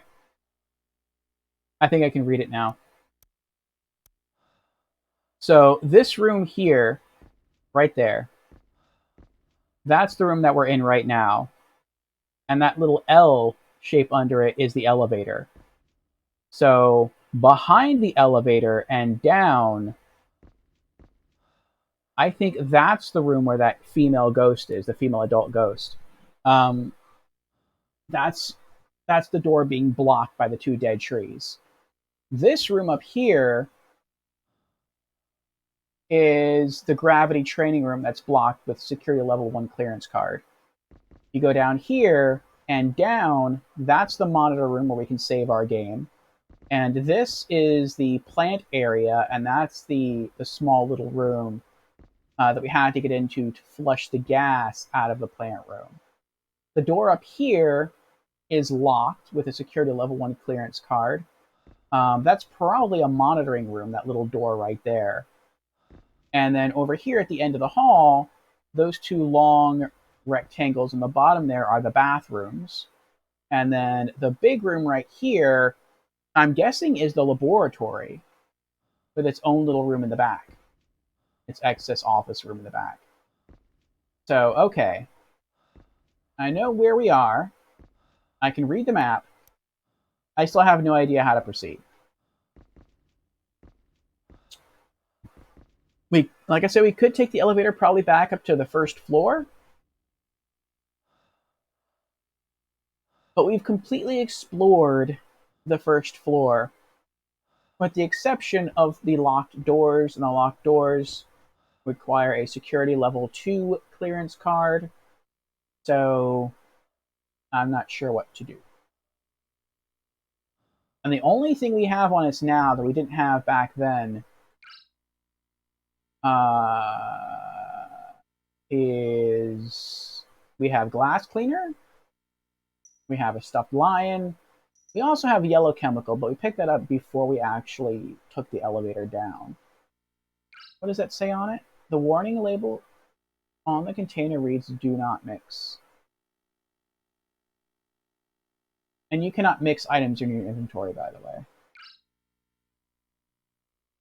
Nothing happened. I feel like there has to be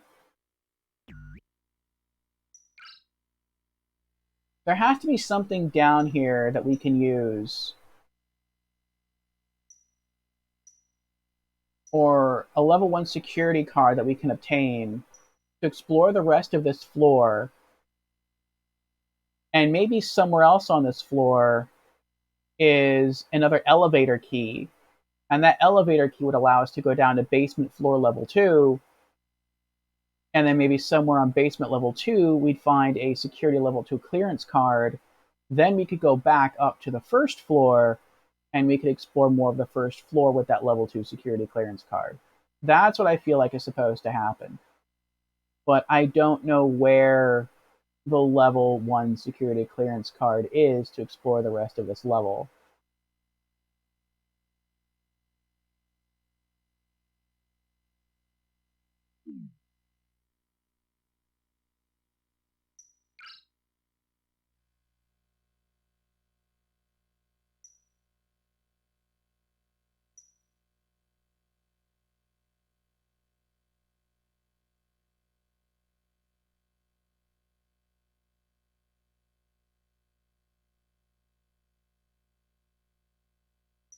That's true. Okay.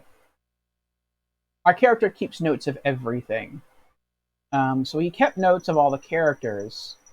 Let's check the location notes. Let's see if anything specific is mentioned in there. Let's see here.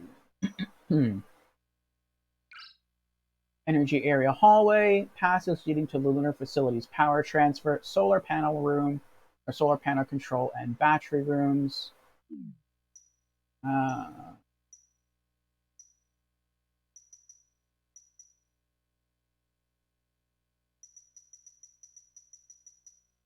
Where have we been? I'll just read them all. Passenger cabin. This is where we woke up. The left side of the cabin suffered extensive damage during the crash. Oddly, there are no passengers to be seen anywhere. A hastily scrawled message is visible on the back of one of the seats and reads, "Come to the facility." Parlor. The shuttle's two-floor... Oh, so we are in the shuttle. Or we were in the shuttle. The shuttle's two-floor parlor consists of a meeting area on the second floor and a bar on the third. The bar was heavily damaged in the crash. Lounge. The lounge connects the parlor, VIP passenger cabin, and crew's passageway. The entire left-hand side of the lounge has caved in, and the area is littered with debris. Crew's passage. Passageway intended for use by the shuttle's crew. An elevator provides access to the lounge, generator room, and crew boarding area.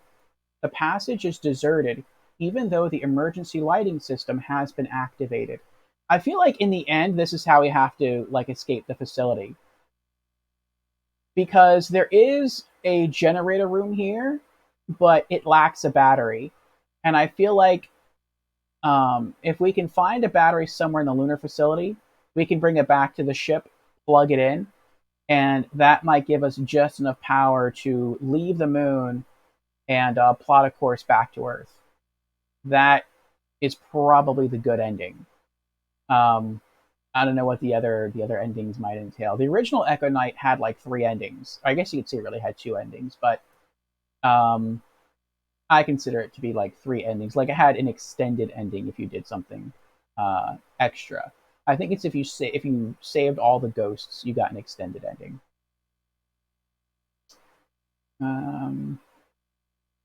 Okay. VIP passenger cabin. VIP passenger quarters. The doors to the rooms cannot be opened because of a power outage or a power shortage. Generator room. The main generator is no longer functioning. What little power the shuttle has is being supplied by a backup generator. Several batteries in the backup unit appear damaged, and power levels are below normal. That's the room I was just talking about. What's also interesting is that the VIP passenger cabin is locked. And guess who's in the VIP passenger? The VIP passenger cabin is our cabin, because we're the ones who scheduled this shuttle to take us to the moon to get married with our fiance, and we couldn't come back into this room. So maybe this is also part of the good ending to this game, where maybe you come back in here, you start up power, you plot the course back to Earth, and maybe there's a cutscene where as you're traveling back, you get up water into the VIP passenger cabin, and maybe you get a picture of something, or maybe your fiance has been here the entire time. That could be it too. Maybe she didn't want to leave the shuttle because she was worried about you and your condition, whatever that might be, and she was just waiting for you to wake up or something. I don't know. But that would be interesting. So, who knows? Crew boarding area. Shuttle entrance used by the crew members. Normally connected to a companionway, the hatch now leads directly into a damaged portion of the lunar facility. Water filtration plant. Interior of the lunar facility where the shuttle impacted. Visibility is limited by a dense fog that permeates the air. This was the first area that we met a violent ghost in, and he chased us out. Filtration plant hallway. Passage linking the water filtration plant with the rest of the lunar facility. Rest area. Part of the hallway where access points to the central hall, operations area monitoring room, water filtration plant, and work area hallway converge. The couches on which one would normally sit lie overturned. Monitor room for operation. Monitor room housing controls for security cameras covering the water filtration plant hallway, operations rest area, and work area hallway. Central Hall. That's pretty much where we started the game today. A massive hall located in the center of the lunar facility's operations area. Multiple passageways connecting different sections of the facility converge here. Pretty much the hub of the game's overall map. Observatory Hallway. Hallway connecting the central hall to the observatory and energy area hallway. There are benches along one wall of the passage. The Studio. Studio located in the central hall. A panoramic landscape painting covers the entire room. Portraits of facility residents whose ghosts have been freed adorn the walls. That's neat too. Energy Area Hallway. Passage leading to the lunar facility's power transfer, solar panel control, and battery rooms. The Power Transfer Room. The windows in this area provide a view of the lunar facility's solar panel array. The panels have been deployed and are harnessing the sun's energy. The transfer box located in the room regulates power distribution. The Battery Room Hallway. Passageway connecting the power transfer, monitor, and battery rooms in the energy area. The Monitor Room in the energy area. The cameras controlled by this system can be used to survey the observatory hallway, energy area hallway, power transfer room, solar panel control room, battery room hallway, and the battery room. So you can see that there's a room called literally the battery room, which we can't get into because it requires a security level 2 clearance card to access. So far, the highest security access area we've seen was a door, actually I think it was 2 doors, protected by security clearance level 4. So 4 might be the highest, if not maybe 5.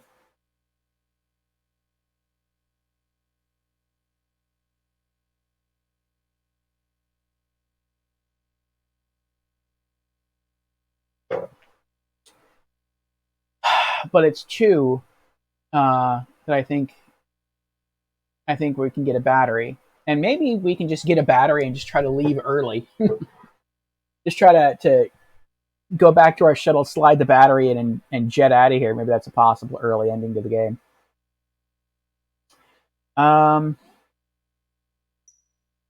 Solar panel control room. Location of the solar panel activation system. Solar energy collected by the panels is the lunar facility's primary source of power. A sun tracking system is used to program the panels for optimum performance, which we did have to use. All right, we're almost caught up now. Main residential hallway. Hallway off of which all residential living quarters are located. This passage also connects to the central hall and elevator lobby. Okay. Monitor room, residence. Residential room remodeled to accommodate a monitoring system. The cameras controlled at this station cover all living quarters, the main residential hallway, the elevator lobby, and the renovation area. Little disturbing, there is actually cameras posted looking right into the bunks, into the beds. I guess there's not supposed to be any funny business going on because this is a work-related facility, but at the same time, that's a little creepy. Room 102. Located in the residential area, Room 102 contains a large table covered in discarded food wrappers and cans. Presumably, this was once a place where residents gathered to blow off steam, but the room is deathly quiet now. Room 103. Room 103 has the earmarks of living quarters inhabited by people for whom tidiness was not a chief concern. That is, all but certain areas, those of which are fastidiously clean and seem out of place. Not sure what they meant by that. To me, that sounds like maybe there's multiple people who stayed in this room, and 2 people just didn't really care about the condition of the room, but one person was like a neat freak, and so they always kept the areas they typically hung out around in the room really clean. Room 105. This room appears to have had 3 occupants who lived in close proximity to one another, but judging from their personal possessions, shared little in common. Also, why is there no room 104? That's weird. I just realized that. There's room 102, 103, 105, and 106, but there's no room 104. Strange. Room 106. Given the quantity of empty medication bottles scattered about the room, whoever the occupant was, they must have been in ill health. More disturbing still are the words scrawled on the wall. I don't remember what the words said. I think it was something about the ghost, like the fog makes the ghost violent or something. The observatory foyer. This is the first room we explored, well, the first new room that we explored today. Observatory antechamber. A massive telescope is visible through the windows lining the far side of the room. We also couldn't go through those doors because they required a key. Not a key card, an actual key. Elevator lobby. The freight elevator located in the lobby provides access to both the basement level 1 and a basement level 2 levels of the lunar facility. This location is also where entryways to the dispensary, renovation, and residential areas converge. Okay. Ratika here. Hello, Ratika. How are you doing today? Welcome, welcome. Renovation area. The renovation work on this section of the residential area is not yet complete. It looks as though panels on both the floor and ceiling were in the process of being removed. The door nearby is locked. And I think that's a level 4 security card that's required to unlock it or get through it. You're good? That's good, Ratika. I am glad. I am doing well as well, Ratika. I'm on my second mug of coffee. I think I either have 1 or 2 more left in the pot. This is the very last of my New York coffee. It's my Brooklyn blend. It was good. Some good stuff.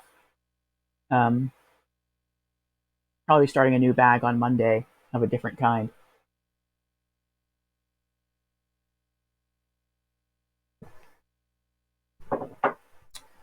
Right now we are stuck in this game. Not sure how to proceed. We did make some good progress, but I want to keep going. I want to keep playing. But I'm stuck. I don't know what to do. And so I'm going through all the notes that my character has made on everything in the chance that maybe I missed something, that I didn't notice something. One of the things that's kind of nice about this game is that the character makes notes on everything. He makes notes on the characters you come across. He makes notes on the locations you come across. And maybe something happened, or maybe the character in the game noticed something that I didn't notice as the player. And so maybe by going through the notes, something will click for me. So I'm hoping. Freight elevator. The freight elevator connects the residential and laboratory areas.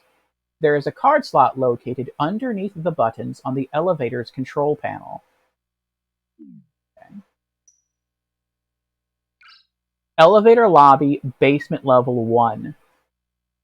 Basement 1 elevator lobby. Entrances to the gravity training room, control passage, and research area converge here.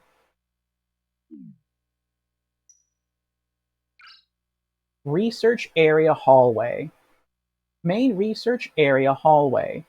Doors leading to the vegetable plant area, food storage area, fisheries experiment station, and restrooms branch off of this passageway. You're just playing Remnant? Remnant from the Ashes?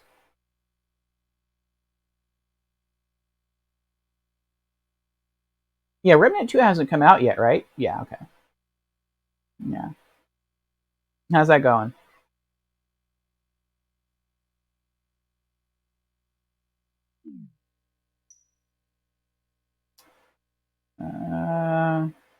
Let's look at the restrooms first. Men's restroom. It's also a little disturbing they have cameras in the restrooms. The condition of the men's restroom indicates that a struggle took place here. Really? I didn't realize that. Amenities are scattered about the floor, and one of the stall doors has been broken off its hinges. I didn't realize it was a struggle. I just thought maybe someone was in here and they were just upset that crazy stuff was going on because there's rolls of toilet paper on the floor. I thought someone was just like teed off and they just picked up a roll of toilet paper. I don't know what to do. This place is driving me nuts. Let's pick up this roll of toilet paper and just throw it on the floor. But I didn't know there was a struggle. Okay.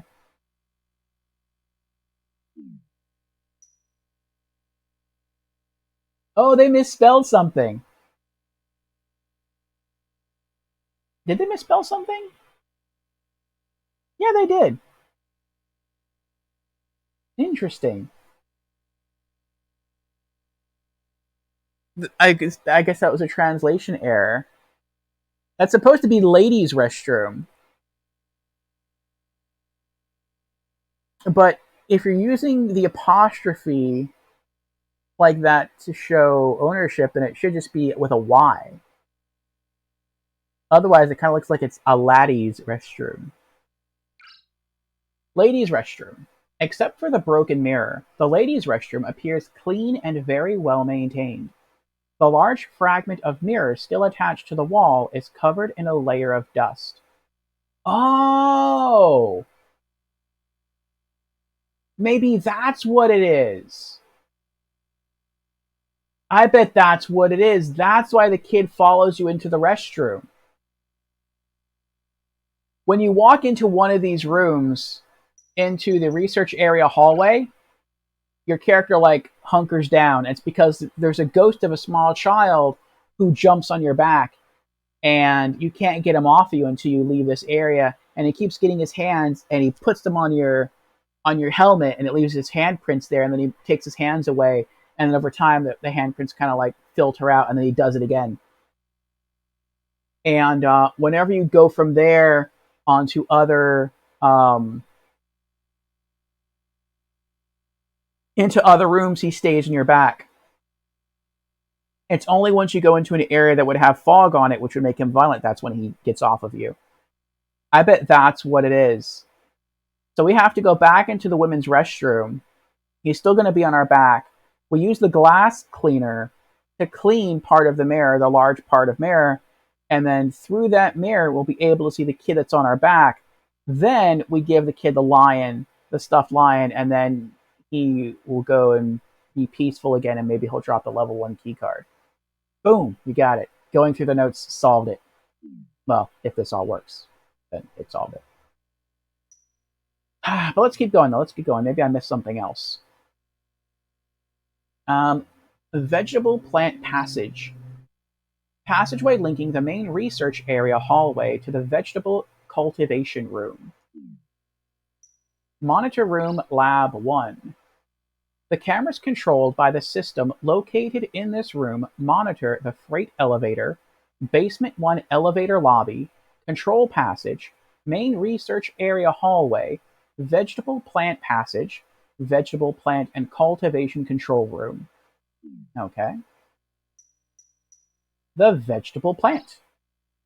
Cultivation room containing 2 large greenhouses filled with planting trays.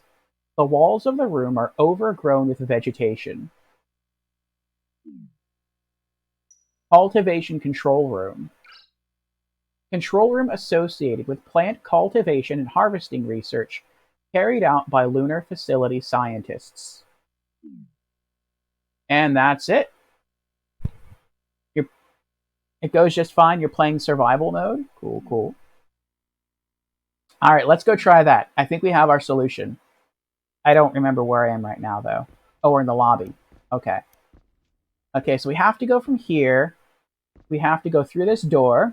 This takes us into the hallway. Now the kid's going to jump on our back.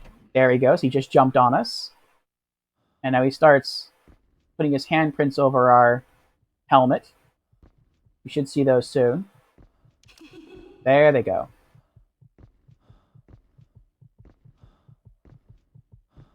Now we have to walk all the way down to the end of the hall and turn right. Even turning on my lamp doesn't really do much, because as our heart rate goes up, our vision starts to darken, because we're scared, I guess. We know the kid's not violent, but he's mischievous. And so it still worries us. This is the ladies' room.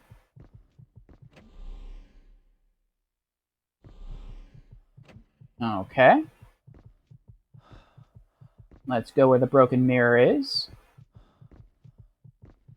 Oh, the controller. The battery for controller one is low. Make the controller using USB cable. We'll just swap controllers after we solve this piece of the puzzle. The mirror over the sink is broken. Part of it still adheres to the wall, but is very dirty. Okay. We found the glass cleaner, interestingly enough, in the men's restroom. So that means you had to visit the men's restroom and then the women's restroom after that. So, glass cleaner.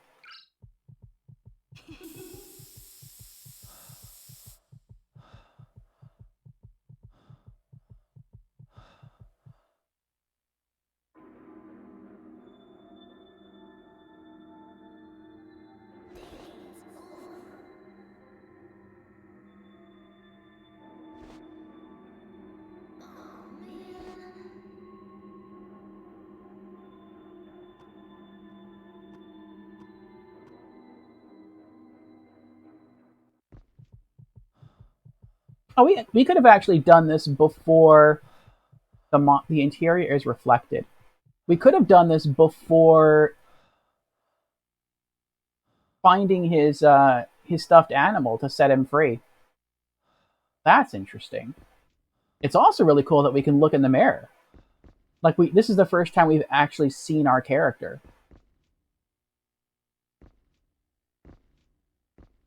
That is cool. We have a cool looking spacesuit. Oh, the camera's mounted on our shoulder. It's not mounted on our helmet. Okay. That's pretty cool. Okay. Go outside, see if we can find the kid. Talk to him. Where ye be, laddie? Where ye be? Oh! Another battery. These things are just everywhere, aren't they? Portable battery. Searchlight battery cell. Charging.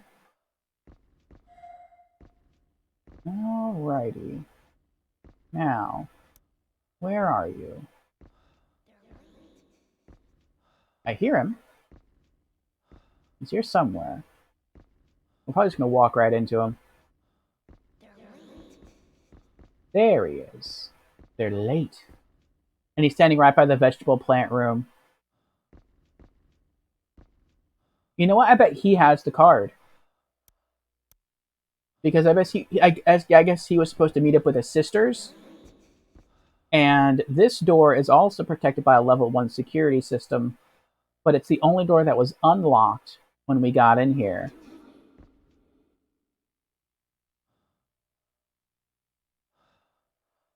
They're late. What are they doing? They're looking for the stuffed lion for him because today is his birthday. My dad used to put me on his shoulders.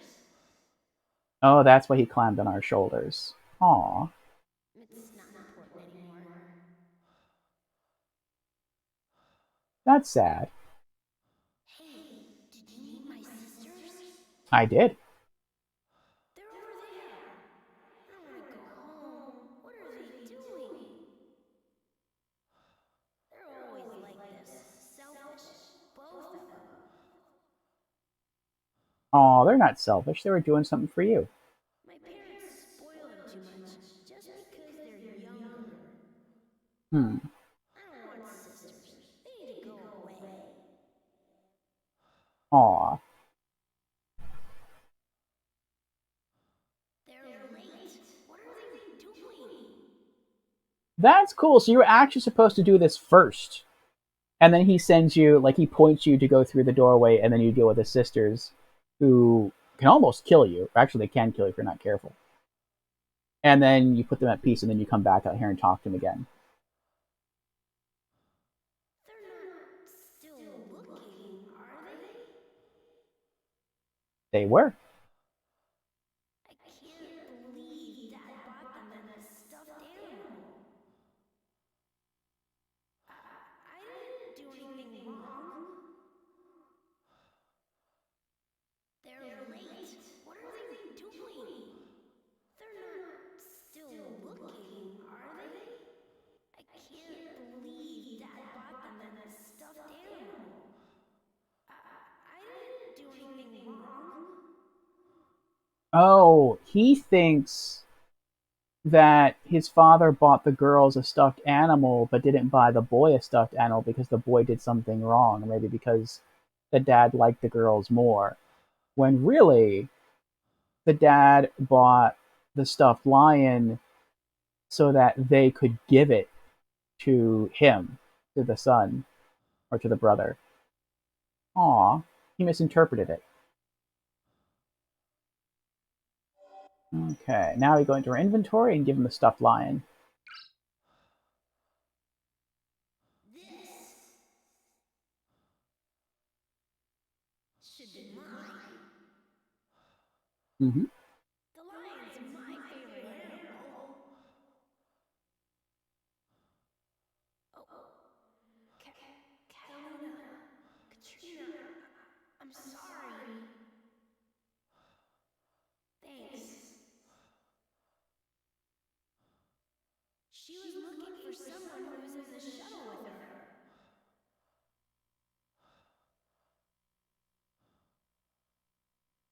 Oh, I forgot to do that. That's right.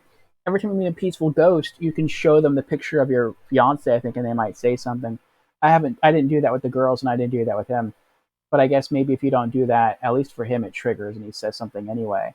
So I guess now he's talking about my fiance. She was looking for someone who was in the shuttle with her. We all escaped to here.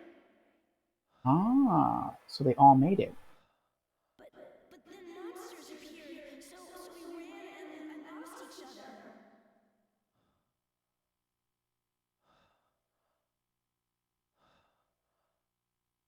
I don't know what happened after that, but someone else might. Everyone should be around here somewhere. I heard her shouting, "Where's Richard?" That's supposed to be our name. Hope you find her soon.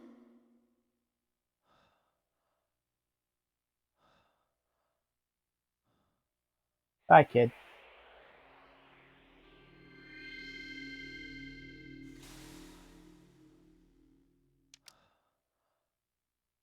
I heard a drop. And there it is. Level 1 card key. Level 1 is imprinted in the white bar on the front. Nice.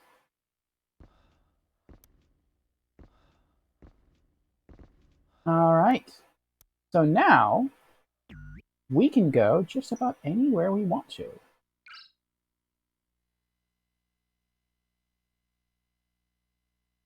And Fusion is here. Hello, Fusion. Welcome, welcome. Fusion has redeemed hello. I'm new to stream, or welcome to our stream for the very first time, Fusion. Again, hope you're doing well. Fusion says, this is Fusion speaking from the new PC. I is here. Oh, and how is the new PC, Fusion? Fusion redeemed Hydrate. Cheers, Fusion.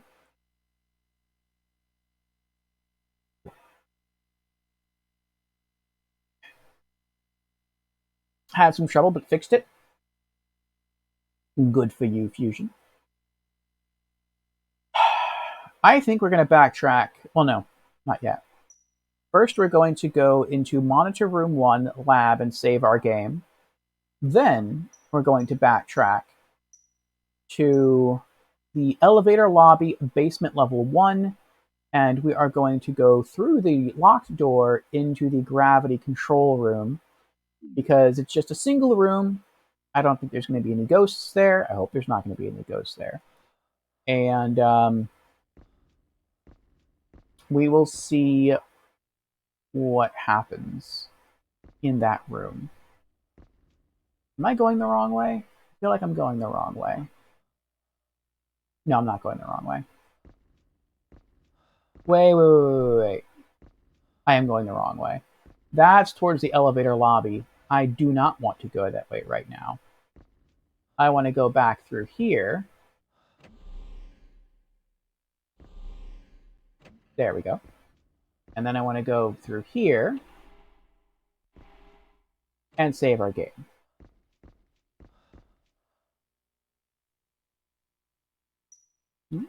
Congratulations, Fusion, on fixing your computer and on having your new computer.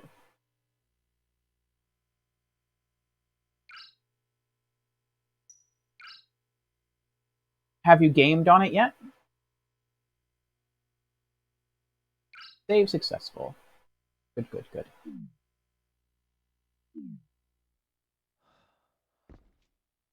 Okay.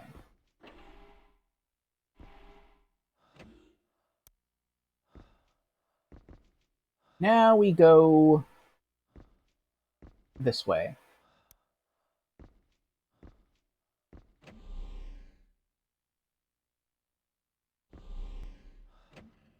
Okay, we can also go through food storage. We're not going to do that just yet. We can also go through... What door is this? The Fisheries Experiment Station. We're not going to do that yet. And that'll be it. We would have fully explored everything. Well, everything in this hallway anyway. But each of those doors, I think, leads to hallways and then to their own main areas. I don't want to do that just yet. I want to go back to the elevator lobby, which is where we're at now, and go through this door here.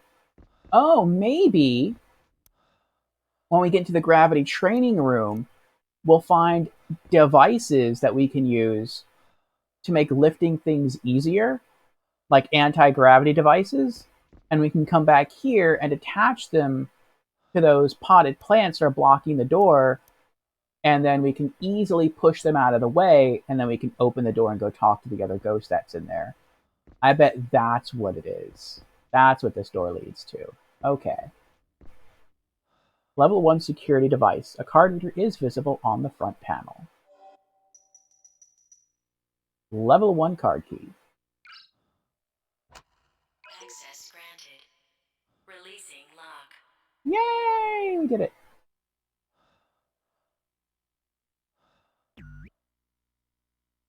I also want to see what the card says. Level 1 card key.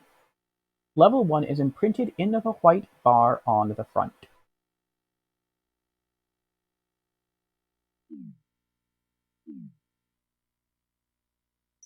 Let's also go to our notes. Jacob Pollux, male. Ghost that was in the research area hallway. Jealous of the attention lavished by his parents on his sisters, he hid the lion, not realizing it was a gift to him from them. He apologized to his sisters and was freed. Aww. I wonder if the woman trapped down here is their mother, and the father told them to stay on that floor. I don't know. That doesn't seem... That could be wrong. Alright, let me see what Fusion typed here. Fusion says, last night it was running fine, but my Windows was failing to activate. This morning it activated on its own, but also last night all of my displays died. Huh. Couldn't get a signal via HDMI or DisplayPort on the GPU, and HDMI via the motherboard. Wait, what? Couldn't get a signal via HDMI or DisplayPort on the GPU, and HDMI via the motherboard wouldn't get a signal. So this morning I tried again, and it just worked randomly. Huh. That's how tech goes sometimes. I went to Best Buy and replaced my surge protectors with high-end ones, so it seems to be running fine now. That's good. No games yet. Have to download everything and get my settings right.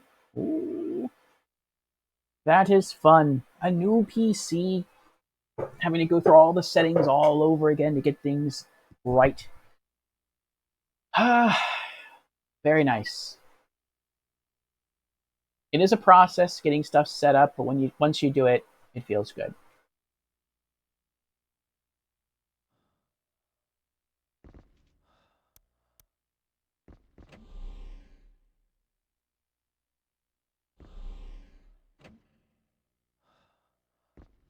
Okay. This should be the gravity training room. The interior of the room on the other side is visible.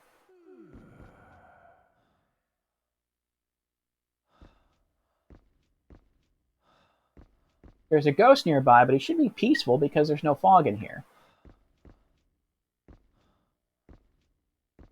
Control room. Oh, he must be right next to me.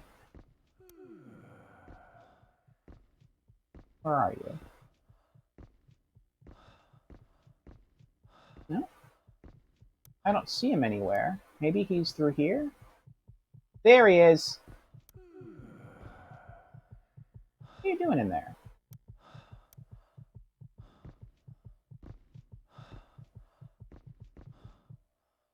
Nothing happened. The door is locked.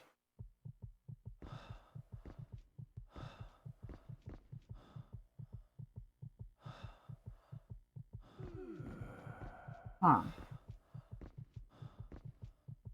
Let's go into the control room.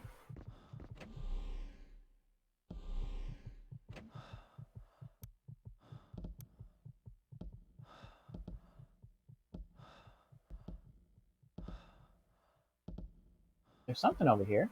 What's this? Oh.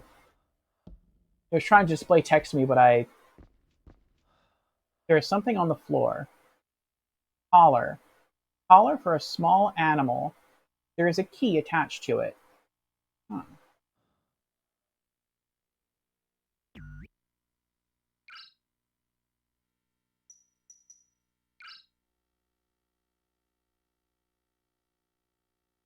Looks like a key with wings. Very odd-shaped key. Hmm. Okay.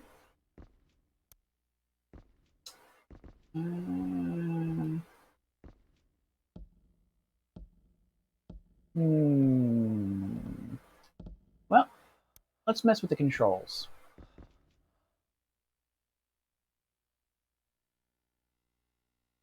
Gravitation control systems. Present gravity, 0 gravity.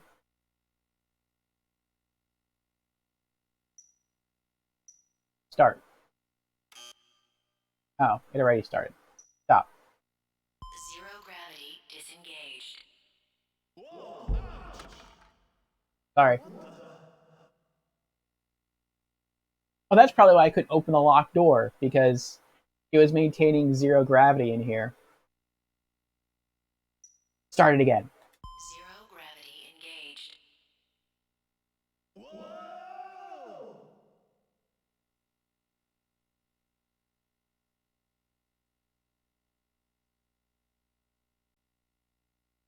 Let's stop it again. Zero gravity disengaged.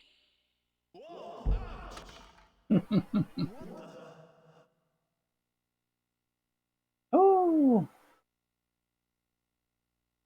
Alright, we'll leave him alone. I could have had fun doing that for like the next 20 minutes. But we'll continue making progress. It's a tank of a PC. Super happy with it. Nice. Congrats again, Fusion. No, nothing on the ceiling. Okay.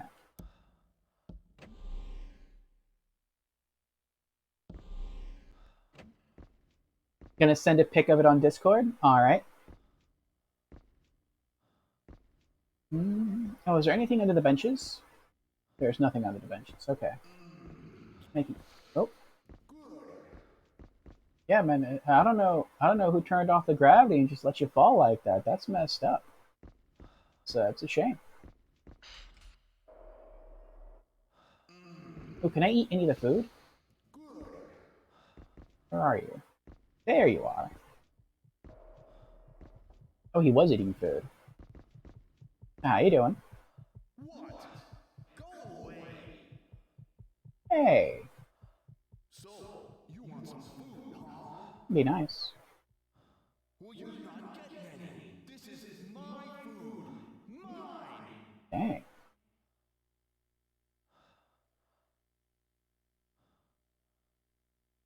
Hey, I've seen you before, haven't I think so. We're on the ship together. I? Oh, yeah. You were in the shuttle, huh? Mm-hmm. Yeah, you're, Richard, right? Good memory. Richard Osmond? Mm-hmm. The lady you were with called you that. Yeah.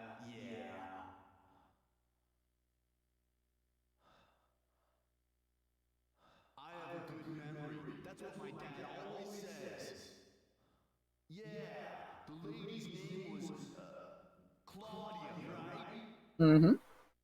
Yeah. I saw her when she was coming out of the shuttle. Then those strange things started chasing after me.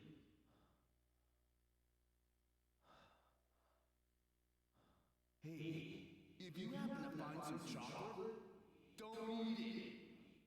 I dropped it when I was running away from those things. So remember, that's my chocolate, so don't you dare eat it. Okay, so I guess that's the item he wants to pass on. He wants chocolate, and then he can be set free. Hey, if you happen to find some chocolate, don't eat it. I dropped it when I was running away from those things. So remember, that's my chocolate, so don't you dare eat it. I thought his food might be the food that's on the burner, but I guess not. Okay. Now, what happens when I show him any of these items? Promise ring? Nothing happened. Claudia's photo. Nothing happened. Radio? No. Monthly report. No. What else is in here they might react to?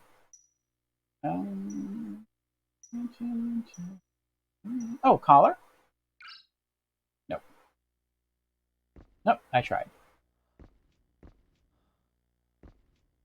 The floor is littered with discarded wrappers and cans.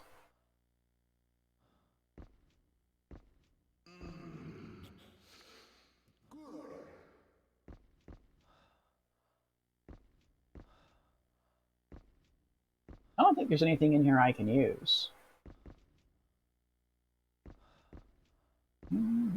Is this a can opener? There's a can opener on the floor. Don't take it away. I'm gonna eat some more. Oh. Oh. So he's not going to give us an item when we set him free. He's just going to allow us to take the can opener. That's what it is. What is this? A shiny coin-shaped object. The red gem! Oh, chocolate coin. Never mind, I got excited. In the original Echo Knight, there's like the red gem and the blue gem that plays off the idea of like the Philosopher's Stone and its counter. So I thought maybe they had made a reappearance in this game. Who knows? Maybe they will. Chocolate coin. Small piece of foil wrapped chocolate. Is it really going to be this easy to like set him free? Just be like, hey, here's the chocolate. Maybe it will be.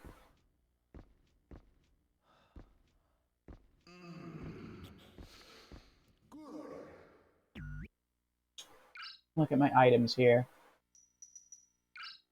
Chocolate coin. Small piece of foil wrapped chocolate. Let's give it a try.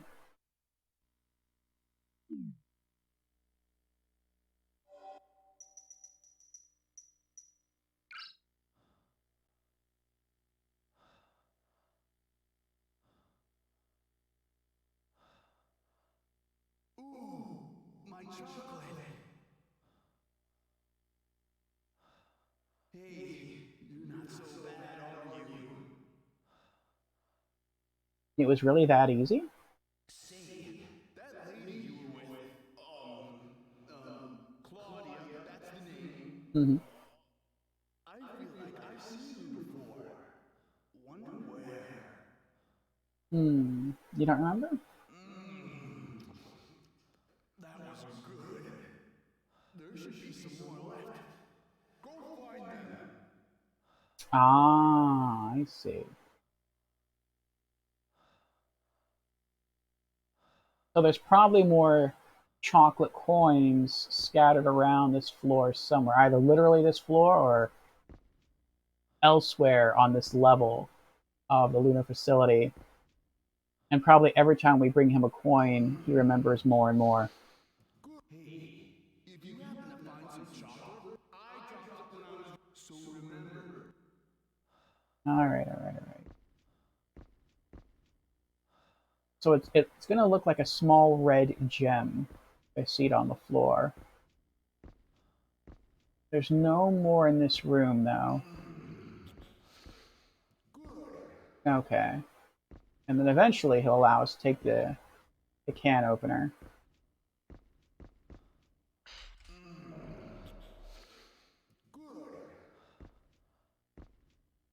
Set me a pick? Alright, Fusion.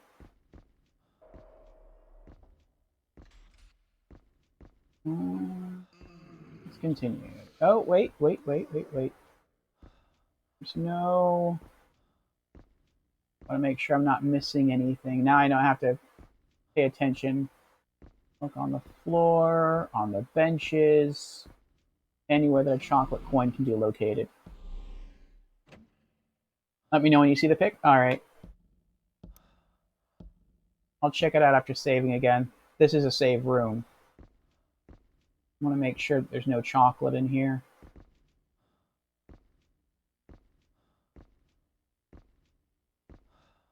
Chair has been knocked over.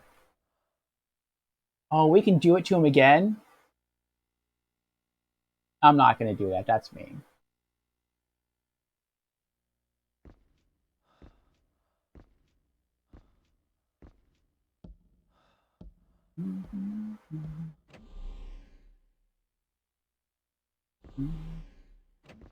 Oh, I actually forgot.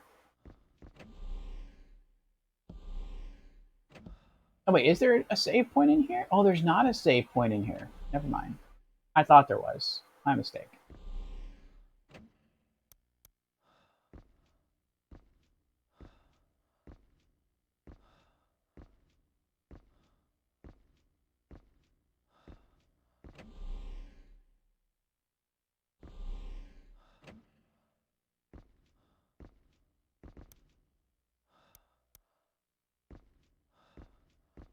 Alright, actually, let's pause here.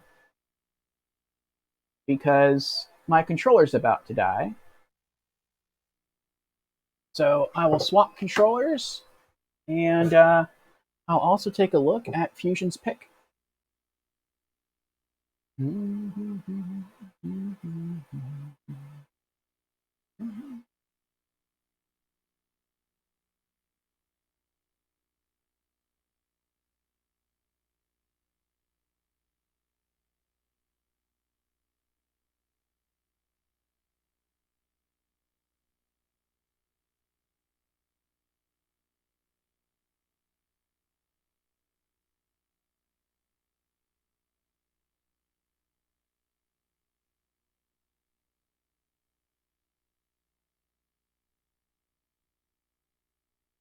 All black interior, nice. Oh, there's the lights with it on. Oh. Very nice, Fusion, very nice. Why does it say 19 inside your computer?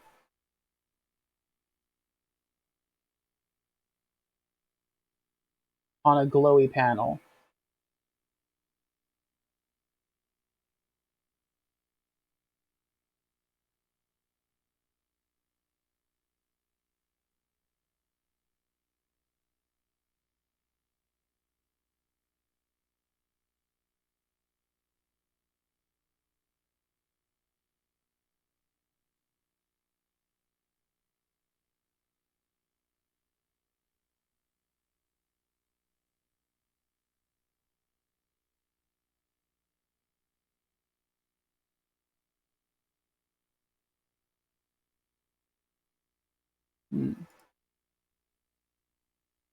That's the degrees. LCD screen for liquid cooling. Very nice. Extra swingy. Alright, let me burp real quick while I swap controls here. It's just off screen. And I'll plug in my other one. There we go.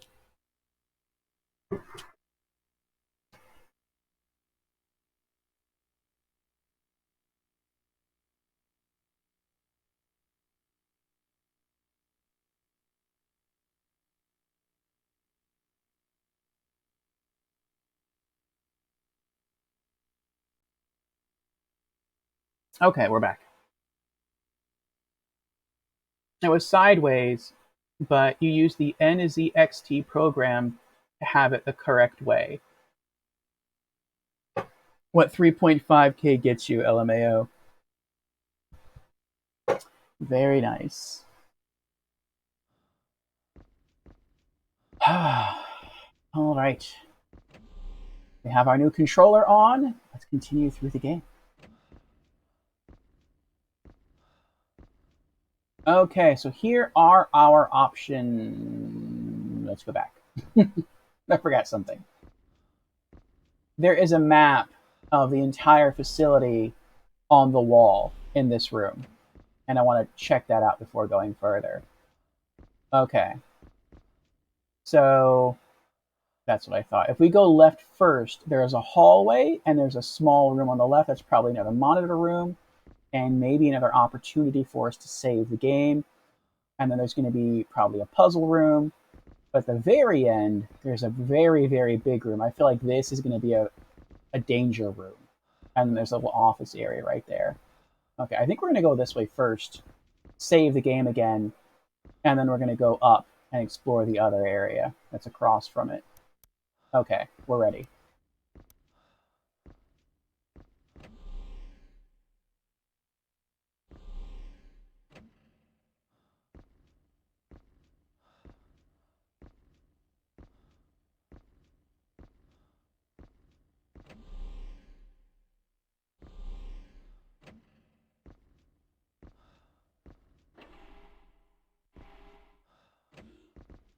I'm practically navigating some of these hallways like from memory because I can't see down some of these corridors because it's just too dark.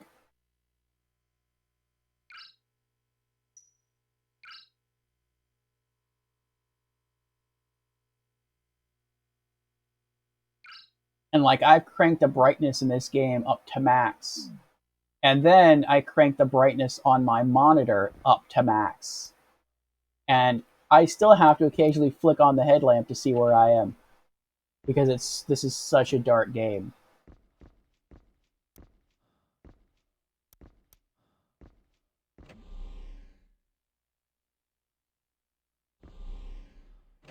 Alright. Next up, food storage. Level 1 security device. A card reader is visible on the front panel. Please insert card key.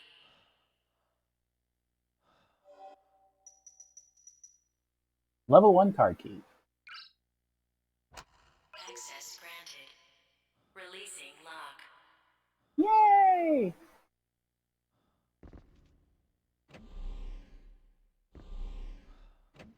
Oh, there's fog in here. That sucks. So I only flushed fog out of one side of the facility, or of this floor.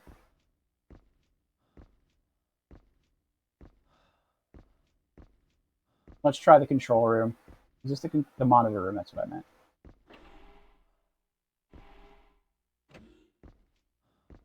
There's another save point. You might need it. We will take advantage of it. Monitoring system control panel. Alright, let's see what we can see.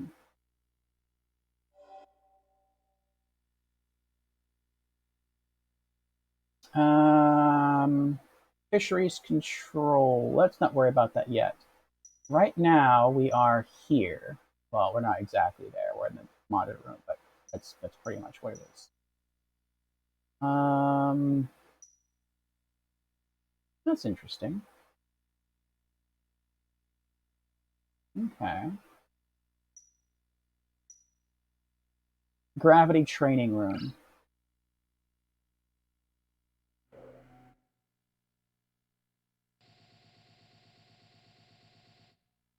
So this is where we just were. Ah, green.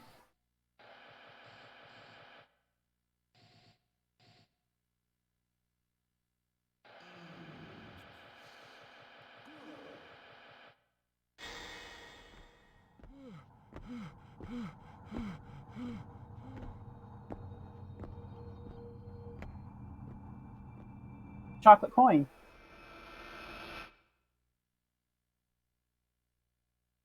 So I guess that's how he died.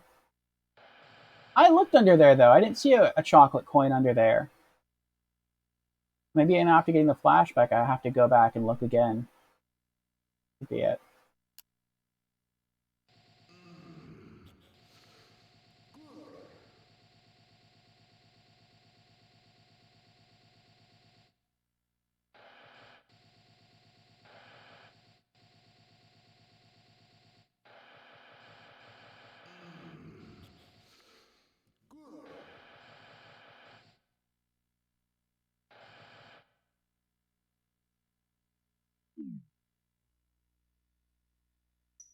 Gravity control room.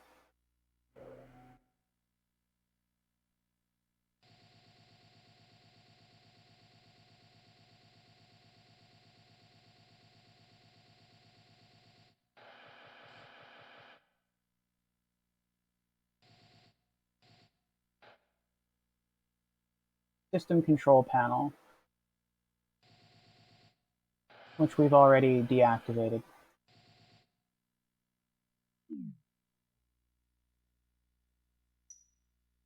Food storage passageway.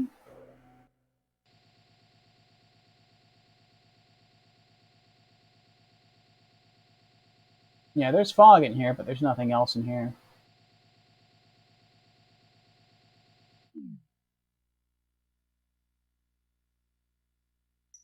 Alright, food storage warehouse.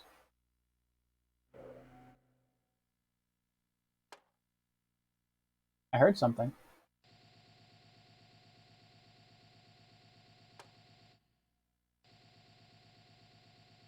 What am I hearing? Where are you? I wonder if there's a ghost in here. There's heavy fog in here, that's for sure.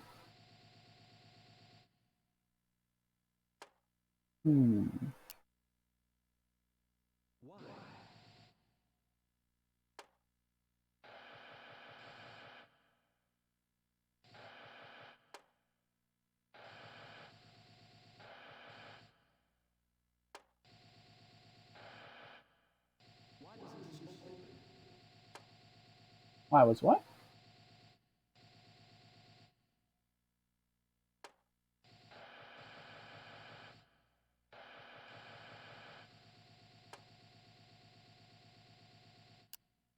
Camera 3. Oh.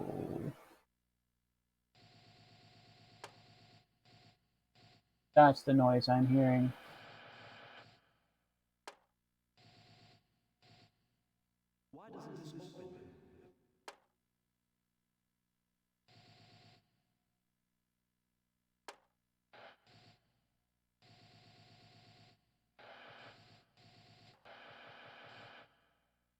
Oh, that stinks times 2.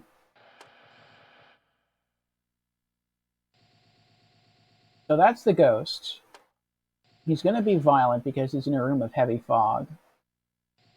The vent machine is here behind stacks of crates, and I don't think we're going to be able to gain access to it. He's slamming a can on the ground, so that means we need to get the can opener, and we can use the can opener to help him open the can. That's probably when he'll be released. What's this? Machine control panel.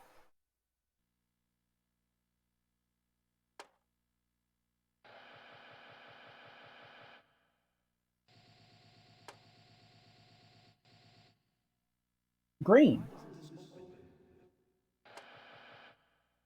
I think we're going to have to switch cameras, though.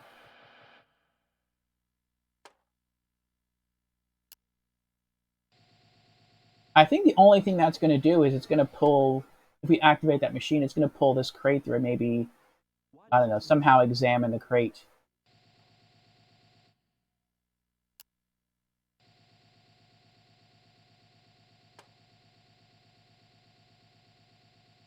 This is the camera we have to use to examine this thing.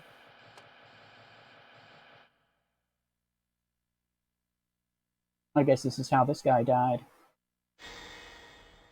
This is all the food we have left. I see. Don't mention this to anyone. We'll still mine as planned. Director, our company will... This facility... No, I don't think so. Our company should know the value of the stone. It'll be all right, but only if I have that stone. Haven't you been listening to everyone? Since we started using the red stone, so many people... Silence! Director!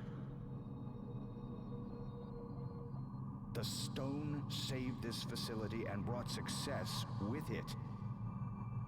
That stone granted my wish. That gives me hope. Don't worry. Everything will be all right.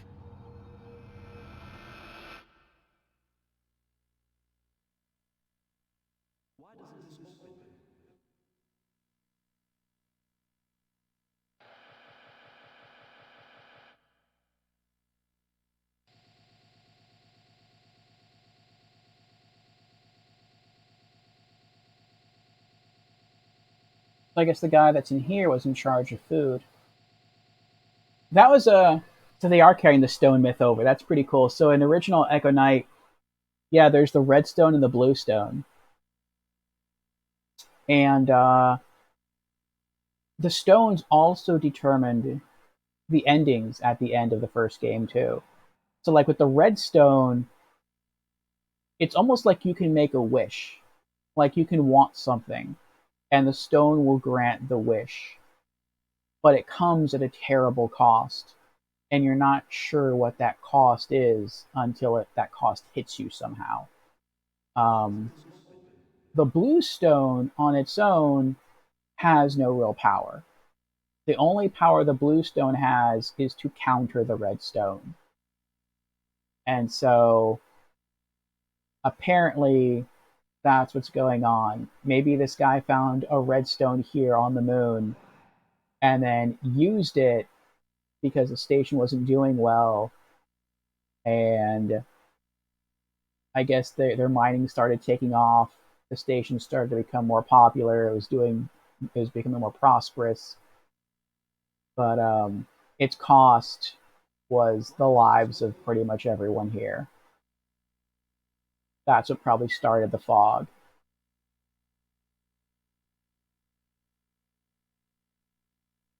Interesting. Okay, so we can't come in here. We have to find some way to move the boxes first in order to even run in here somehow and turn that off.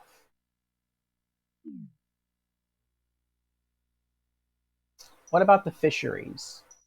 Let's check out the fisheries station. How is that looking? Oh. There's fog in here too?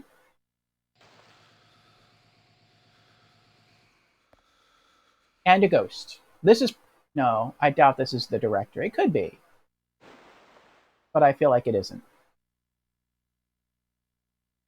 In the first game, the person who wields the red stone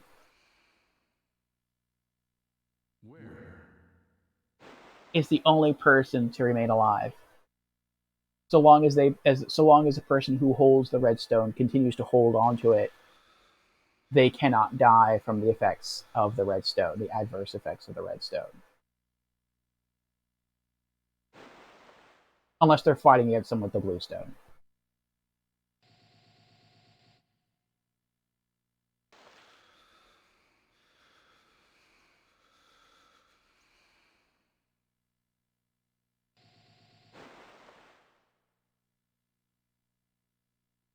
Oh, he's big mad.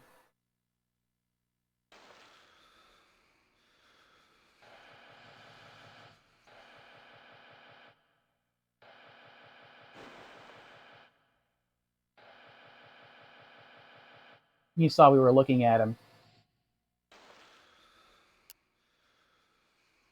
There's something at the bottom of the tank.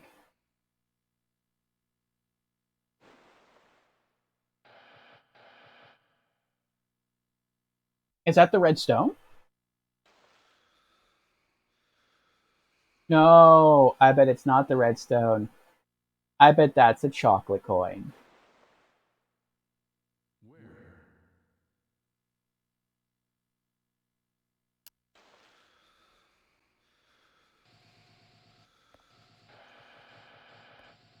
That's a door. Those are stairs that go up. Well, of course, they would go up. That's what stairs. Oh, he found me again.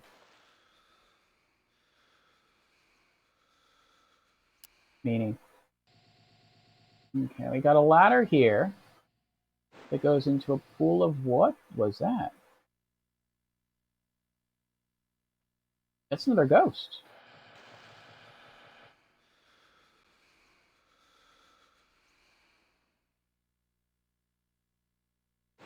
There's two ghosts in here. Oh, I bet I know what it is. I bet this is the ghost of the husband who had the wife, and he blocked the wife into that room with the two trees, the two dead trees, and he's like, I'm gonna go find help. I bet he came in here, he saw that ghost, he freaked out, and so he tried to hide. And the way he tried to hide was to come in here and dip himself into the water, and the ghost wouldn't leave, and so he just stayed here, and that's how he died. That's probably what it was.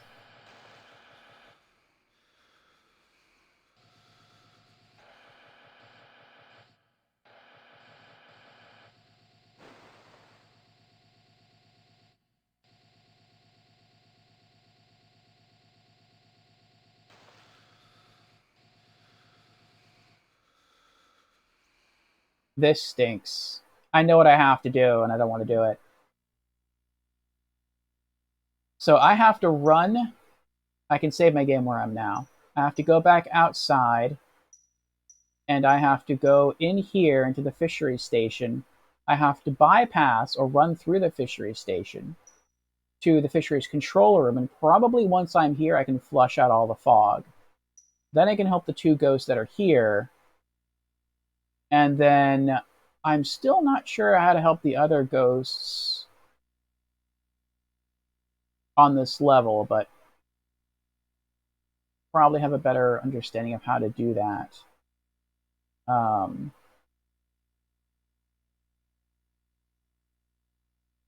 Once I free the two ghosts in here. I just saw a flash of light. I'm like, was that lightning? Could be. Let's check the control room. Alright, what do we got in here?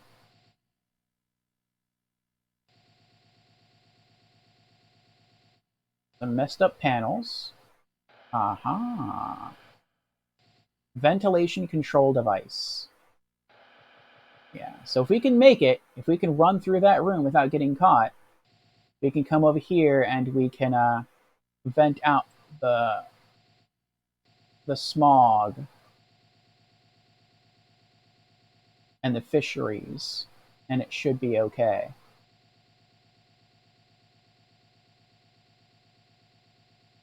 I don't know if there's anything here that we can use, though.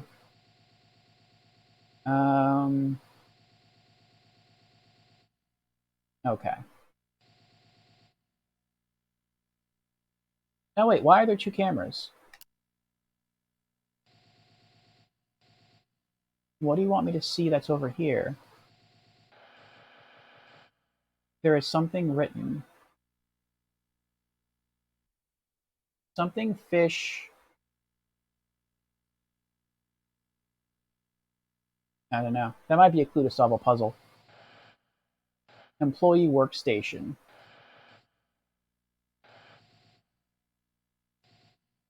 It's a very untidy workstation.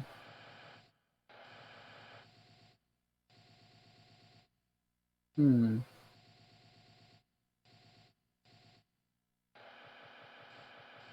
Oh, I wonder if there's anything inside that cabinet there.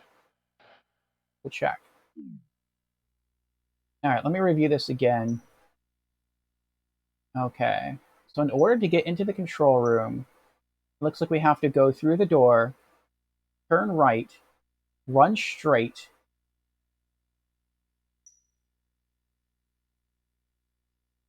Do not go downstairs.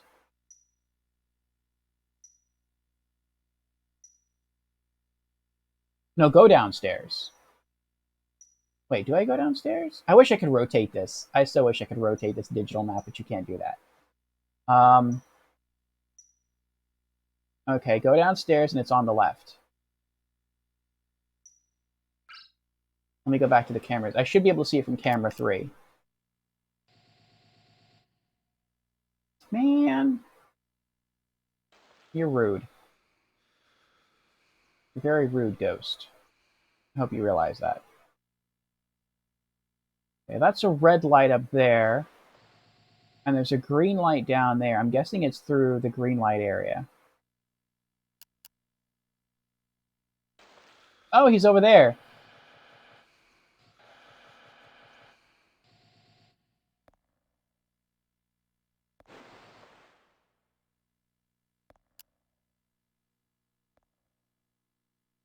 I'll worry about the chocolate coin once the smog is done.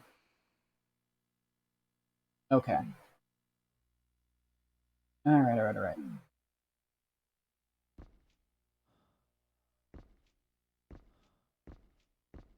Let's come over here and save our game.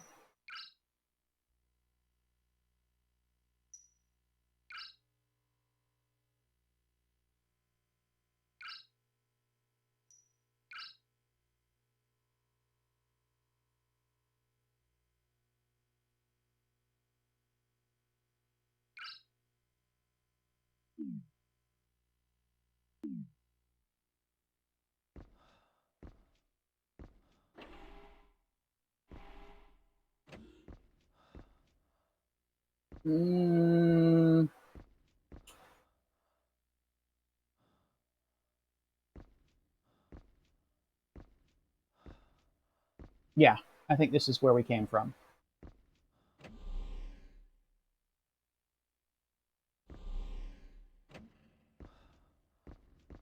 Yep, okay.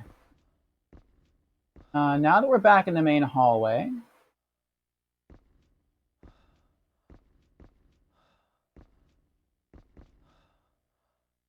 supposed to be on my right. Yeah. I want to go back through here.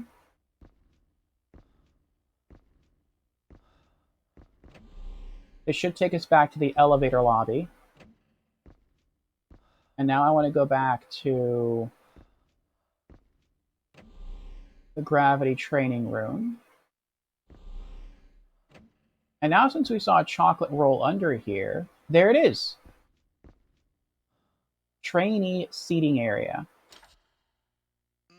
Oh. A shiny coin-shaped object. Chocolate coin. Hey! Awesome. We got the other chocolate coin. So there's at least 3 chocolate coins. There's one in this room. There's one that we just found under here thanks to the flashback that we saw earlier.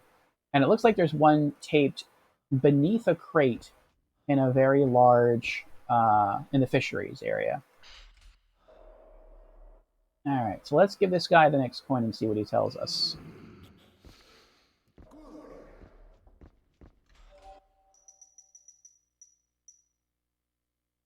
Oh, the other coin that we had given him was wrapped in like a bronze foil. This one's wrapped in a gold foil.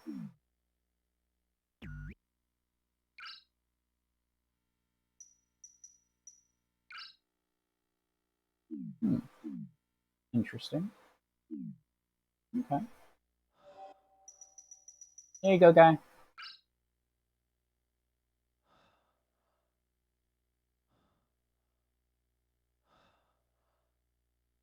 Wonder where I saw that lady.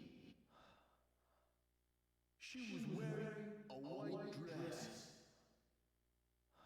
Where have I seen her? Think, my friend, think. There should be one more. Hurry up and get it for me.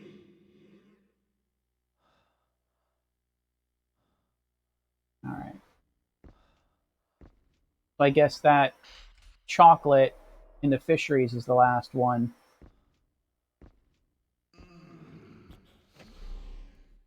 He really enjoys his grub. And good on him.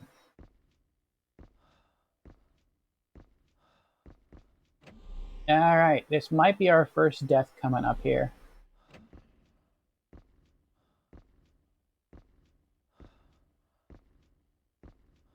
Before we go through with it, though,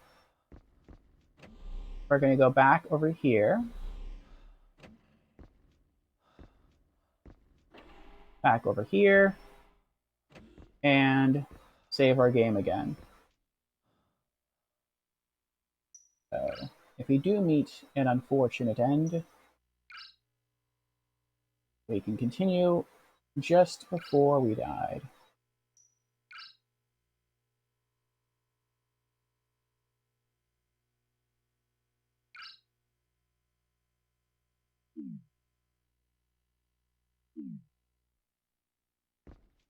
Okay.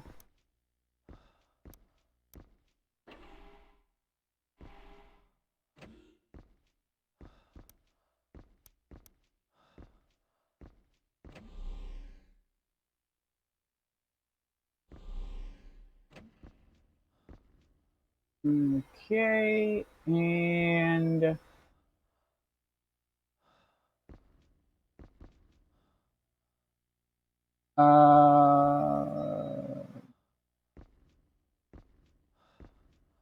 this way? I think it's this way. Pretty sure it's this way.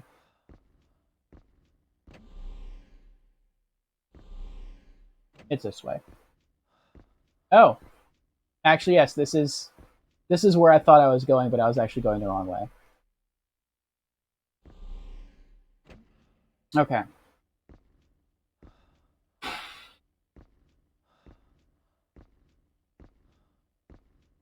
So the ideal route that we're going to want to take is to go straight and to the right, because that would line us up directly for the door into the control room. If we see the ghost wandering in that direction, we can always try to go left, but we're probably just going to turn around and just come back outside here because our heart's going to be pumping too fast. Please insert card key.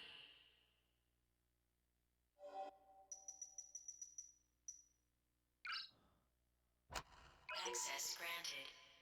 Releasing lock.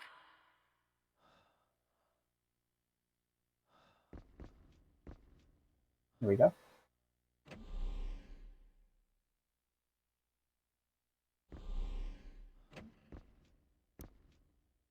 Run. It's right there. Running, running, running, running. We lucked out. We lucked out right there.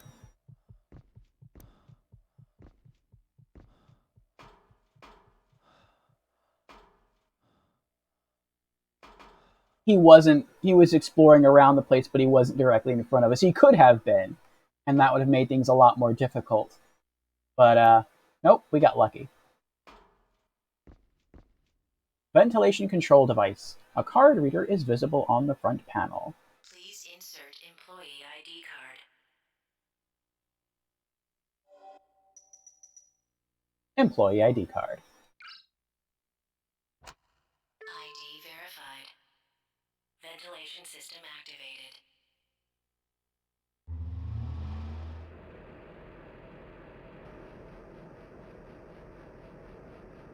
We did it. Now it should be safe in there. Woohoo! But before we go back out there, let's explore more in this room. Equipment and documents. It's dirty. It's dirty. Equipment and documents clutter the desk. Yeah, but I can't pick it up though. Is there anything else of interest in this room? What's this? Holding tank control system. It's password protected. Ah. No, no. No, no. Please enter the password. I don't know the password. This is probably the password we need in order to get the last chocolate coin. All right, what is this? Cultivation fish summary. Well, I guess these are all the fish that they were able to raise here at the fisheries. Sea bream, flounder, sole, cod, tuna, bonito. Never heard of a bonito fish. Mackerel, sardine, herring, salmon, trout, bass, swordfish. Swordfish, really? Globefish, ray, eel, conger. Trochrus? Never heard of that either. Dace, yellowtail, flatfish, goby, stonefish, halibut, barracuda, and sari.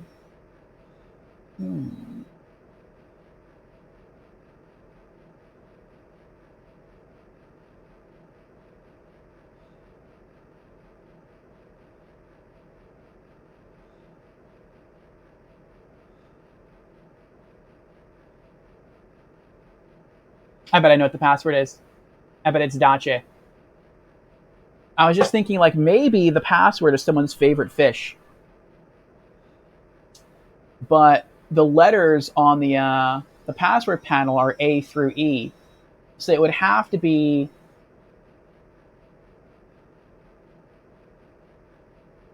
a password that only uses those letters, and that's it.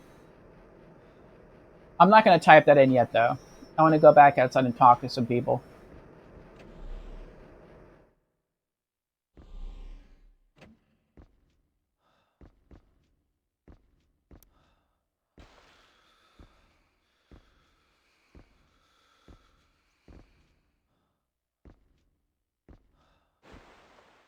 All the fog is gone now. We should still freak out when we see the ghosts, but it shouldn't be as bad. That's the fish tank area where the guy keeps dunking himself underwater.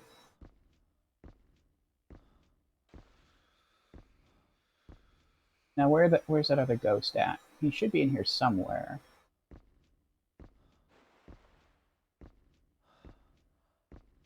He's not here. So, are you up here?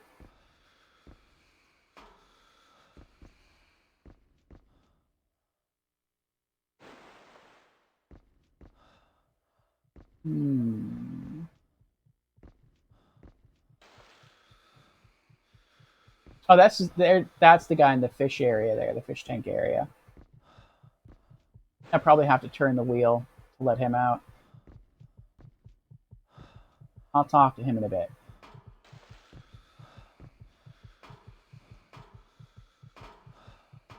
Control panel. It what? It must have something to do with the tank.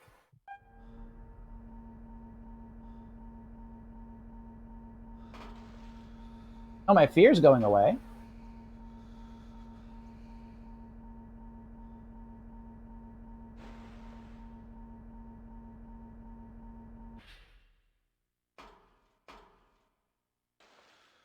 Oh, it's an elevator of some kind. Huh. I wonder why when I raised the elevator, my fear went away. That doesn't make sense to me.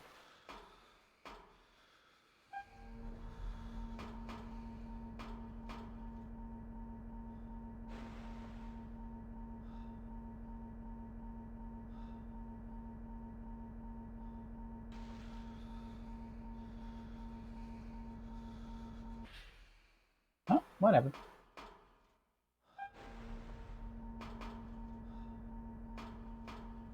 I'll let that come back up. Well, I don't know where that violent ghost went to. He's a weird one. Let's try turning this wheel, see what happens. It's locked in place. Okay. Oh, what is that? What? Say that again?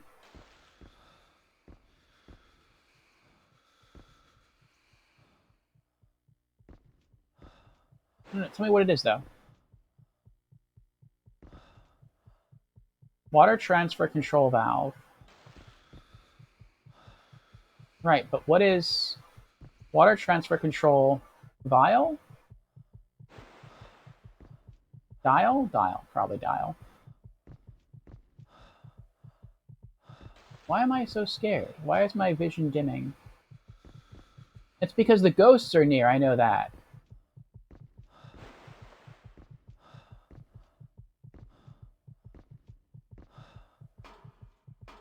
But it's not going above 139. Because they're not attacking me.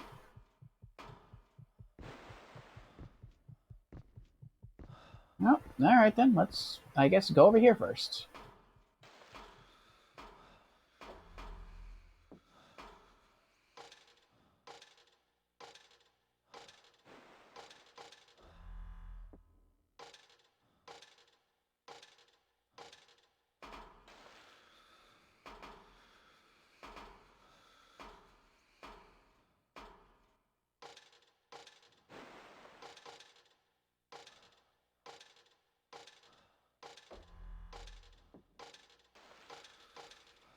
Oh, that's the chocolate coin.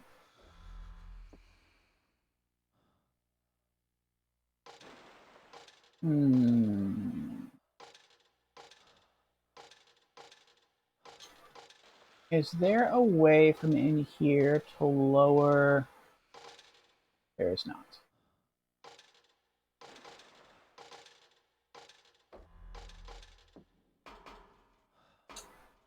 Okay.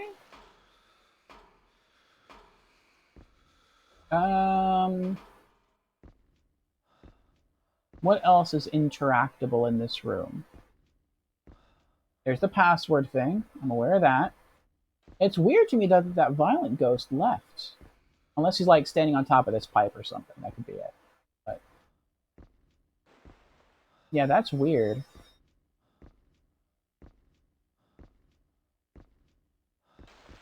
Oh! Portable battery! Hey! Large pipes are... Wait, what? Say that again? Give me a clue? Oh.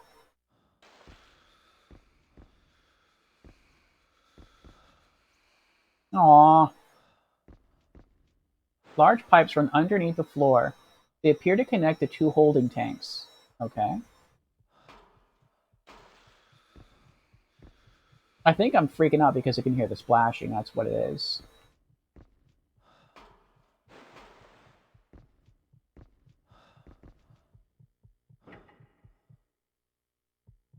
Okay. Nothing happened. It's locked. Okay. Let's try coming over here and pressing this button. There's the button.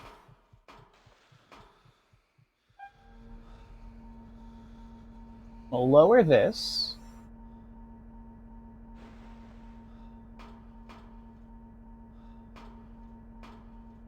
I'm a little worried about this. I feel like it says that the two tanks are connected, and I feel like one of two things is going to happen. I feel like either I'm going to send the water from that tank to this tank, and that's going to cause the chocolate to float up over this grating, and then maybe I get to press the button here, and that raises the grating, and that's how I get the chocolate the chocolate coin. Or I'm going to do that, and the water is going to flood in, and it's going to ruin the chocolate coin, and then we're not going to get the last hint of where our fiance might be or have gone to. I guess we'll find out, though. No, it's still locked. Interesting, interesting. Okay, all right.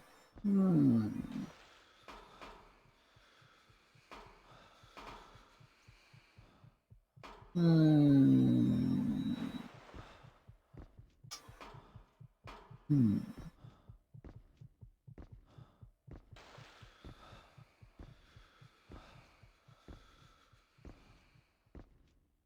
It is very weird to me that that ghost is not here. Why are you not here?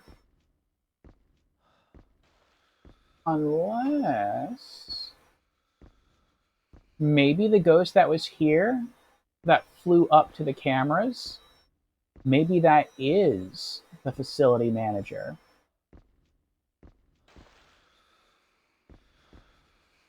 Could be. Let me go into my notes.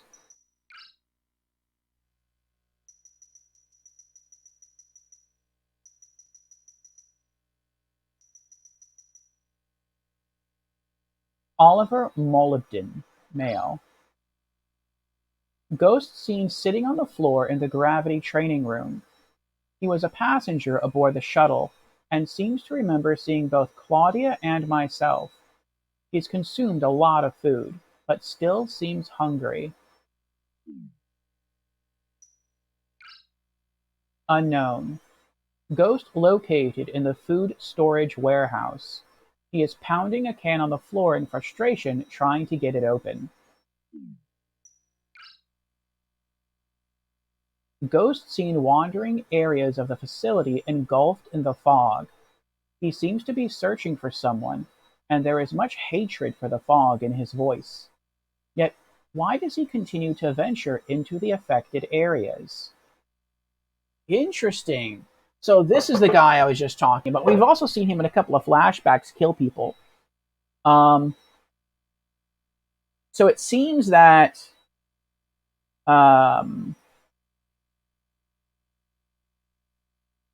this guy is.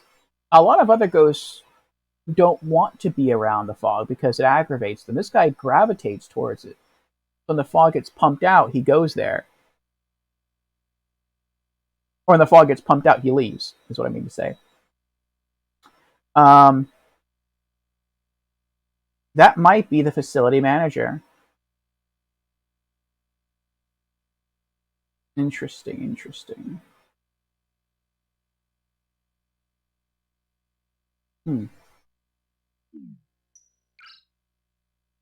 Ghost located in the Fisheries Experiment Station. His labored breathing can be heard coming from inside one of the holding tanks in the room.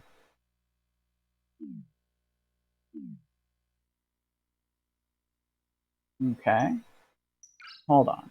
What notes do you have for me about the locations? We've now explored half of the locations in the game.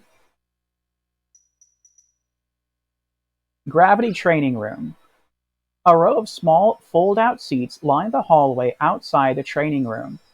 The interior of the gravity chamber is littered with discarded food wrappers and cans. Gravity Control Room. Room housing the control system used to regulate gravity levels in the training chamber. Food Storage Passageway. Passageway linking the main research area hallway to the food storage warehouse. Monitor Room 2 Lab.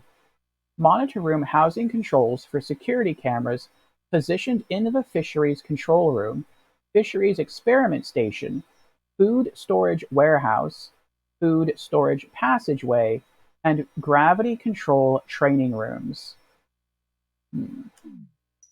Fisheries station.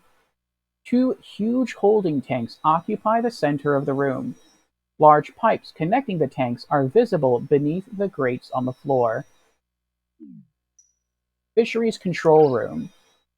Control room adjacent to the fisheries experiment station. The room is filled with equipment and documentation relating to the research carried out next door. Okay. So I don't know. I guess that was the one peaceful ghost in here then. Okay. So this is kind of interesting in that I guess you just have to come up with the solution on your own, which we did. But I didn't think that was Dache. I thought they were gonna tell you. I thought maybe you talked to a Please ghost enter the password. and it'd be like, the name of my favorite fish is the password, or the fish that I like to eat the most, or something like that. And then you would have to come here and look at all the fish names and get the code.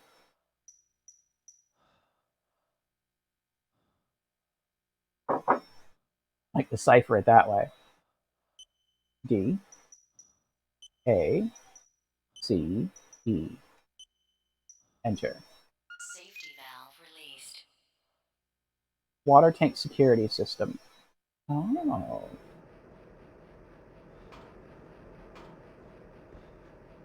I see. It's been left open. It has been left open.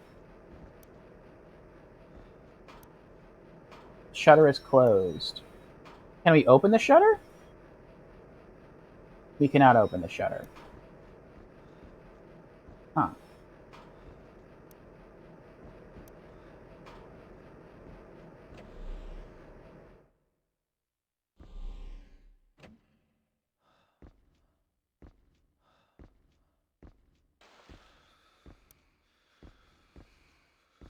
Okay.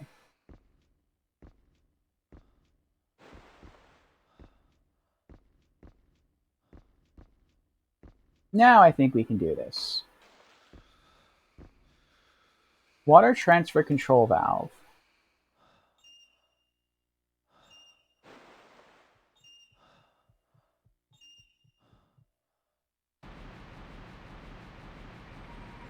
That one's emptied. This one fills up. I hope that didn't ruin the chocolate.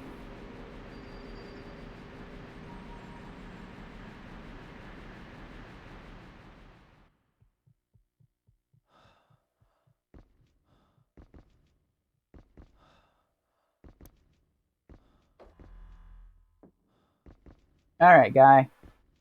How you hanging? What? I'm trying to save you. Where are you?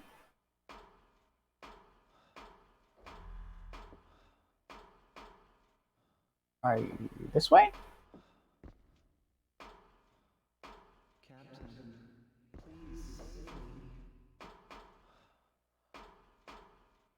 Will I die if I just walk off the edge?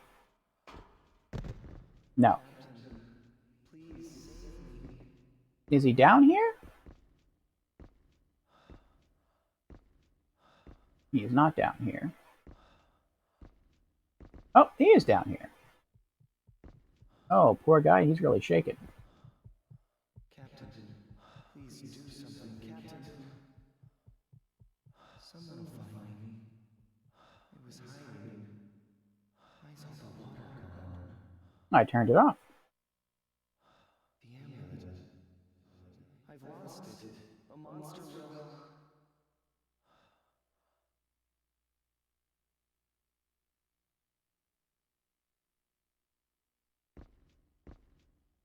I can't do it anymore. Since the captain's not coming with me, I'm gonna get away. Get over here. They're gonna kill me. This accident was not our fault. If I don't get away, that fog.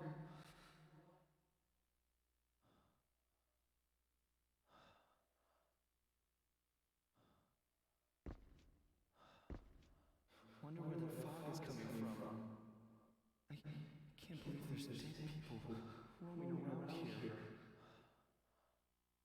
He sees dead people. My amulet. Oh no! Where did I lose it? I wonder if he was the one that had the blue amulet.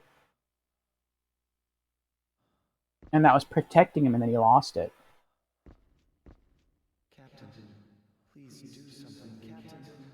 Someone will find me. I was hiding.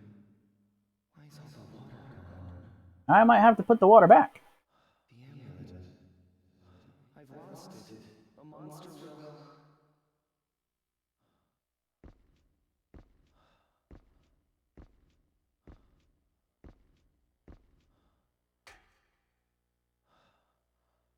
Oh, you just have to click on the ladder and you can climb it. I was trying to just walk into the ladder.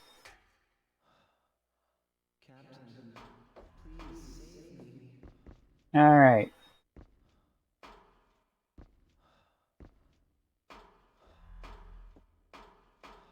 Ah, there it is. Can I open the doors? Nothing happened, it's locked. Control panel. Must have something to do. Oh, you can see the coin. It was floating on top of the water. It's right there. Now I'm going to bring the grating up. And I might be able to walk over there.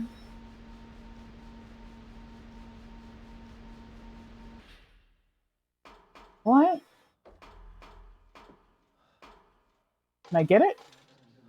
There's something caught on the grating. Oh, okay, I got it. Amulet. An antique. It is in very good condition. I mean, there's a red stone in it, but this isn't typically the amulet that... Well, it's not the stone that we saw anyway in the first game. I mean, part of it could be the red stone. It had a red stone in it. Alright. Well, I also thought that was the chocolate, too, the final chocolate, but I guess I was wrong.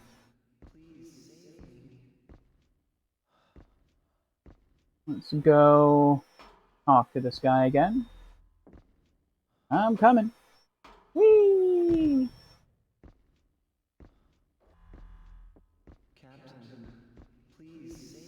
Alright, let me have a look at the items and see what the amulet looks like. An antique, it is in very good condition. Okay. Let's look at the notes too. Victor Nickel, male. Ghost seen cowering at the bottom of one of the tanks in the fisheries experiment station. He was the co-pilot aboard the shuttle. Oh. And came here to hide from the ghosts. He's calling out for the shuttle's captain. Hmm.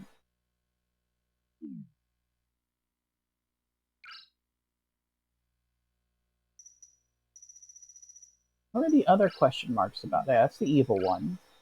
Oh, that's the guy slamming the can. Or slamming the can against the floor. That's right, okay. Hey, guy?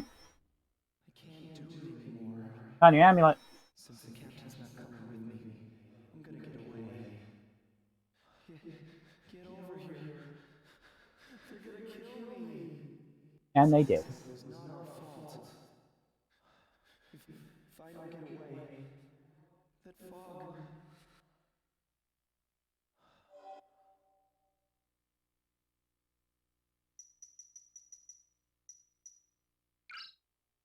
Nothing happened. Really? Nothing happened by giving him the amulet that he was just talking about? I'm assuming he was just talking about it.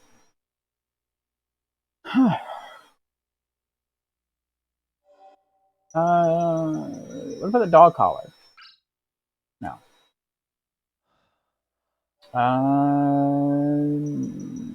Monthly reports? No.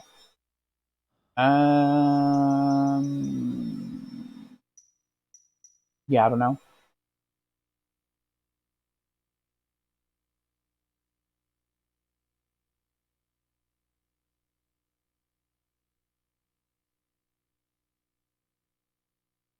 Maybe we have to find the captain, give the captain the amulet, and then the captain will give us something, and we bring that something back to this guy and give it to him. Maybe that'll work.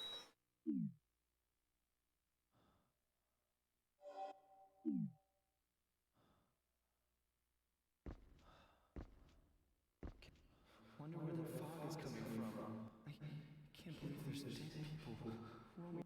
My amulet. Oh no! Where did I lose it? He said where did he lose his amulet, so it's his amulet, but nothing happens. Um,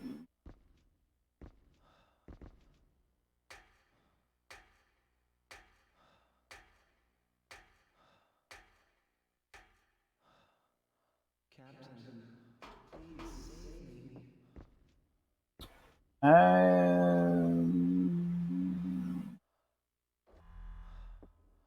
What happens if I put the water back?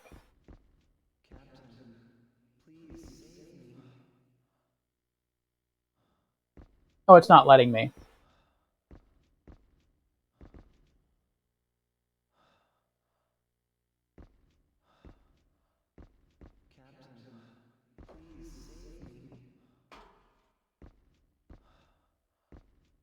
So instead of giving us an answer, we just got another riddle. I guess he needs something different then?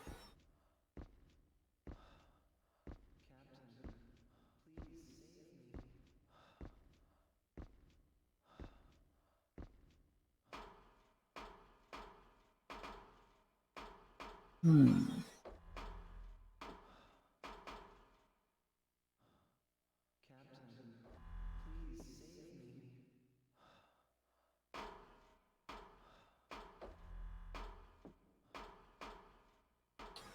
Um...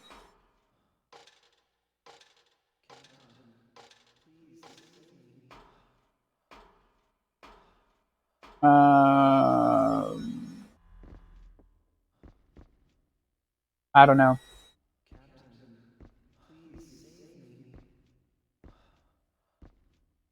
I am stumped again.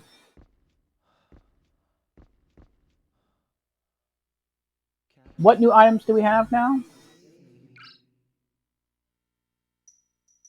A collar with a key. We can't combine items, can we? We cannot. Okay. Um...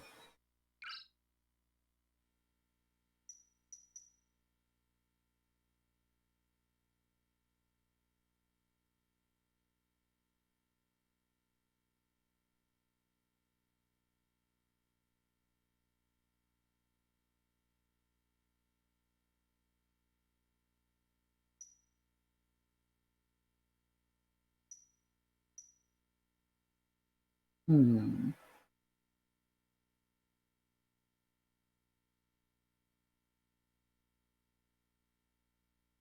The last chocolate then might be in the food storage room.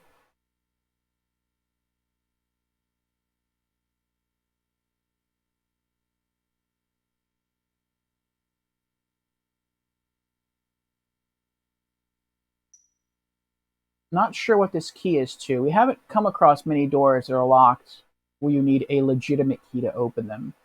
Just the airlock, and I think there was like one other door in the game that required an actual key, but I don't remember what it was. And I don't know what this amulet could do. Like, he lost his amulet. I'm assuming this is his amulet. We tried to give it back, but it doesn't do anything.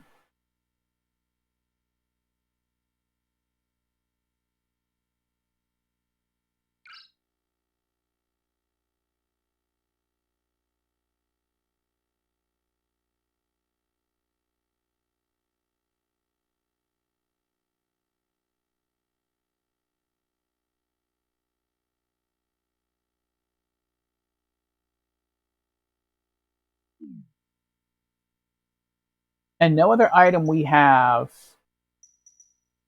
can do anything. With anything else that we've encountered in the game. There's nothing in the control room. Actually, let's go back in the control room. There was a shutter that was closed that we couldn't open. Maybe it's open somehow? Maybe we can open it now? The shutter is closed.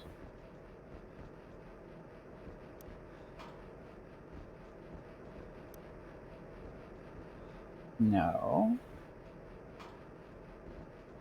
Can we do anything now with the equipment or anything? No. The valve is, I guess, it says locked. But we can't input anything here. Caution, do not flush tanks without prior authorization. We don't need any authorization.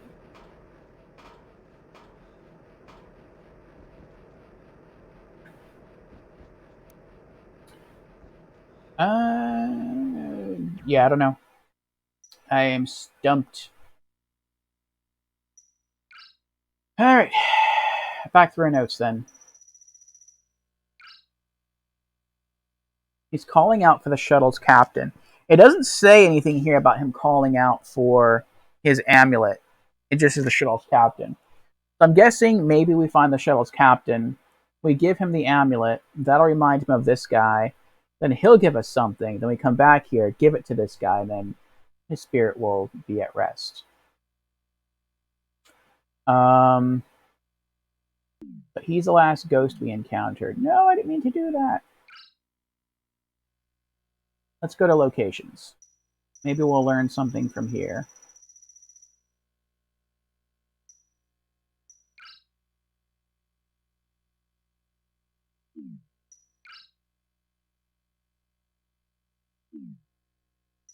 No.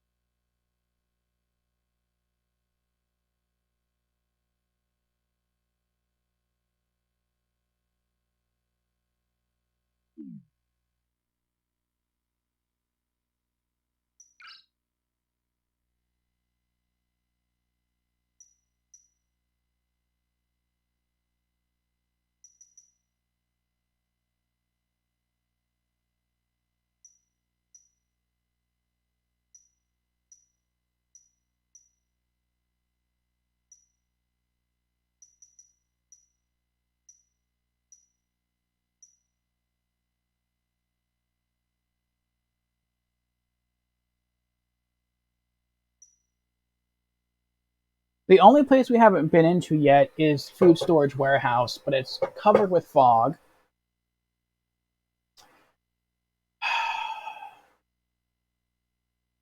And there's no way to turn off the fog because there are crates blocking it. Though I feel like maybe the guy wouldn't try to kill us because he's not walking around like all the other angry ghosts are. He's just slamming a can of what looks like tuna fish into the ground. So maybe he would leave us alone. But even if he leaves us alone, we can't scan our car to vent the fog in this room because there's crates in the way.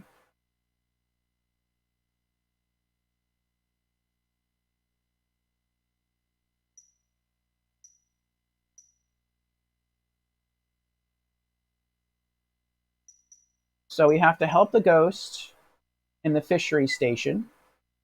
We have to help a ghost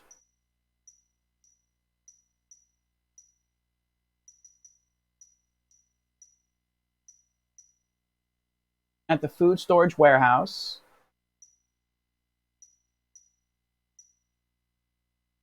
We have to help a ghost in the control passageway, which we cannot access.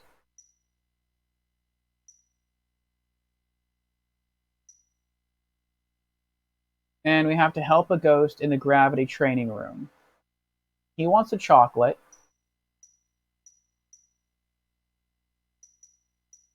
And he's protecting a can opener. I don't know what she wants. I'm guessing maybe she wants food.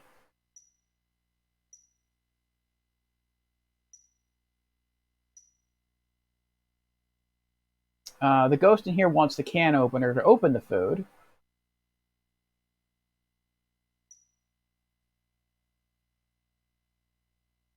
And the ghost in here wants something from the captain. The only way this can make sense to me is if the guy in here is the captain. And we go over here, give this guy his chocolate. I have no idea how we get that. But we give this guy his chocolate, get the can opener. Go over here, give the guy the can opener. And then he's happy. No, that doesn't make sense.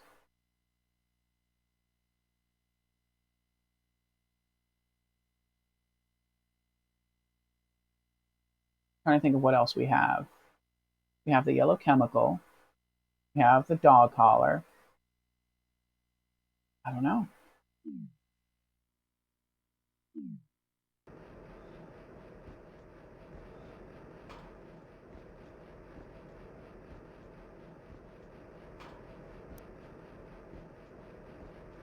Oh, thank you, game. Thank you. I forgot. And the game just reminded me of something. There's a cabinet here.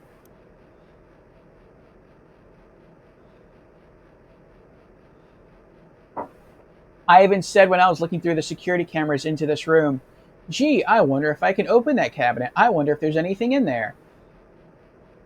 And then I totally forgot to try that when I came in here. So since I'm stuck and I walked back in here, the game opened it for me because it must have felt bad for me. However, it looks like there's only a battery in here, which isn't going to do anything for me. I mean, it's nice. It charges up my lamp. Wait, what is that? Oh. Maybe I accidentally clicked on this to open it. I don't know. I can't do anything with that, though.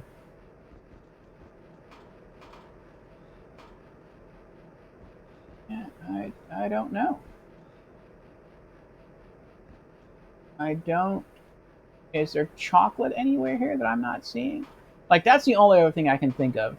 Is that maybe there's a chocolate around here that I'm not noticing.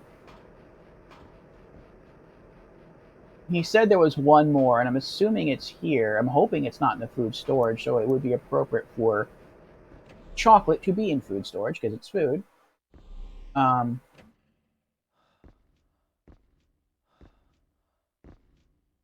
It's empty.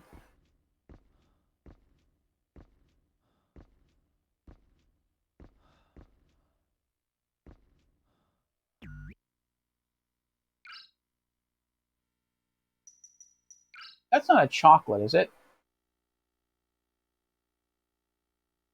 A chocolate coin on the amulet?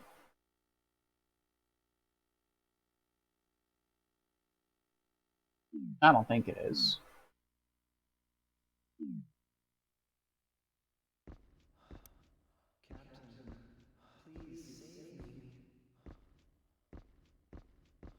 Alright. Let's search around the floor here. Maybe I missed... Maybe the chocolate's in here. Even if the chocolate were in here, though, I still wouldn't know what to do. I know that the can opener goes to the guy who's smashing the can of food on the floor. But he's in a room filled with fog, and I don't know how to empty the fog.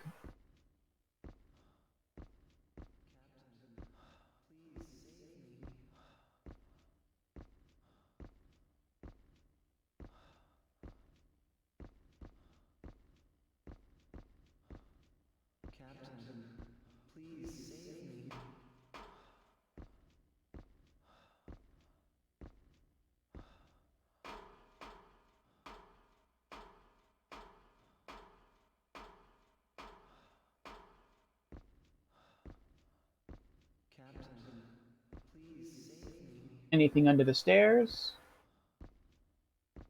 No. Anything under these stairs? No.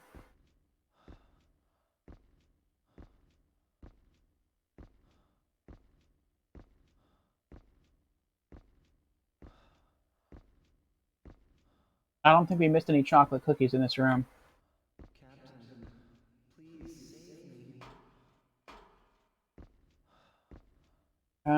Let me go back over here. There's no chocolate cookies in... Or, I keep saying cookies. There's no chocolate candies in here, right? Don't see any down there. Well, there could be. Let's find out. That would be something, though. If you were crouched over the last chocolate coin. I don't think so, though, because if you walk far enough away, the ghost disappears. So we would be able to see the chocolate coin if it were there.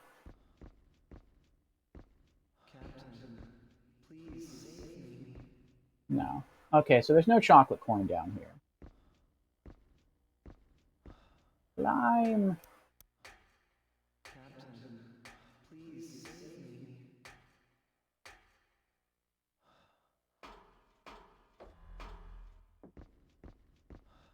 There's no chocolate coin around here, is there? No.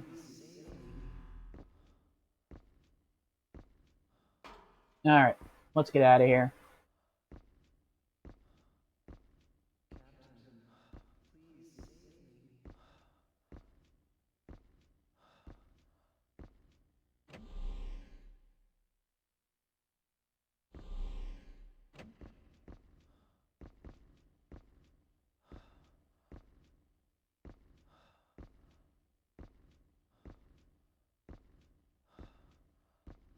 Save our game again this way.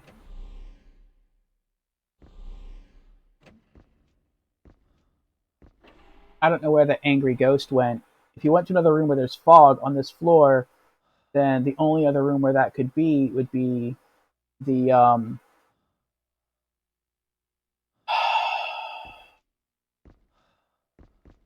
the food storage area.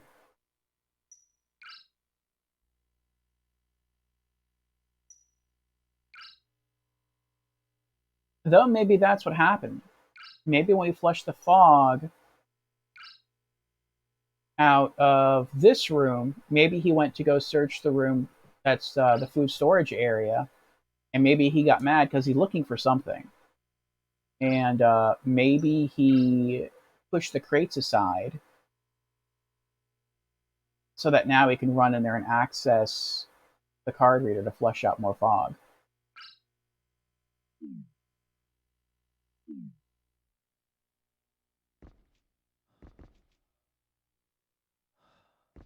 We know from some of the surveillance things that we've seen that ghost, the evil ghost, can manipulate items of furniture.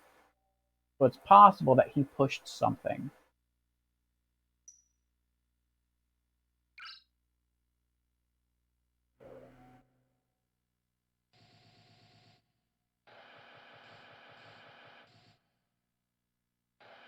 Those are still there.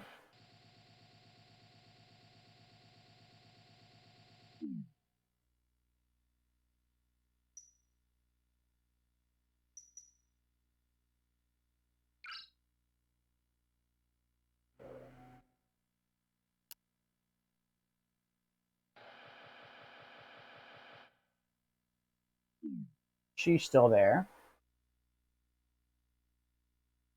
I don't know how we're going to get to her.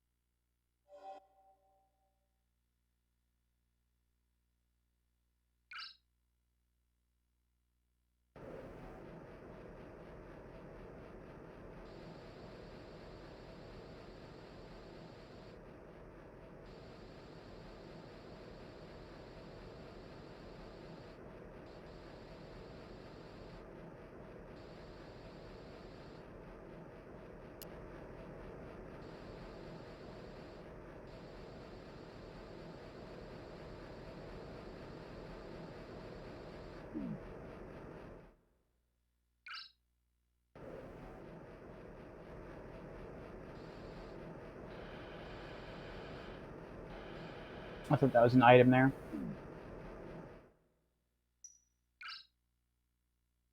See if these cameras show us anything different now.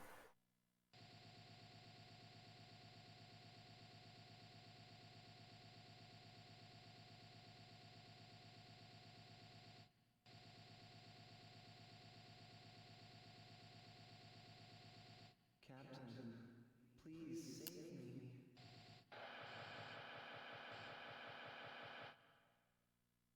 me. Okay, so that's the amulet that we pulled out of there.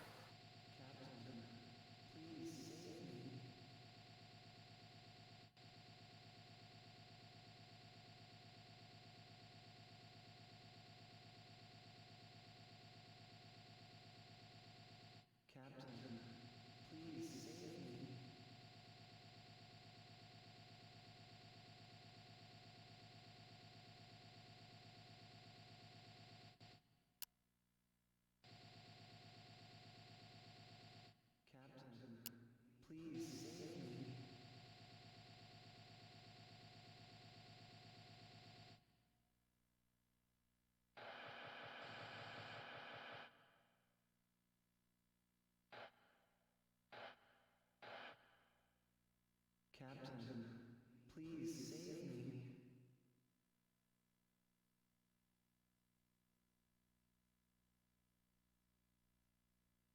Captain, please save me.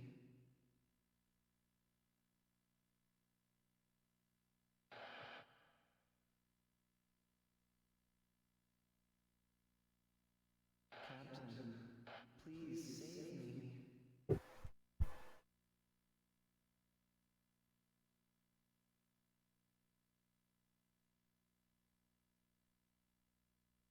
Captain, please save me. Is he holding a dog? Is that a dog ghost?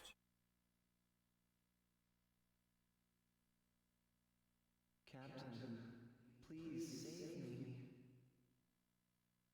We'll go back to him and we'll try giving him the dog collar and see if anything happens.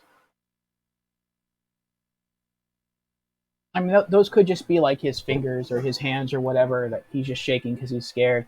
But it looks like he's cowering over something, not just that he's cowering. Maybe he's holding like a little dog, like a chihuahua or something. And if we go back to him and give him a dog collar, that'll calm him down. Captain, But let me go back to food storage.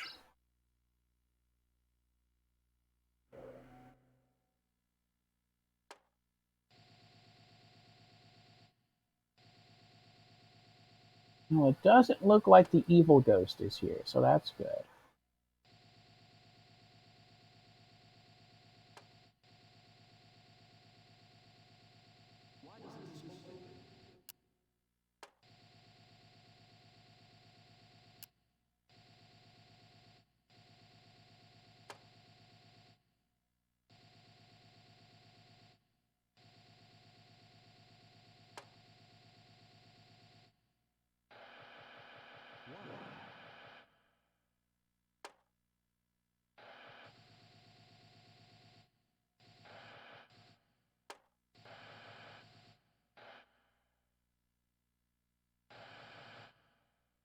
I feel like maybe he wouldn't try to kill me.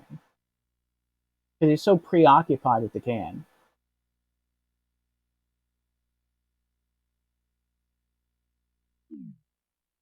We'll chance it in a bit. But first, I'm going to save.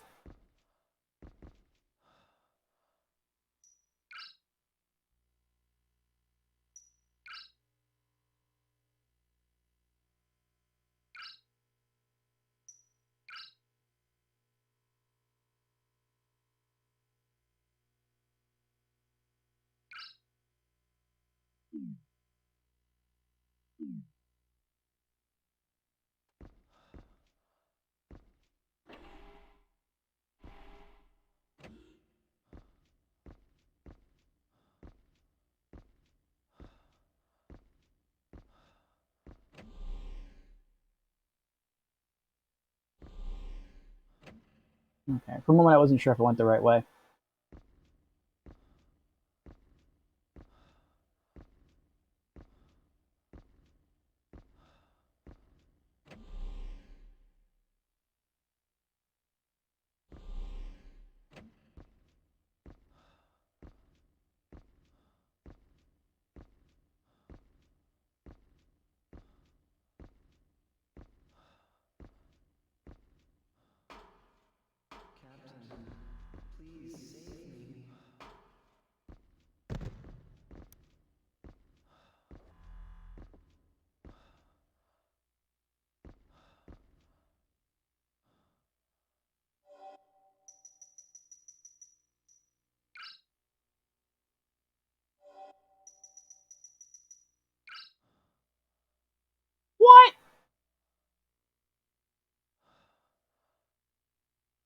His amulet.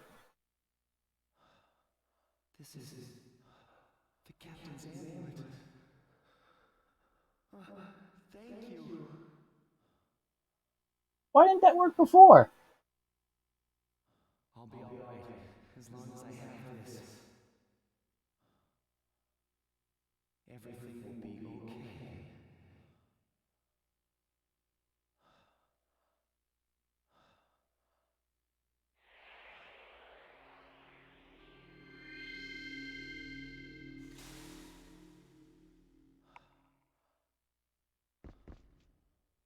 A shiny coin-shaped object. The final chocolate coin.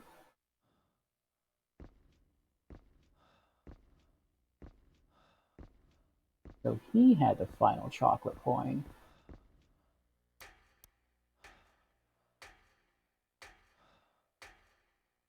Yeah, that was wild. I don't know why that didn't work, but we tried multiple times to give him the amulet. He just wouldn't do it. He just wouldn't take it. It literally said nothing happened.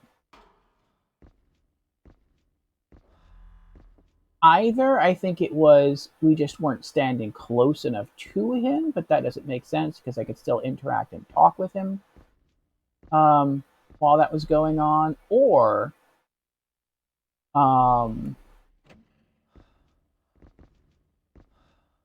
it was just a glitch. I'm not sure which. This game has glitched on us so far twice. The first glitch was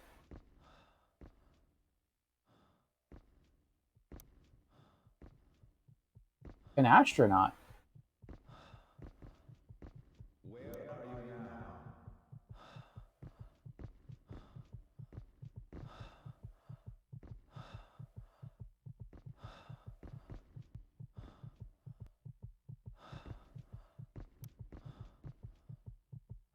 The first time the game glitched,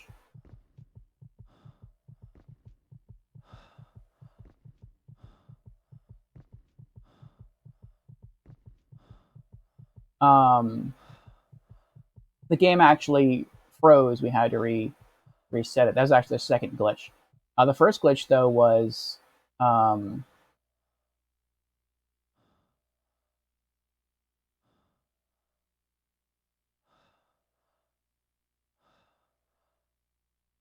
wonder if he's going to come back.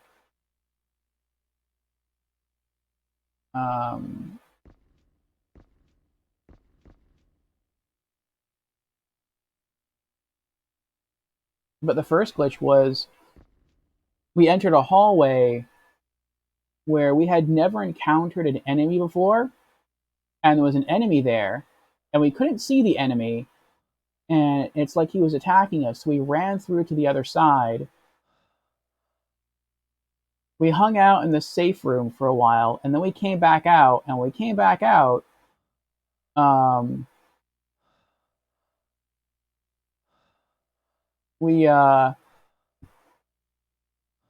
was no enemy there. And so we went back and forth across the whole length of that room a couple times, and sure enough, there was no enemy there. But I recognized the enemy's voice, and I'm pretty sure it was the enemy that's locked in a room that we can't get into yet.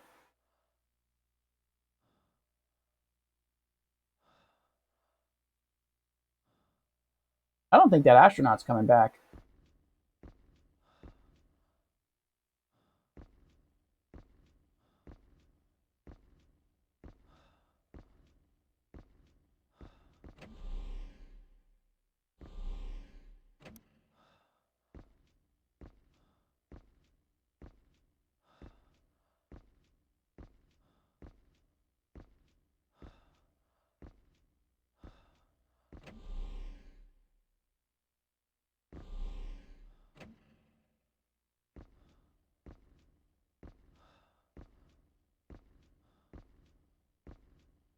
I should have reacted faster.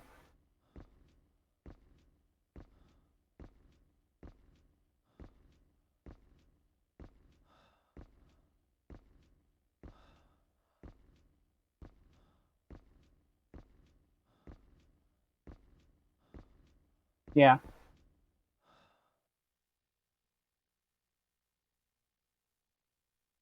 We're gonna reset the game, load our last save file, and go give the guy his amulet again.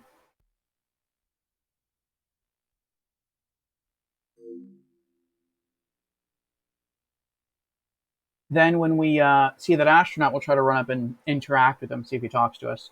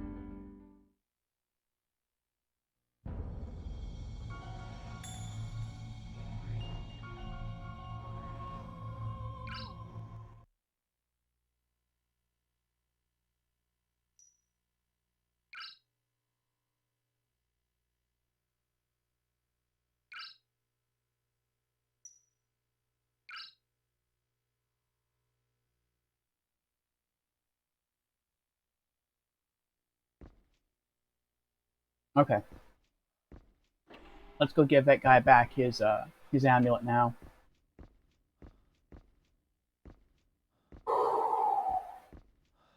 This way.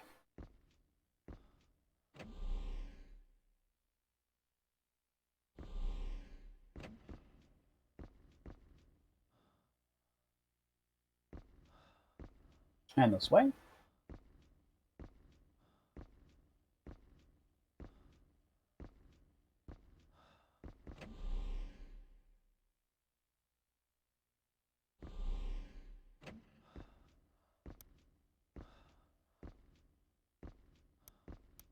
Oh, actually, we're going to do one more thing.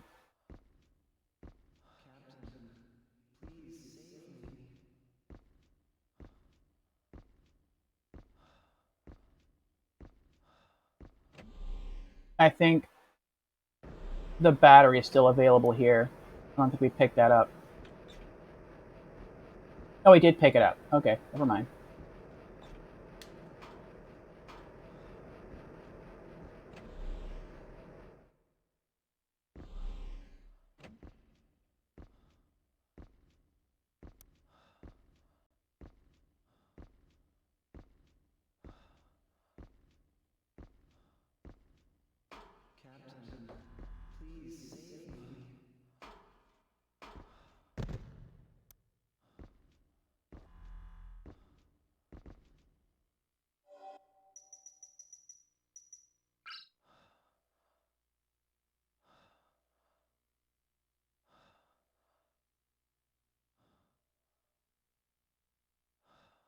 This is the captain's amulet. Oh, thank you. I'll be all right as long as I have this. Everything will be okay.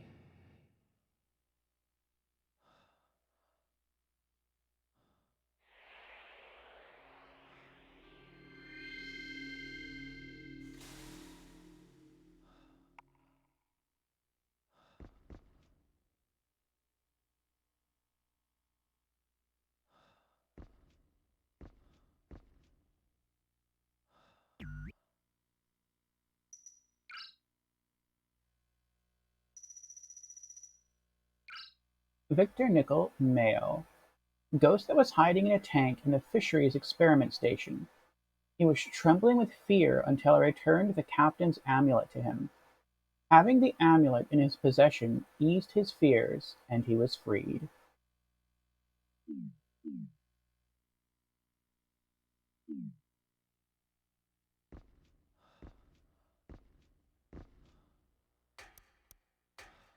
Okay. Now once we exit this hallway, we should see that astronaut again, and we'll try to interact with him. He was walking slow, too, which to me means you were supposed to try to interact with him. It's interesting that you can miss that opportunity.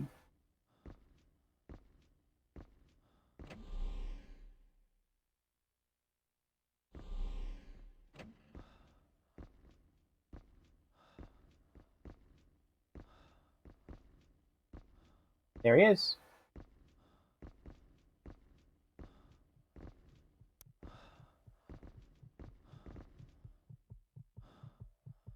Guy with red hair. Or blocking his path so he can't move anymore.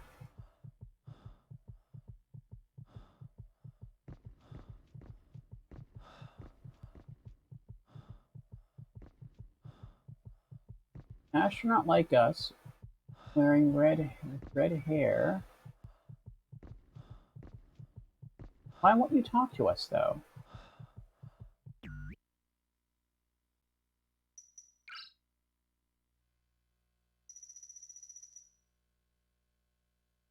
Not even a note.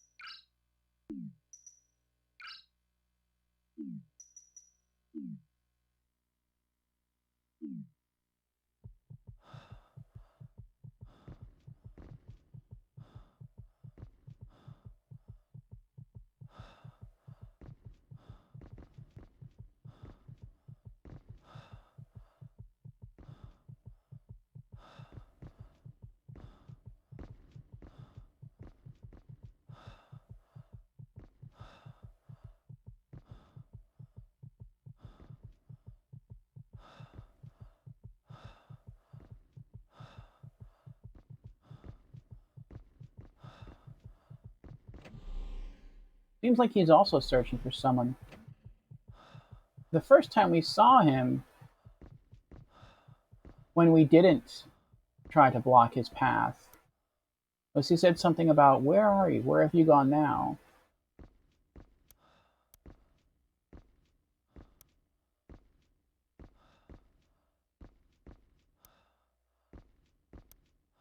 Hmm?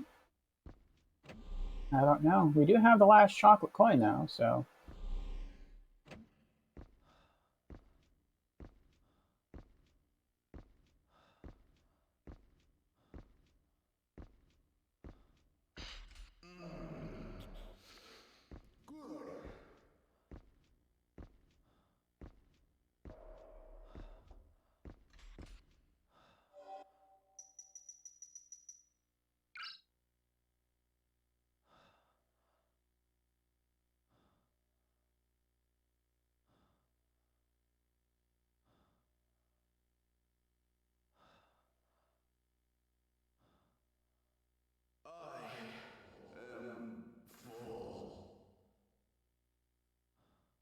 I'm thirsty. I can't go to sleep. Are you serious? Isn't there anything to drink?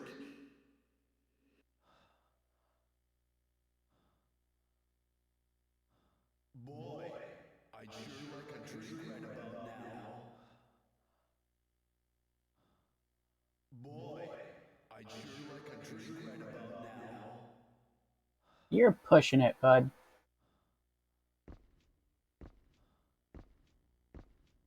Unless there's a can here that I can give him. Nope.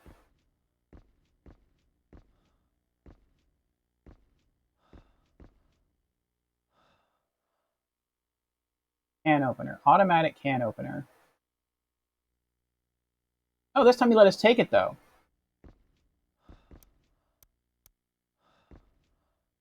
Boy, I'd sure like a drink right about now. Okay, so I guess once you give him all the chocolate, he lets you take the can opener. But in order to put his soul at peace, you have to find him something to drink.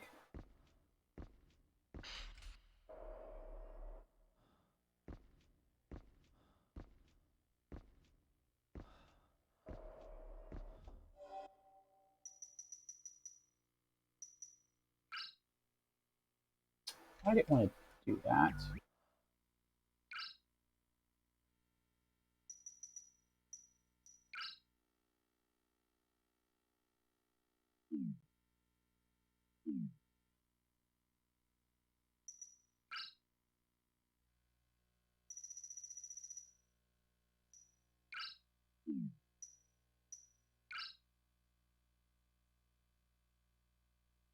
Oliver Molybden, male, the ghost sitting on the floor of the gravity training room.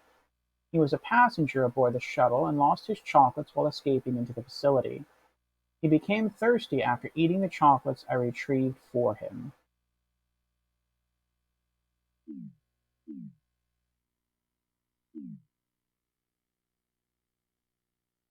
Hmm.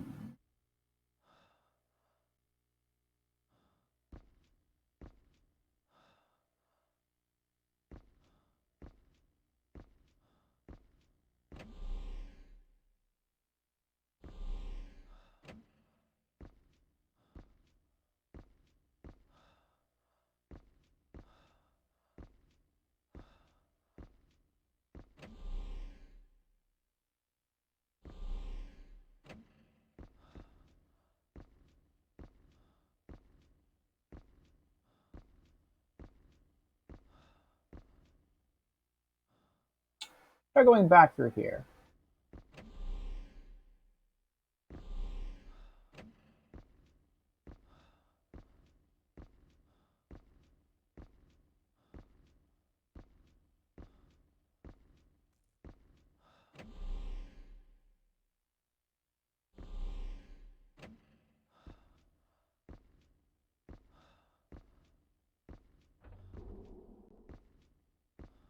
And this control room is a tin of food.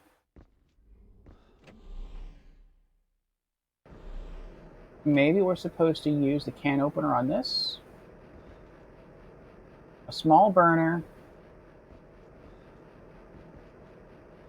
Small burner, an emergency food tin rests on its top. Can opener.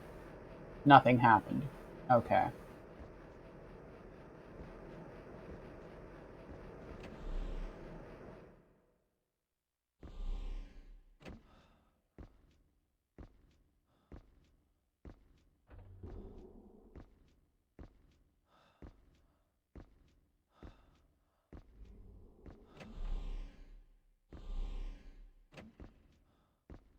It's weird to me that we didn't write any note about the other astronaut with the helmet off, with the red hair.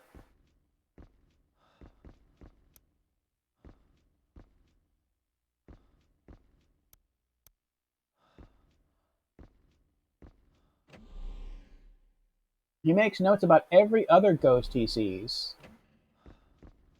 But he didn't make a note of the guy in... That's weird to me. Whatever.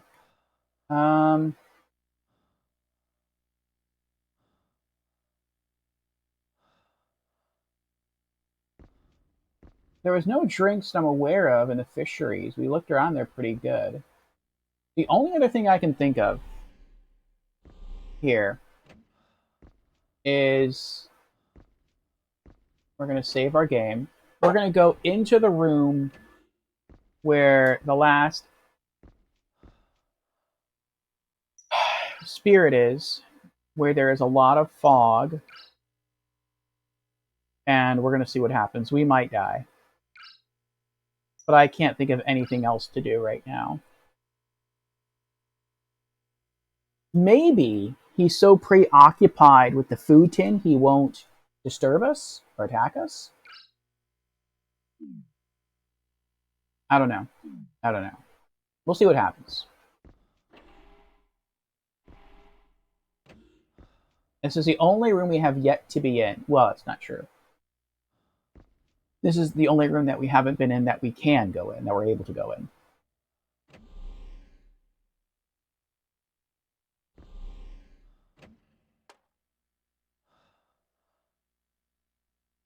Interesting.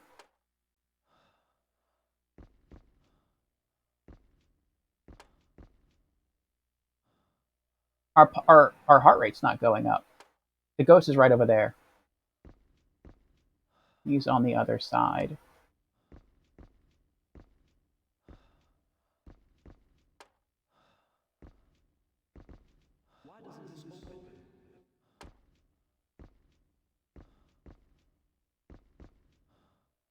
Wait, what was that? What? Now it's going up. Conveyor belt. It hasn't been used in a long time. It is covered in dust.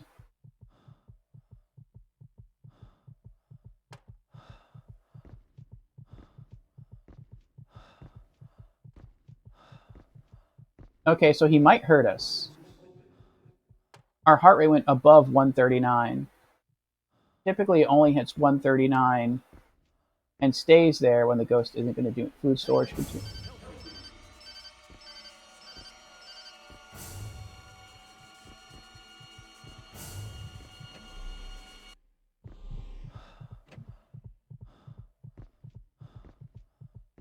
What happened?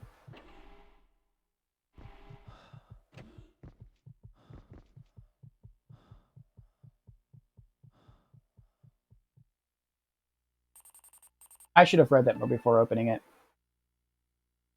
Looked like it said food storage chest, blah, blah, blah. And then I just got attacked. I didn't wait to just finish reading what the clue was. It's closed again. Oh, but he's walking now.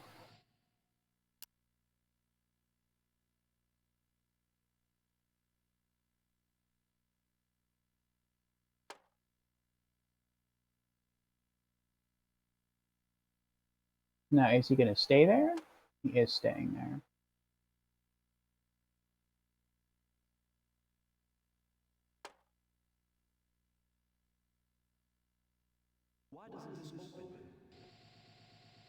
Okay, so he will kill us. I can't get around here.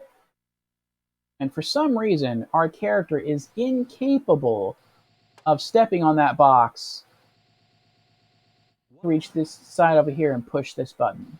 That's too hard. I don't know why, but it is.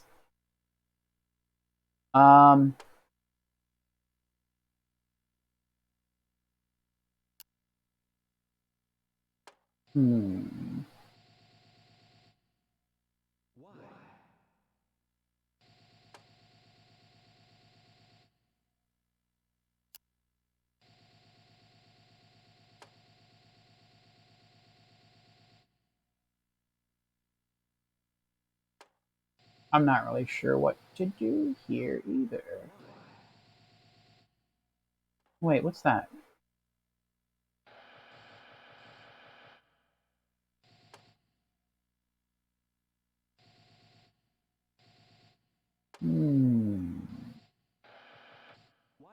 Tall stacks of containers fill the room. Maybe there's something in there that we need. Maybe that has the drink in it that we need. And once we open that, we're going to have to sprint back over here and go out the door before he stands up and walks around here to attack us.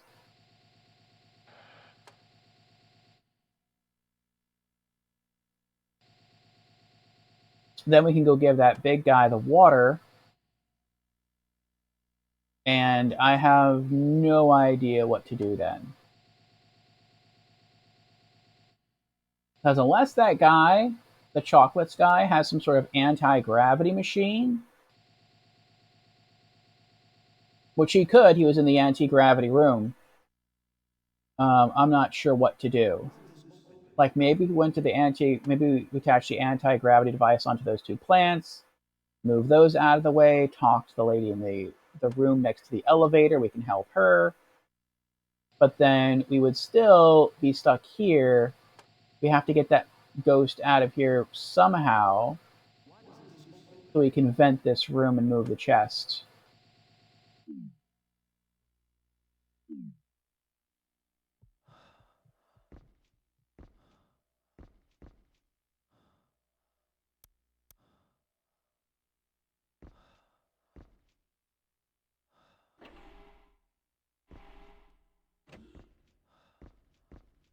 Try this again.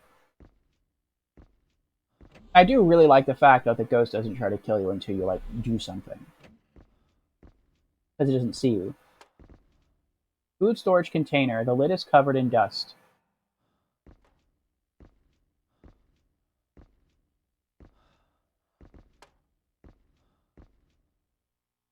Dusty containers are stacked haphazardly atop one another.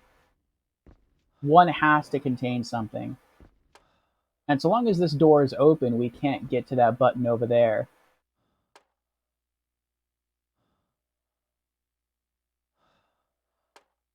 And I don't think we can close this door. So I don't know, maybe we can. You're not going to say anything? Tall stacks of containers fill the room. Can I close this door? The door is open. We can. It doesn't seem as though it can be closed from this side.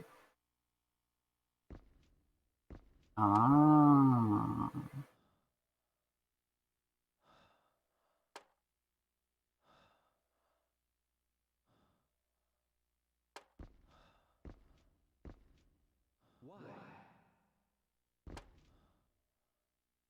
I still don't get it. What I do get is if we're on that side where the ghost is now, and we're running this way from the ghost somehow, if we get on the other side of him, we can close that door, and then we have access so that we can continuously run around this big machine. That's a plus. Okay. But now how do we get to that thing there? Like there's a crate in the way that we would somehow have to move in order to scan our ID card in order to vent the fog out of this room. But our character seems too weak to do almost anything.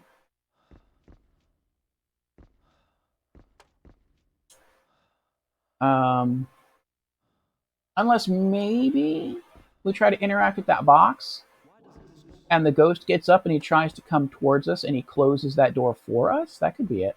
Let's give that a try.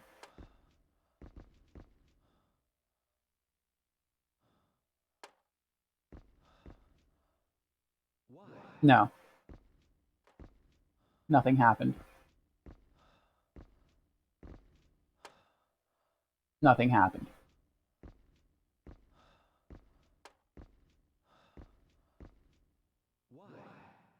Nothing happened.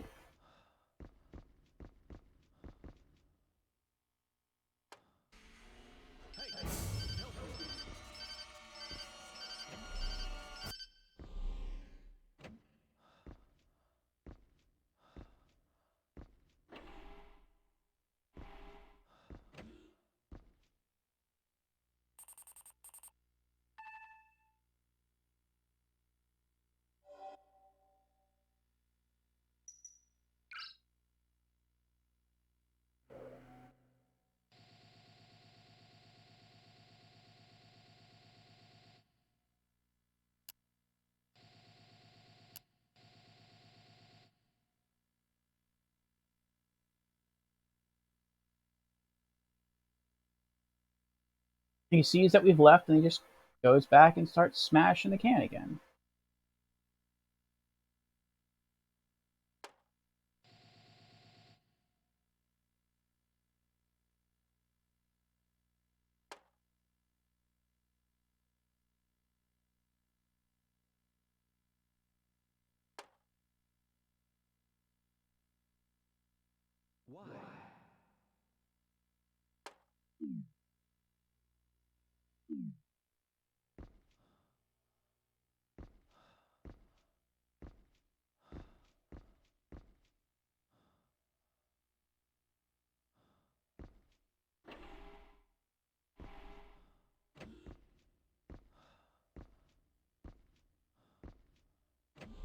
I don't think there's anything in these. It's just opening them distracts him.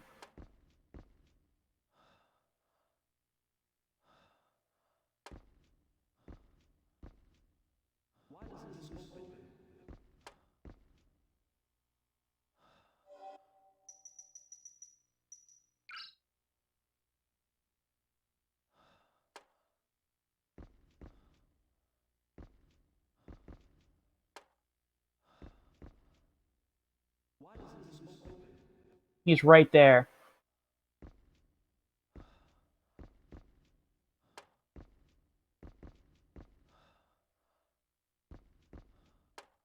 Actually, I'm not sure where he is.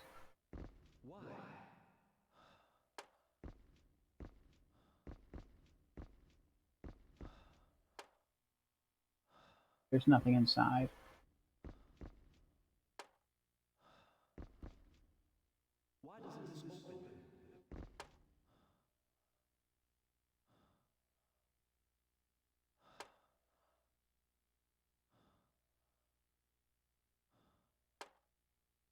There might be something in one of these chests that we need.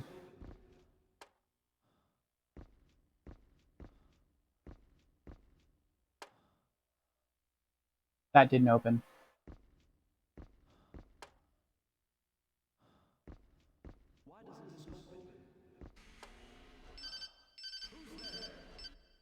No one?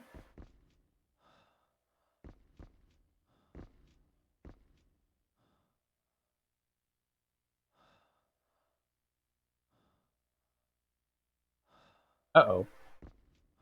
Someone. Oh, that's him right there. No one?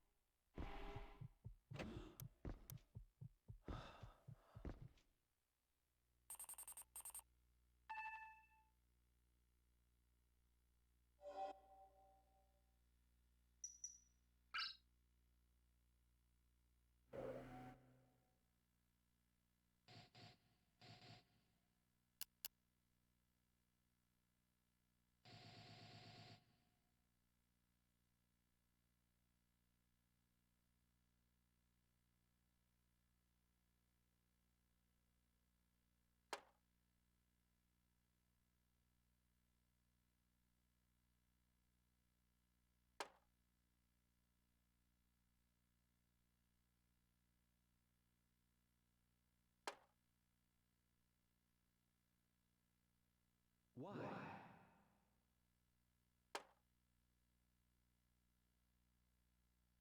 The only other thing I can think of is that maybe you're supposed to sneak up on him with his back turned, sprint past him, which I don't think you can do, come this way, close the door,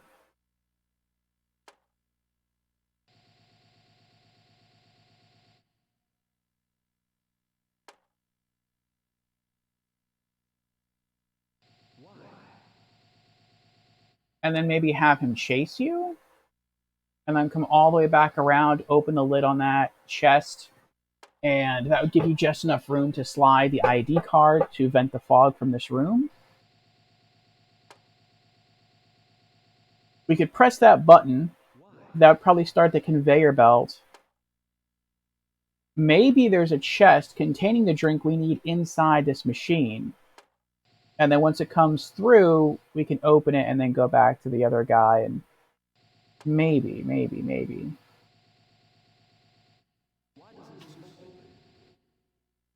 But I feel like we're supposed to do something.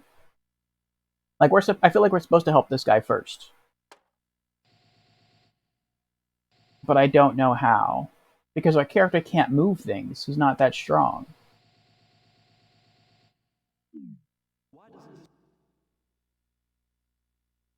We have the can opener. So that's what's needed to help this guy. The problem is that we need to vent the fog first. If not, he's not going to care. He's just going to keep coming at us and trying to kill us. Unless maybe you're supposed to sneak up and just try to see if you can access and use the card reader anyway, even though it's blocked by a crate. We can give it a shot.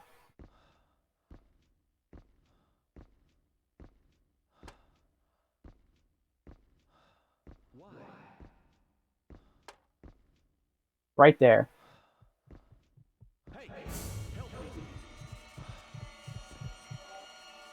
Can opener. Nothing happened. I can't see!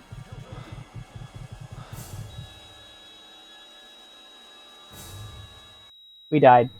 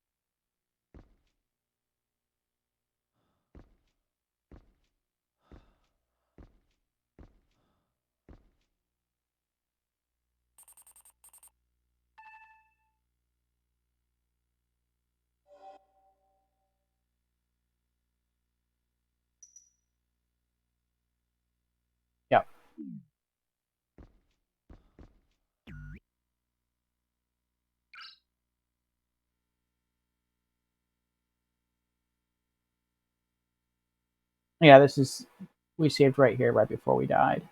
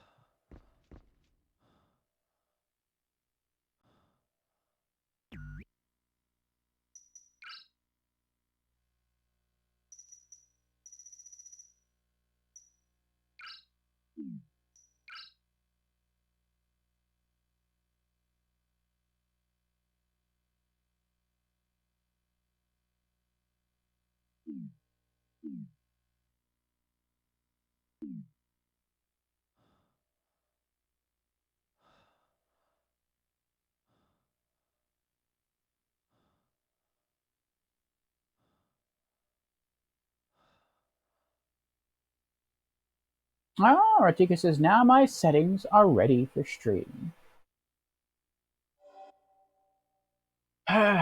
Nice, Ratika, nice.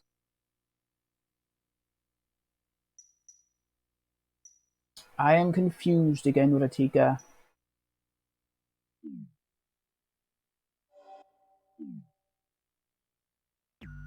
I am not sure what I am supposed to be doing.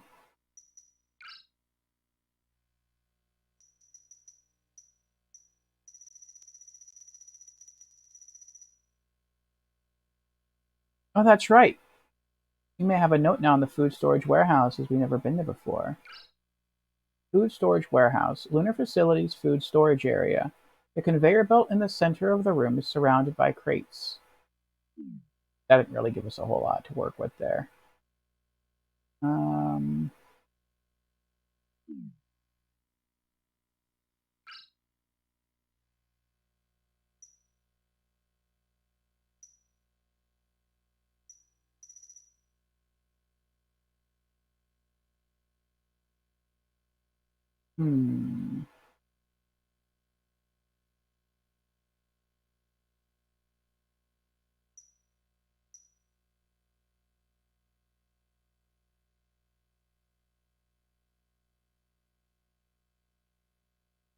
You just mentally prepare yourself for eating ice cream and chilling there for a while. Hmm.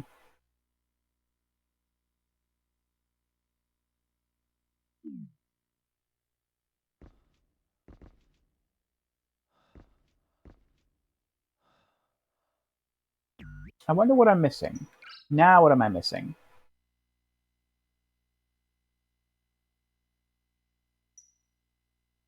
Okay. So, what do we know? We know.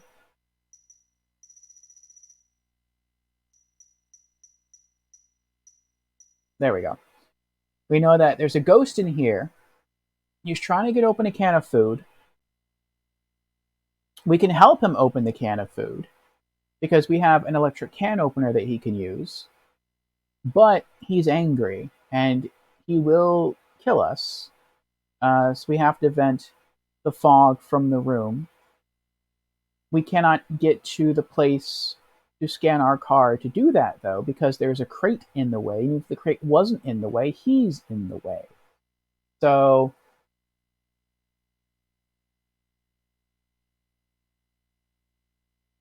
some other solution has to be figured out. He doesn't see us as soon as we walk in. We can open food crates, some of them, and if we do, he hears it and starts walking in our direction. We can always exit the room, though, before he is able to catch up and kill us.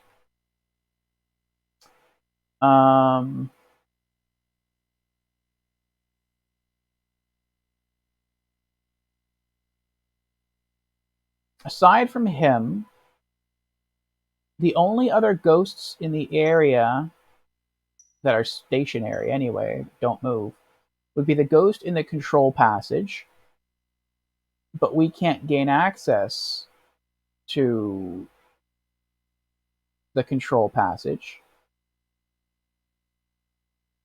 because there's stuff in the way, unless we have to find a chemical to mix with one of the yellow chemicals, and that would cause the plants to explode, and then we can gain access to the control passage. Maybe. Aside from that, that's it. Those are the only two ghosts. Maybe that's the next location. Is the control? We have to figure out how to get into the control passage. And maybe something in here we can use to remotely vent the fog in this room. And then maybe after we help this guy open his can of food, he'll give us something to drink. And then we can go back to the guy in the gravity training room, give him the drink, and then he'll tell us where we can find our fiance. And I'm guessing it's going to be somewhere on the second floor basement level, and they'll probably give us the key card for that. Then we can go back to the elevator and ride that down to basement level 2. That's what I'm thinking is going to happen. Okay, so let's go to that video that shows us about explosives. Notes, it's a flashback sequence. I feel like maybe I've missed some of these flashback sequences too, because we have encountered 53% of the characters in the game. We've explored 51% of the locations in the game, but we've only done 35% of the flashback notes. So maybe we've missed some. But the explosives one is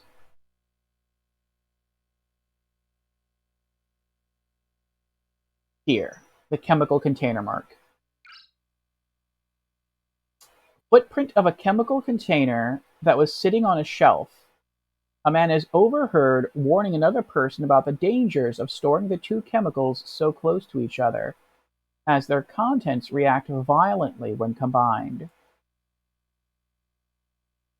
Oh, we can't see it again? It's just text notes about the video. Oh. The second container was pretty big. We have one of the containers. It's a yellow chemical. Ritika says, my best friend and I are going to stream Dark Souls 2 in the future. Ooh, nice.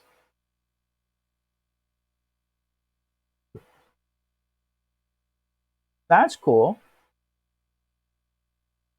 Is Dark Souls 2 multiplayer? Like the whole game? Or is it just certain parts?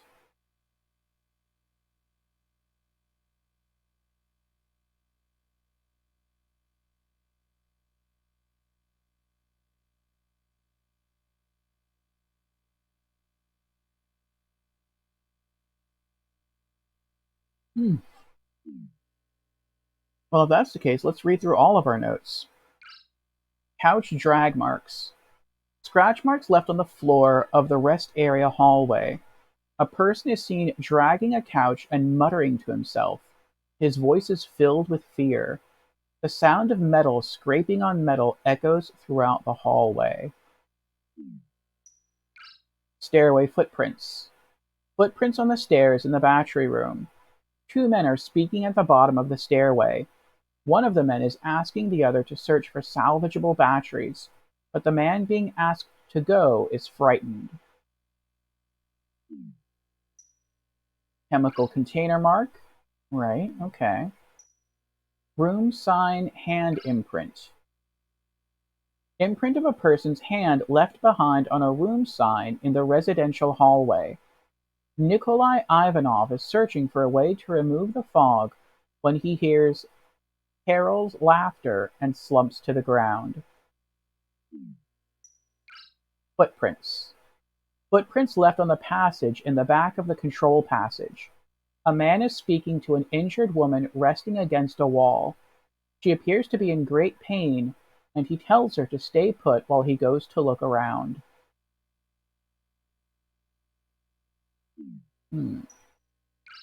Dented wall panel. Dent left in a wall panel lining the hallway. The panel is damaged when a man, clearly angry, lashes out in frustration. He declares his will to live and is heard mentioning the names Claudia and Kenneth. Well, Claudia is our fiancée.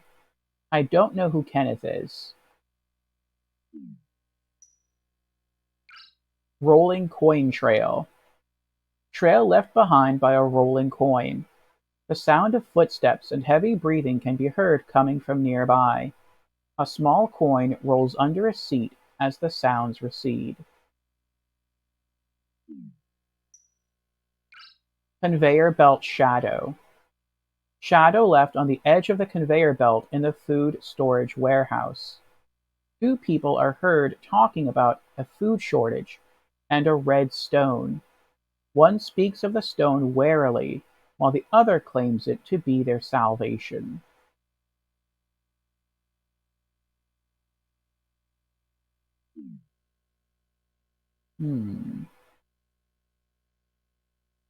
Well, like basic souls, so we have to hop in and out of each other's worlds. I see. Remnant is God here because it's so easy to connect with Friends Game. Nice.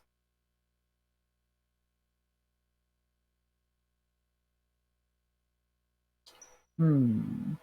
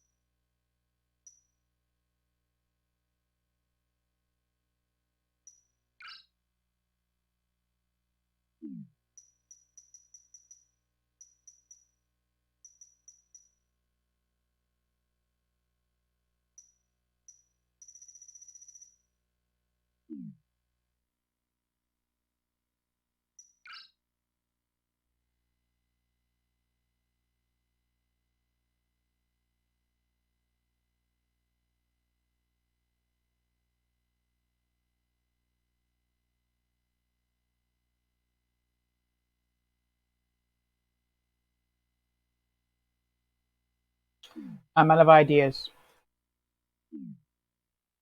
So I'm going to try one more thing.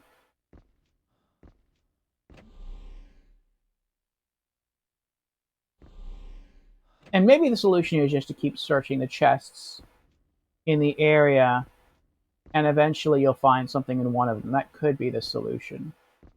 But I want to try something else real quick. I want to go back to the gravity training room.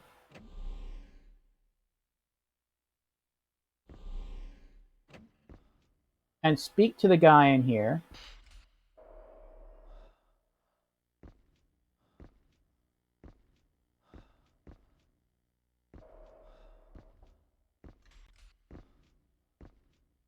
Back with ice cream. Welcome back, Rafika.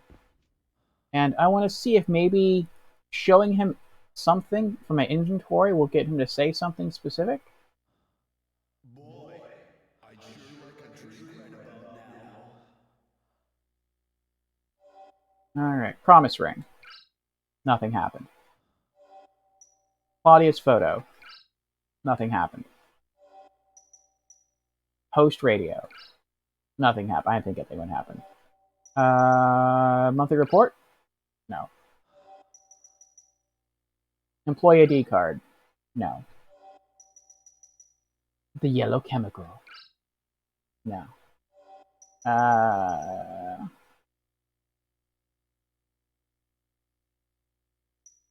Collar? Nothing happened. Level 1 card key? Nothing happened. Can opener? Nothing happened.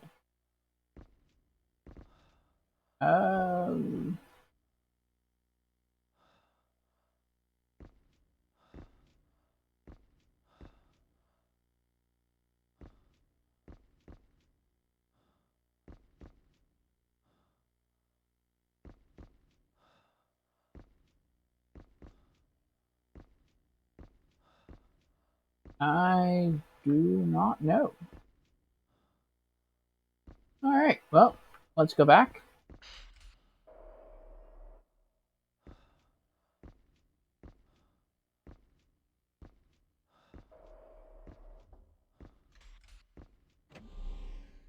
There is another possibility that we have to leave this floor altogether. Like, take the elevator back up to the first floor. And,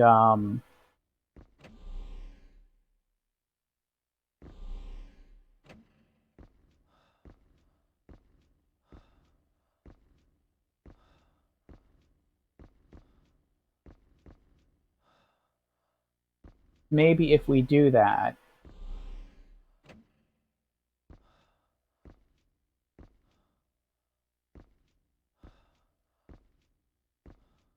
we'll get a different ghostly interaction.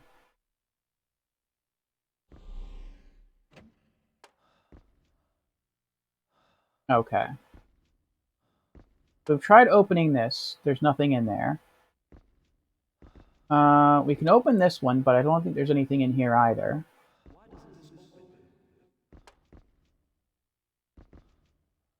This won't open.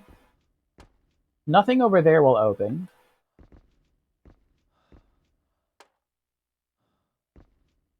So it has to be one of these chests then, if this is a solution. Okay.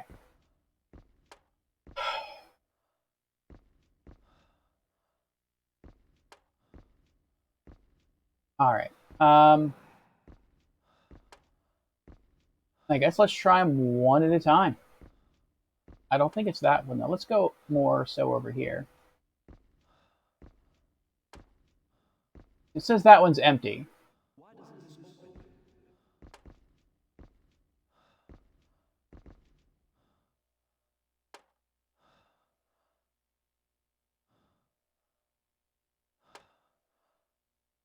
Are the commands not working?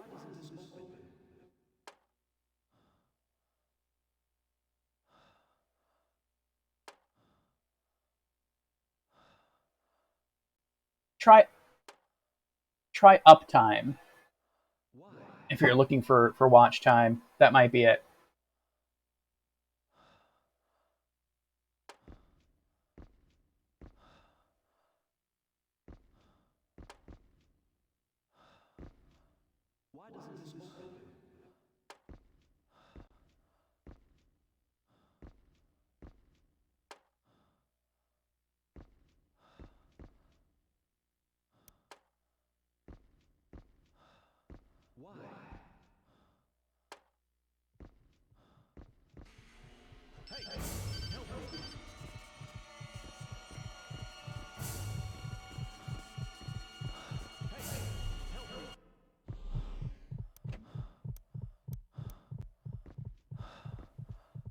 So it's not there.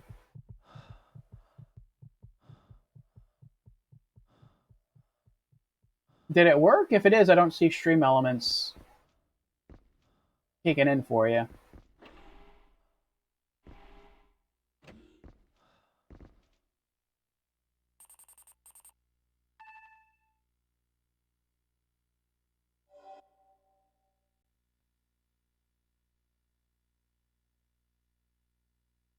Hmm.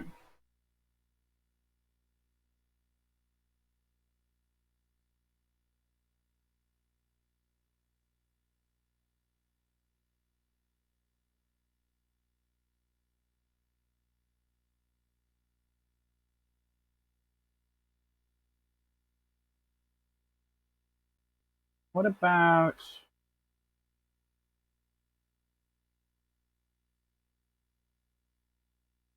Not even that one works.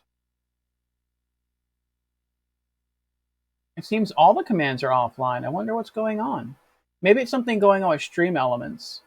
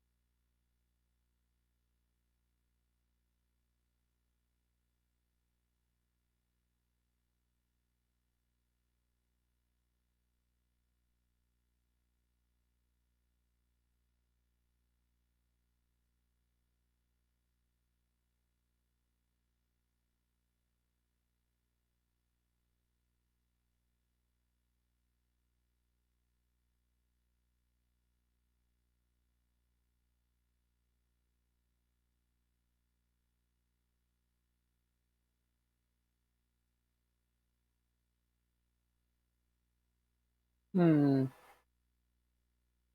No, maybe they're just temporarily offline.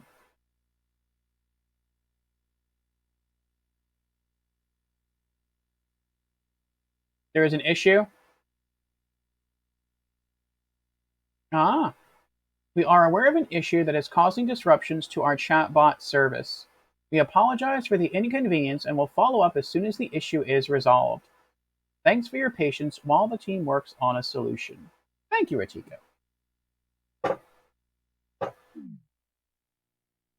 Okay.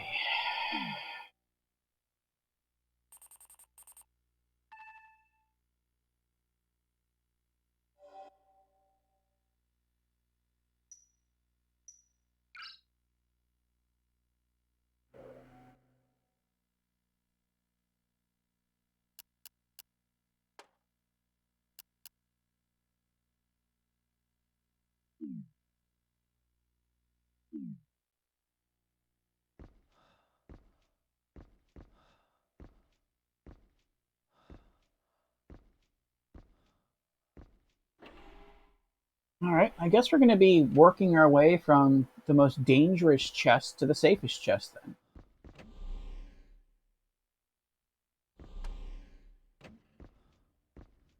We tried our luck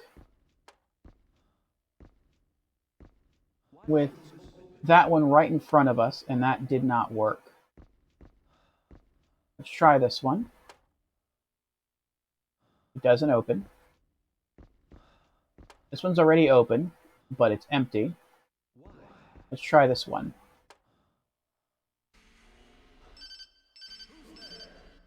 No, nothing there. Nothing there. Nothing there. Nothing there.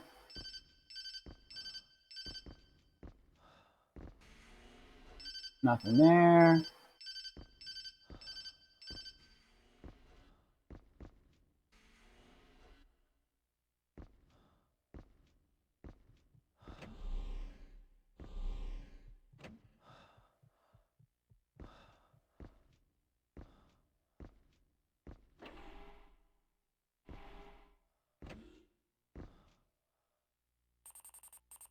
So I pretty much opened all of them.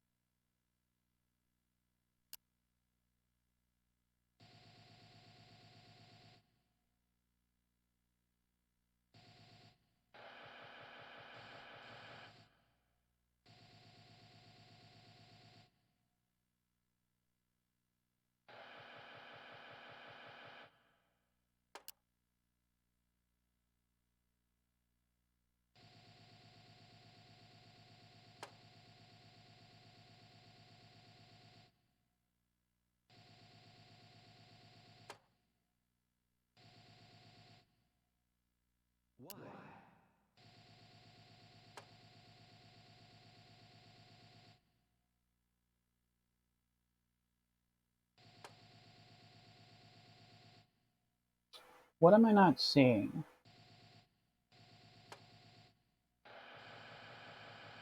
Why did they give me 3 camera angles here? Obviously, camera 3 is supposed to show me both this thing, machine control panel, which is to operate the conveyor belt, and it's to show me the ghost. Oh, one of his arms is in a sling. I bet that's the guy that left the woman in that room. Well, maybe. Maybe he was dragging those plants in front of the room to make sure no one got in there to hurt her. And the third plant in the elevator lobby was knocked over.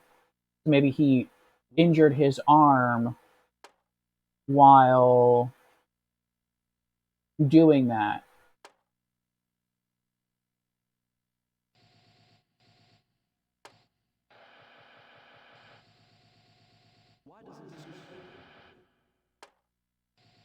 We can also see there's a ventilation control device there, but we can't reach it because he's in the way from that angle. The door is in the way from this angle, and it cannot be closed from the left side of the door. We have to be standing right here to close the door.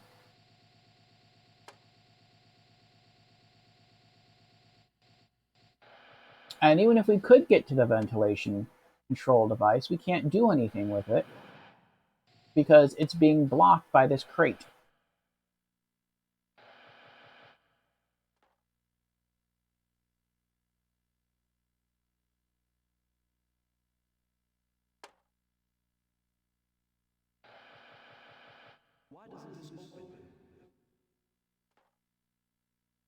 Okay. That's a lot of information to give us with just one camera. 7.5 hours live, yeah. Tonight was the longest stream of the week. Typically, it's either RPG afternoons with Xenogears, or it's Franchise Fridays with Borderlands 3, or both. But I think the difference is Thursday, this past Thursday, I got frustrated because of a dungeon, a really tough dungeon, which I have to say was very cleverly designed. And objectively, it's a really cool dungeon. Subjectively, I really didn't like it. So it frustrated me. It gave me a headache, and after I beat it, I quit. I stopped playing for the day. Borderlands 3, the DLC that we just rolled into yesterday, looks really, really awesome. And I'm actually very excited to play it, but we didn't play it that much because I was getting really tired. I didn't brew any coffee that day. I'd gotten some good sleep, and I thought that would be enough. I was wrong. Today, I got my coffee. This is actually, it's empty now. This is my second mug. I think I have like 1 or 2 more mugs left in the pot. And it's been pepping me up to keep on going. That's like a whole shift. Mm-hmm. Yeah, with Xenogears and Borderlands 3, I've been doing like just under 12 hours. Like 11 hours, like 11 and a half hours, 11 hours and like 50 minutes, like right under 12. We might cap it soon though, just because I'm not really sure what else to do. We opened all the chests, there's nothing in any of them. Now, something else I noticed though is when I open it, it beeps. And I don't think he's hearing the chest when it opens. What he's hearing is the beep coming from the chest when it opens. So maybe we have to use the beep of an open chest to somehow distract him, so that maybe he comes to the left of the door, and then when he does that, we run back through the door, and we sprint around this way. I think also, even if he's coming after us, so long as he's not within like eyesight or line of sight, our pulse starts to calm down. So that would make sense if we could come around here and then eventually close this door to get around the other side of this big machine. But I don't know how we would. I don't know, maybe when our character gets close enough, he'll just move the crate.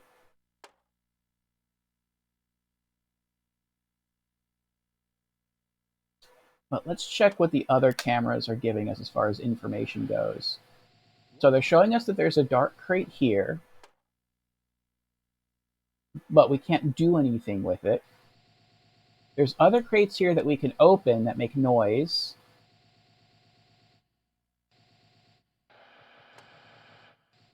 And boxes.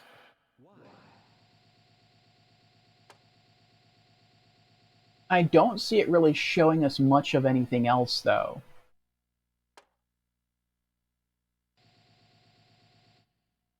And then we have this camera, which is right over the entrance door. That's showing us even more boxes.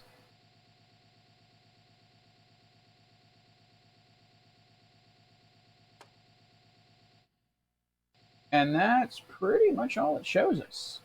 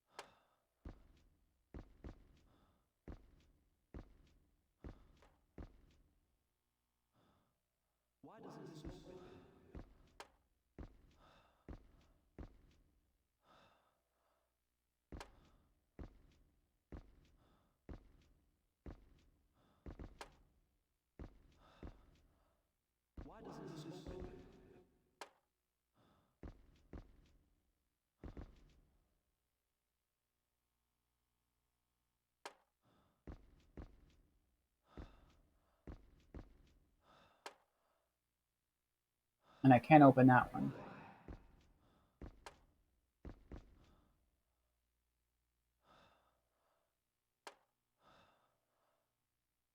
That does nothing.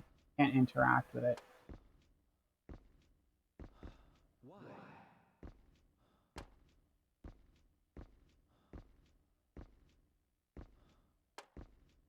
And there's nothing under it. The only thing I can think of is that maybe every time you open a chest, like he goes towards the beeping sound, and so maybe you're supposed to, I don't know. Oops. Maybe I'm supposed to open this chest to have him come over here, but then he's like literally right next to the door. But that's the only thing I can think of. To open this, make him walk over here because he walks really slow. That'll give us time to run back to the camera room to check out the security footage. And maybe when he comes all the way over here and just stands here, I mean, he practically is right in front of the door. But maybe then come back through the door, turn left, and then sprint all the way around to the other side. We break line of sight. Our heartbeat starts to calm down. We close that door. Now we can go in a full circle. He continues to pursue us. We wait until he gets back around here, and then we try to move the crate, and then we vent the fog. Like, that's the only other thing I can think of, unless we can remotely vent the fog in the control room behind the elevator, but I feel like that wouldn't be what we're supposed to do. I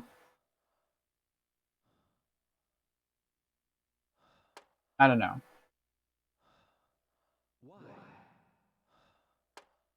Your sub is going to renew at its payday. Oh, thank you, Ratika.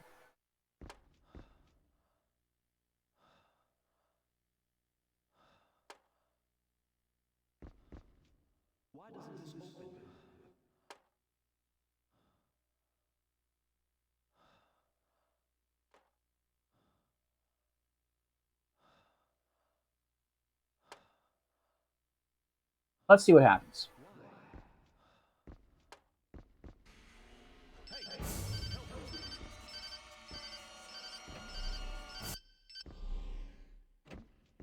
Sprint. Go in here. Access. Let's see how far around he comes. Food storage area.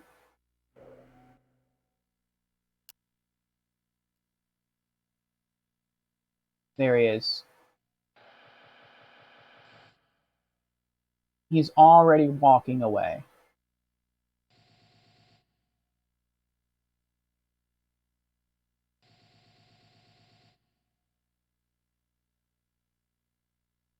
A congrats redeem and a fail redeem. It's congrats on escaping, I suppose. But the fail redeem is very justified, because we are failing to solve this puzzle.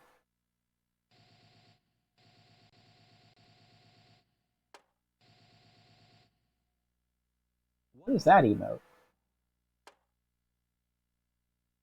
Merkle. Alright. Alright.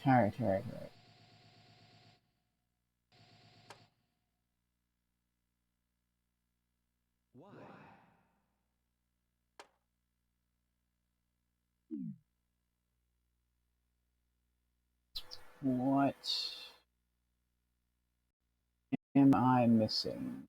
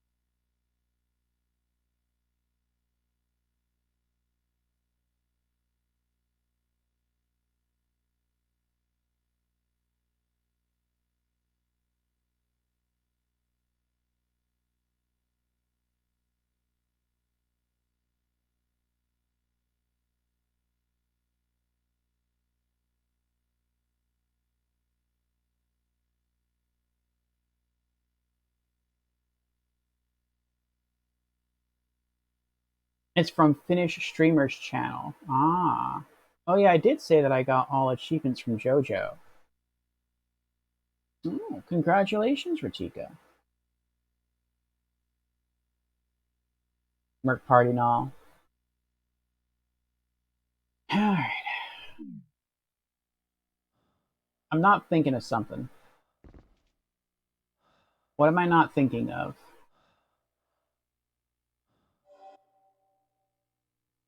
Can I use any of these items to do anything?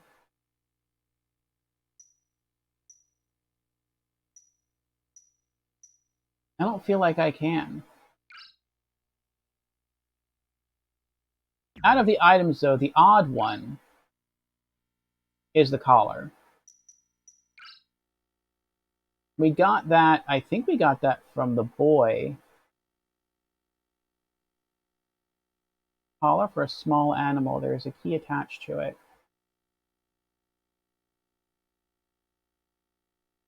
I don't know what the key is for.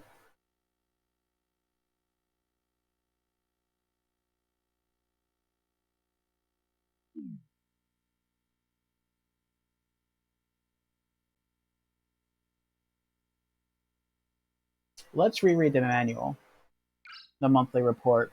Maybe that's what I'm missing. Maybe there's a clue in here that I overlooked or that I forgot about. Monthly report logbook. It must have belonged to a worker here. Read. Welcome back, Organa. Hydrate. Cheers.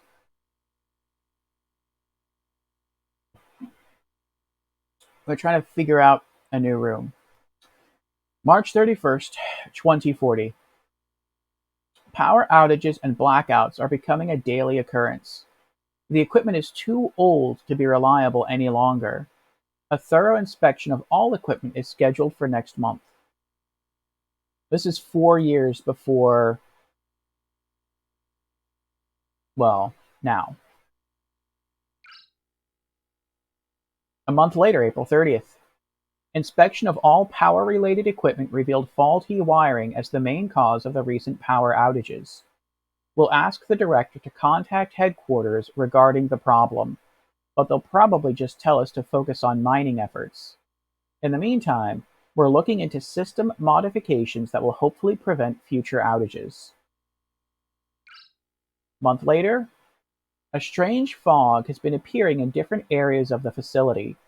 The problem seems to be tied to the ventilation system, and the person in charge of the work area, Mr. Dotto, has expressed his concern. Other than this, oxygen shortage problems that plague the facility since its inception appear to have been solved, and mining operations are going well.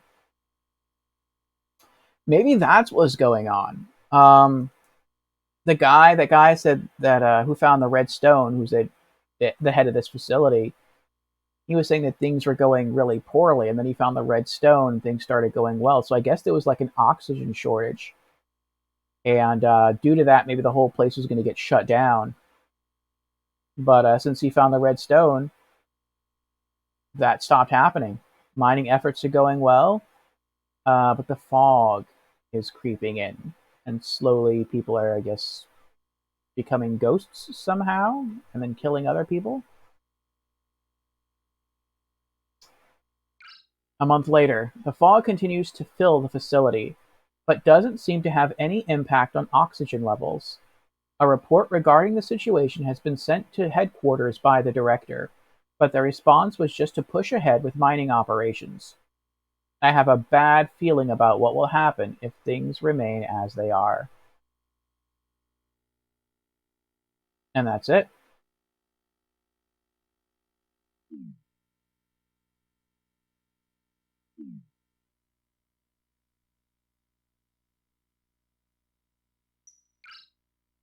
Map.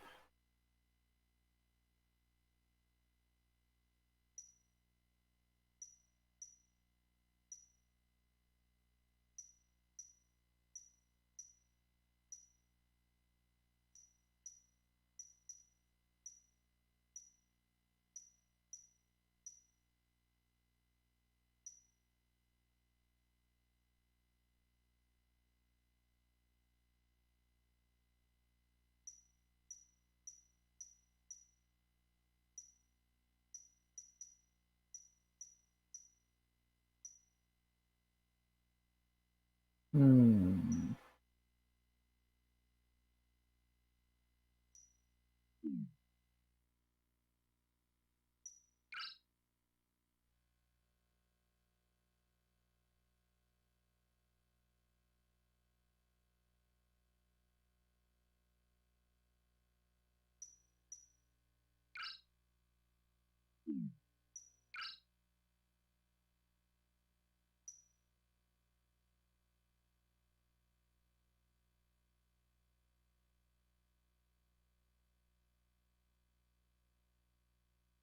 Nikolai Ivanov, male, ghost from a filtration plant hallway. He was relieved to learn that the young girl's ghost was liberated and offered a last bit of advice before his spirit too was granted release.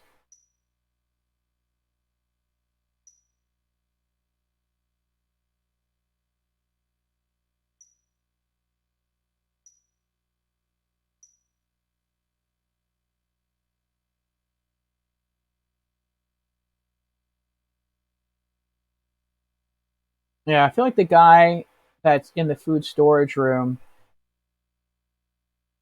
I feel like maybe we have to help him, and then maybe he'll drop his sling, and then we take his sling to her, and she'll somehow realize that it's from him, and then she'll be given peace, and then maybe she'll give us a drink, and then we can take that to the chocolate guy, and then he'll give us our clue and the key card to basement level 2. I just gotta figure out how to help that guy smash in the tin in the food storage room.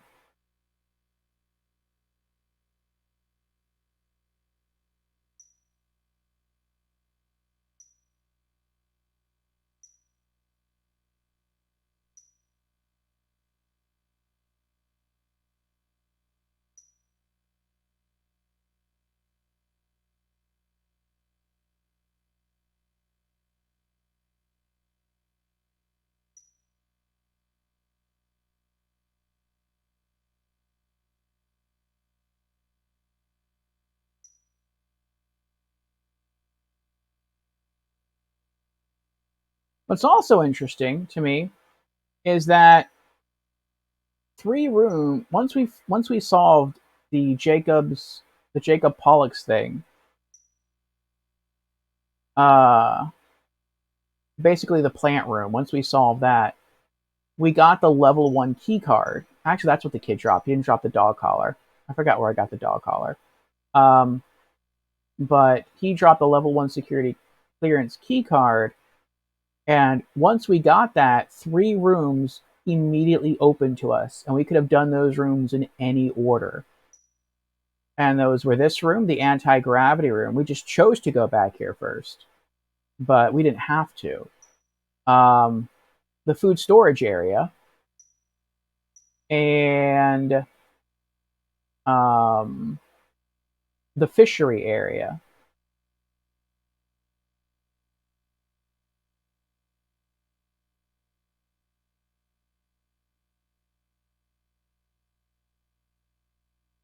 So then that means that each of these rooms must be pretty self-contained.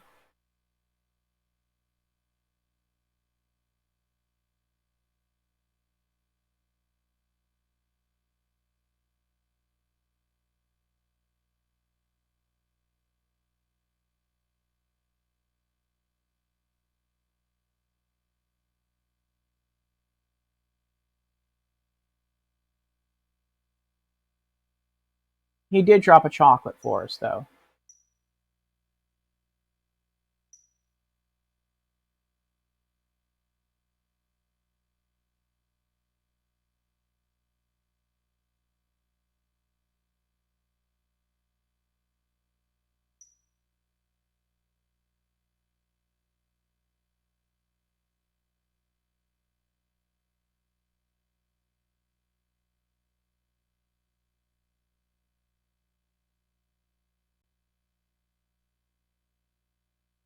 I don't know.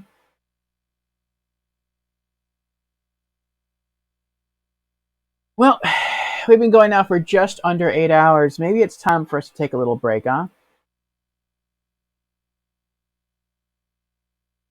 Maybe we should call it and resume next Saturday.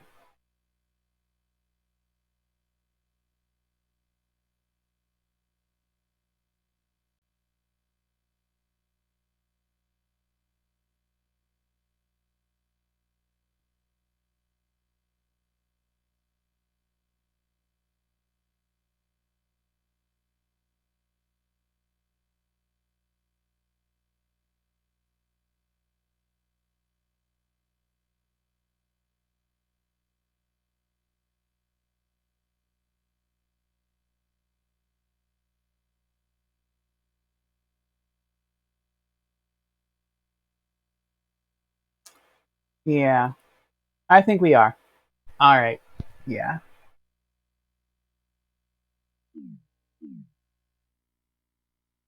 But we made some really good progress today, I will say that. Um, Actually, I can't even show you all the progress we made on this. Well, I mean, I kind of can.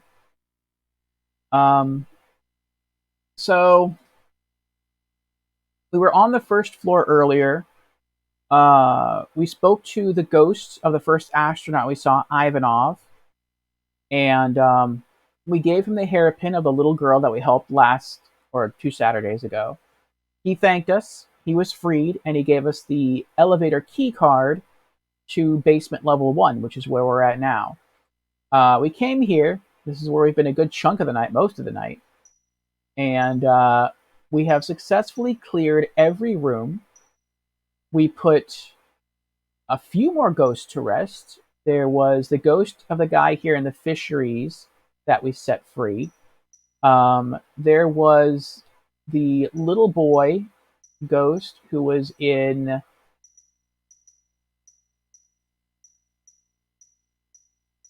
this hallway here. We helped him find peace. Then there were two girls who were in the vegetable plant. We helped them find peace. And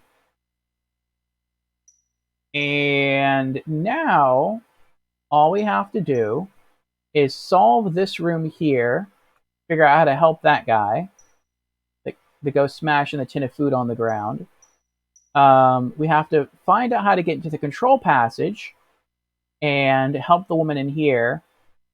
And then we have to go back to the gravity training room and help that guy there. And I think it's all tied together. Oh, you just bought rank 1 premium? Ooh.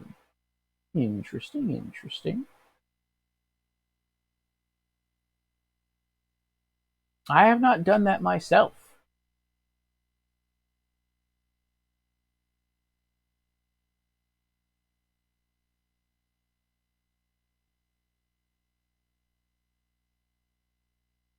I think once you have that, you can change. You can use custom backgrounds on rank 1. You also get, I think, a special tag in the rank 1 Discord channel.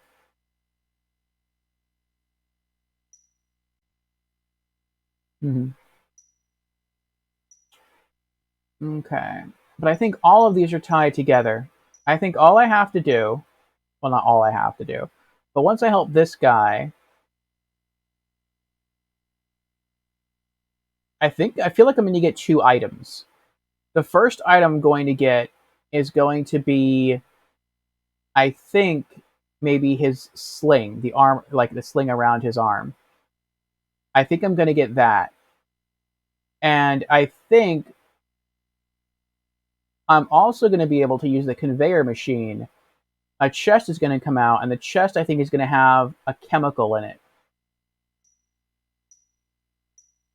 And then I can come back over here to the elevator lobby, basement 1, and I could mix the chemicals near those 2 plants that are blocking the entrance into the control passage, and that will blow up the trees or the plants blocking the way. Then I can get in here, talk to the woman, then I can give the woman the sling. She'll thank me. She'll hand me a key. She'll hand me, maybe she was left with a cup of water or a bottle of water or something. I can get that, and I can take that to the gravity training room, give that to the chocolates guy. He'll thank me. Then he'll give me the key card to the elevator, take me down to basement level 2, and then I can return here and take the elevator down and experience the next floor of the game. I just don't know how to help this guy here in food storage warehouse. But if I'm right about the chemicals, I feel like I could be wrong about the chemicals. If I'm right about the chemicals, that means you would have had, before you came down in this elevator, to have picked up that bottle of yellow chemical, which we did. But I mean, if you need one item on floor 1 of the facility and you had to bring that down here into basement area level 1, then might there have been another item on floor 1 that I missed and that I didn't pick up and bring down here to help solve a part of this? I don't know. But that's something we'll try to figure out next Saturday. Going to have to wait for benefits? I see. So yeah, we are going to head on out.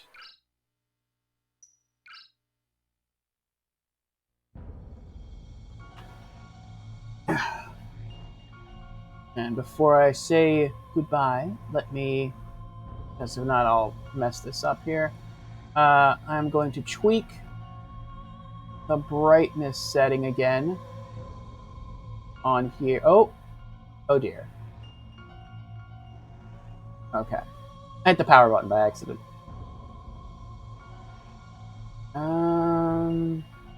Menu. Enter.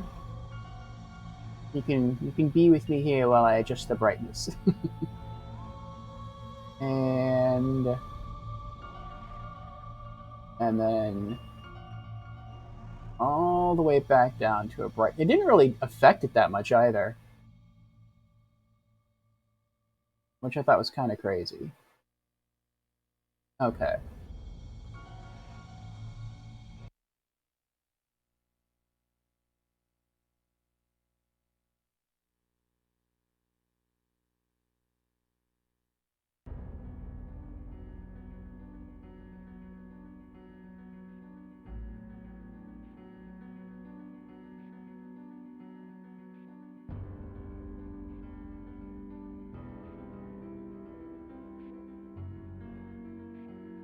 Okay. Yeah, see ya. Alright. See you, Ratika. Thank you for being here. Thank you to everyone else who was here for the stream. Thank you, Wipeout. Thank you to General Organa. Thank you, Creepy.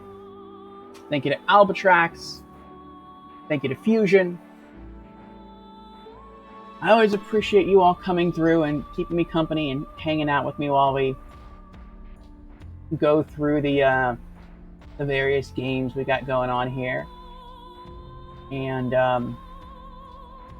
hopefully next Saturday we'll be able to figure this out. I kind of want to hang out and just watch the rest of this intro and see if there's anything here I can learn. No, probably not.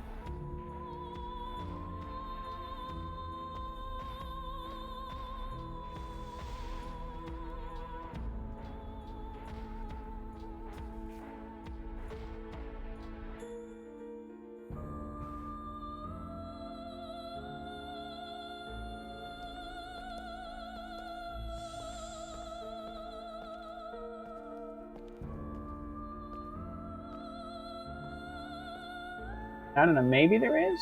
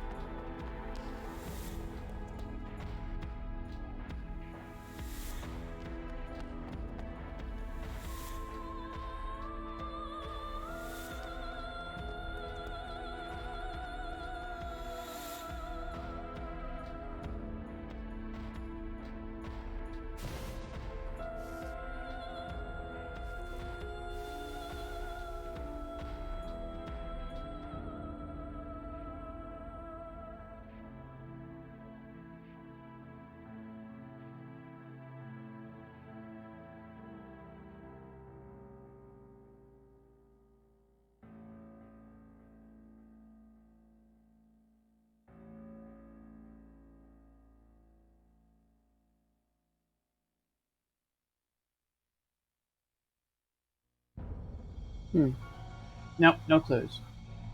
Alright, we're going to call it here. The next time I'll be streaming, well, the next time I'm scheduled to be streaming, will be Monday. For Monday Marbles, we'll be doing a second screening of 10 Dates, which is a full motion video game. It is an interactive movie where we try to see if we can find a romantic connection with someone. I think that's rather appropriate for the month of Valentine's. We had a pretty decent first experience with it, and I want to give us another run through see what happens with the other ending, and scoop up another trophy. The next time I might be streaming, maybe tomorrow. If so, it'll be some Borderlands 3, and we might just be trying to farm some hearts for the Broken Hearts Day Valentine event in Borderlands 3. So we'll see. I mean, it's not going to be anything too exciting tomorrow, just shooting creatures, collecting hearts, exploring a very basic first area of the DLC 2 area, and that might be it. But we'll see. We'll see what happens. So regardless, have a good night. Have a good weekend. Thank you for being here, and hope to see you again soon.